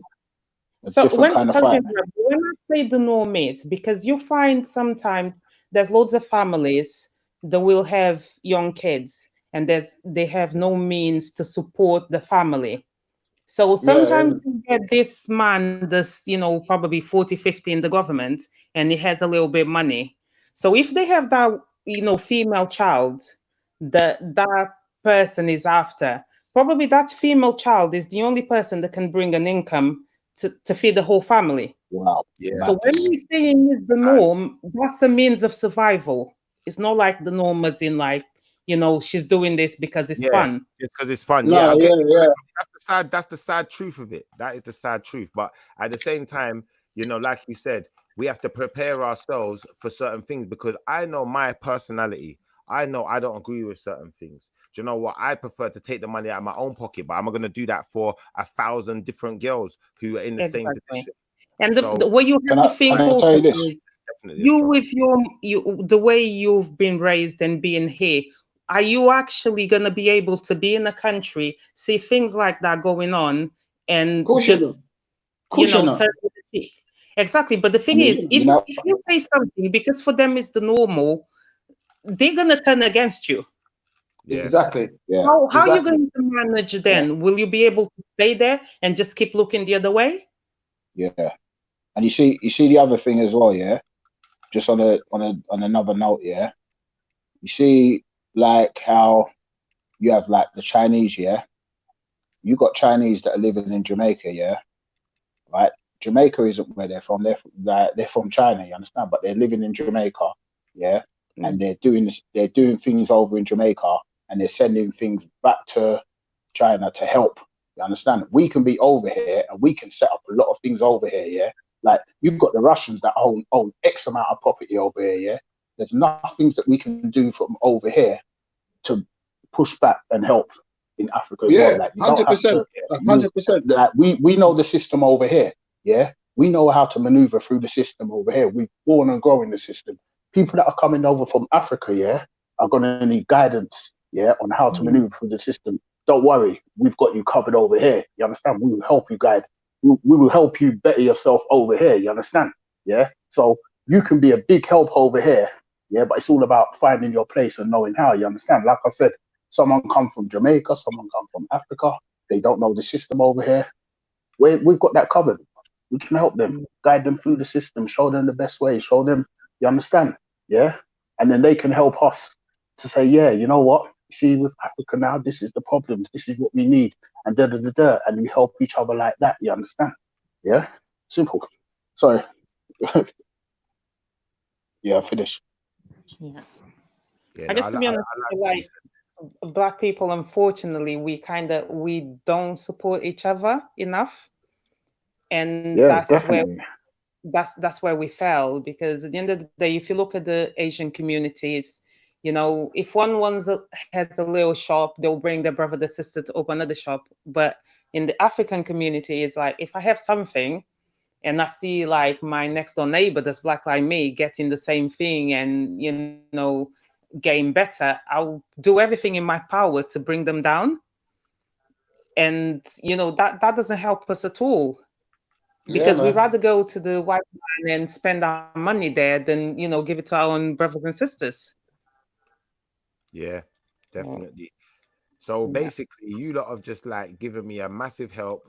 I'm expecting to see all of you back on Thursday, not Wednesday. Thursday when we do the show, because you're supporting Black businesses and Black entertainment. So you should all be joining back the show, innit? Because we got to support each other more.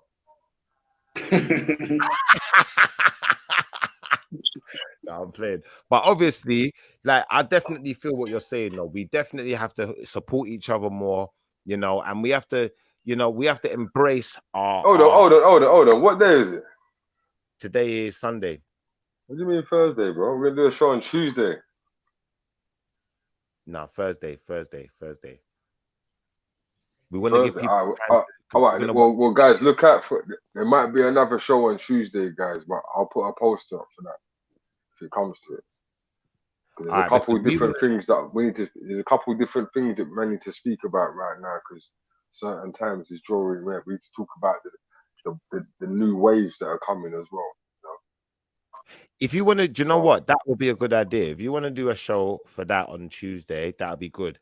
Annie said that she wanted to do a show about this boule. She wanted everyone to watch the boule. So I wanted everyone to have enough time to watch the boule, because I don't want to give everyone like a day, 2 days, and then have a load of excuses. So obviously, we're coming to the end of the stream, but everyone who's still watching, give yourself some time to watch the boule. By the sound of things, we're going to be doing a show Tuesday as well. So you lot are getting a blessing, out to Okingo Gold. He said he's going to be tuning in. But I just want everyone to know as well, like, we're not going to be doing shows to just chat about anything and just chat a load of No. rubbish like that. No. We need real subjects to talk about. So if it seems like we've been away for a little while or whatever you're feeling like, no, we're not coming back on just to chat rubbish. We're coming on when we've got something to talk about that is substantial, you know, like that. So, you know, we're not just doing shows for the hell of it. Make sure you tune in. If you miss the show, you might miss a real good conversation that you wanted to be part of. Right. But yeah, if anyone else has got anything else that they want to, well, basically, we're going to start finishing up. So if anyone's got anything else that they wanted to conclude on or any further points they wanted to put out there before we conclude for the night. Big up to everyone in the chat also. Yeah, come on. Out to man, big up, man. Yeah, out to Black Lives Matter globally, out to Okingo Gold, out to Chrissy. Big up yourself, Chrissy. Who else is on there? Andrew Grant, Nadia.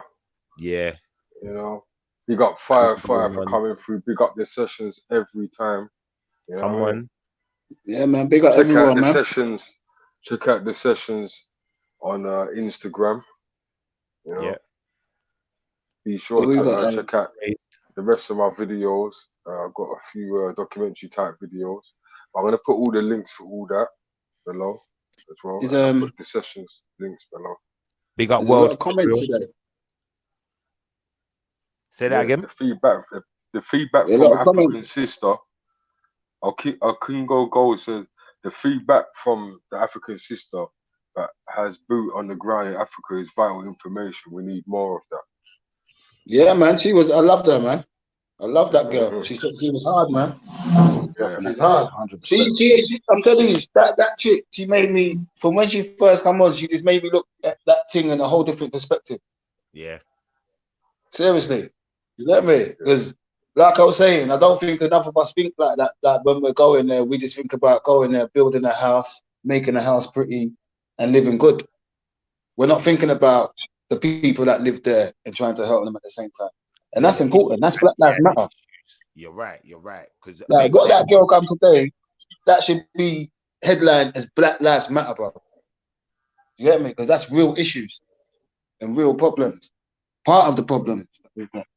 But that's real talk, man. Real talk. Oh yeah, guys, I want to let you know. I want to let you know as well, guys, is that I will be chopping up some of the show and putting it back up so it's easier for you to find, you know, parts of the show when we talked about certain particular subjects, you know. So look out. Don't make me look like the aggressive, brother. No. I'll try. Yeah, man. You know Edit out the session. Edit him out, man. Sessions, I can realize that you, because you're quite strongly opinionated. A lot of people started they gravitate towards you, like that. So that's a good thing. Yeah, we're just all passionate in it, and then I love this platform, man. I think it's good. You get me? Yeah. In that, but one thing we got to do is what we do, and just keep it honest with everyone, innit? Because we're not gonna agree.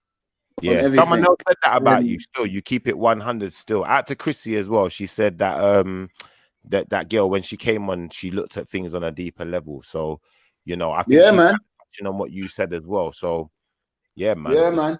You on there, man. Well, she needs to come back on that African Born. If you're listening, come back on, man. When we do the next one. Yeah, I think what's good as well. I can listen to people like that all day long, bro. Yeah. But I think that everyone's big up Annie. Big up Annie as well, though. Big up Annie as well. Yeah, you got to big up Annie. Mummy Annie, you get me? She definitely comes with that vibe, like, I don't know, like a mother. She's got a certain vibe about her. She just kind of trying to lead us in a certain direction. She might not have the best words all the time. But could you imagine, though, right? Like that. But on the real boys, though, yeah, could you imagine, though, yeah, if everyone that was going back to Africa, Jamaica, wherever you're going back to where you do your thing, was going on the mindset, we're going there at the same time to build this back up. That'd be a powerful move, you know. But you see, that's power, man. What I was just gonna say, because a man like Fire, what I like about Fire is that it's like sometimes, like we said in the beginning, we look at things from a perspective of our own mind, and we might be seeing the positives, we might be seeing the negatives, but it's kind of one-sided. where I think Fire brought a bit of a perspective in a sense of looking at both sides more, you know, as well as Sessions as well, you know, the lady who jumped in, African lady, I can't remember exactly the name of your profile, you know, what was it again? African born, wasn't it? Born, that was it, African born. So I think everyone's got their part to play, but you see, when, you know, when we're not all here, it's not the same vibe. So I think it's essential that everyone, you know, when we're doing shows, you know, try and be here if you can, innit? If you can't, we understand. Yeah, definitely. Try and be here because we need No, I you. could definitely get African born back. She's subbed to the channel and that. She yeah, I can definitely get her back on. Yeah, man. We need more females on as well. Don't be afraid, like anyone in the channel. Don't be afraid to jump on and just, you know. Yeah, we're all here to Chrissy. learn.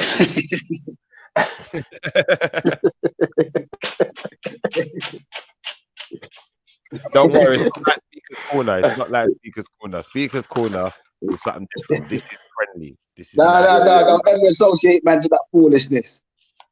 You know, anyone that comes and mentions that, Straight you up. get blocked. Yeah?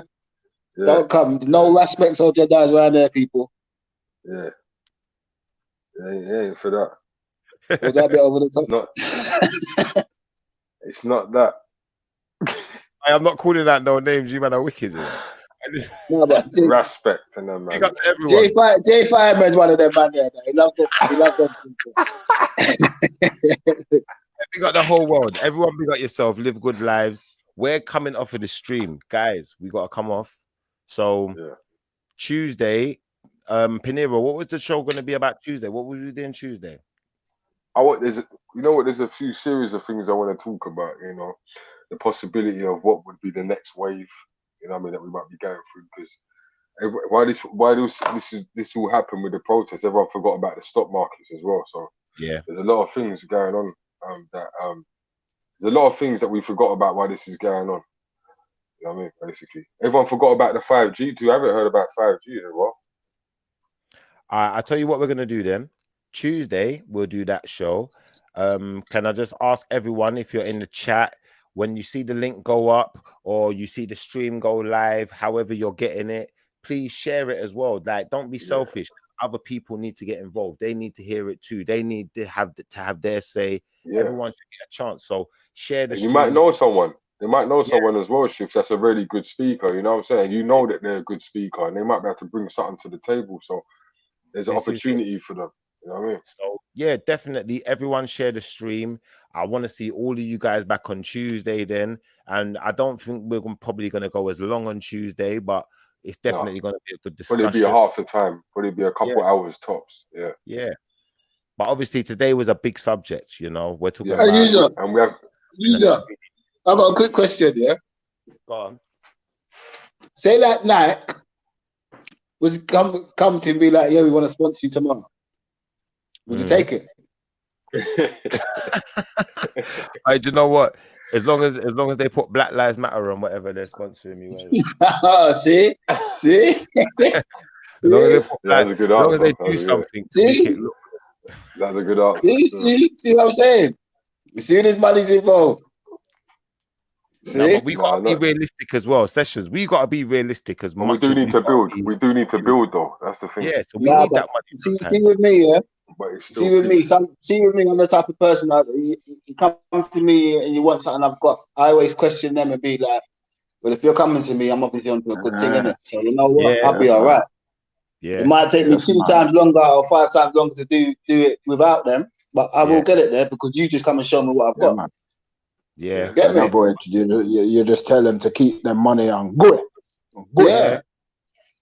Go and because if you keep this going, no. You see what you just said, yeah. That's a big point there. You know what man just said, you know, because we got certain people them in certain positions where, and they don't even realize that they can do the top dog's job. You know what I'm saying? And what you understand is right. What you understand is you're building a platform there, and the bigger this platform gets, the more attention you're gonna get, and these people will come to you with those things. You man are right though. You got to always remember who you're dealing with when you're dealing with sometimes, and what the reasons you're doing what you're doing for. Because money will change your objective straight away, like it did. 100. But obviously, we're not Michael Jordan yet, innit? And I've said this about Michael Jordan. Do you know what? If Michael Jordan never done the deal with Nike, would Jordan still sell? They probably would still sell. Would they be as popular as they are? I don't know. But at the end of the day, did he do a good deal with them? Could he have asked for more? And I think we have to look at the logistics of the whole situation. Yeah, I learned from that. Yeah. And learn from that. Exactly that. I reckon. Exactly that. I reckon. See, we do agree on. See, Shif, we do agree on some things. Look, see. I reckon Shiffa and Peniros will take the money still, you know. and they'll have a totally different show. You get me? And then you're gonna see Peniros come up in some real name brands. You get me? Yeah, man. See Peniros pull up like Pastor Toby and them on there.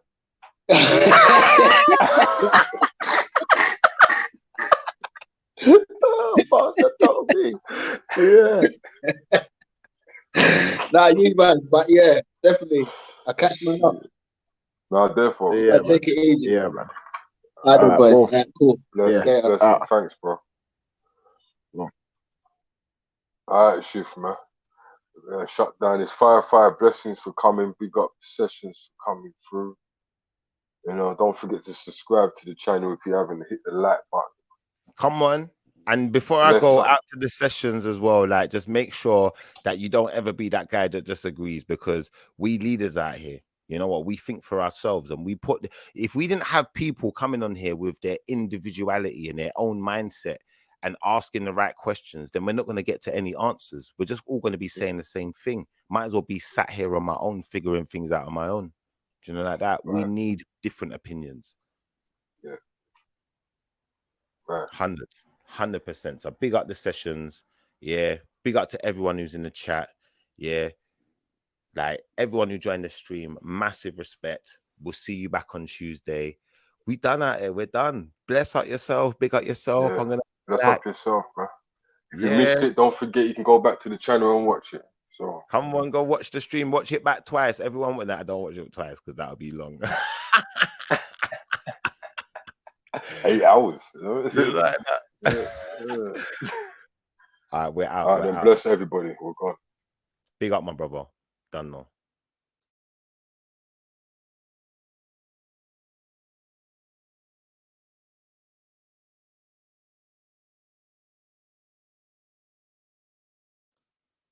Oh yeah, one more thing.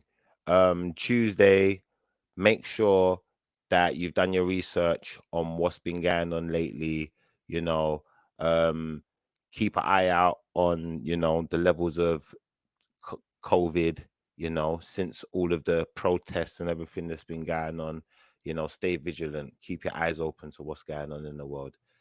Yeah, maybe I'm not jumping off as soon as I said I was, but I am going now. All right, guys. Yeah, I'm out. I'm done. I'm finished. Kaput. I got nothing more to say other than blessings, guidance, all praise to the Most High. Love you all. Bye. And I'm still chatting. All right, now I'm done. One.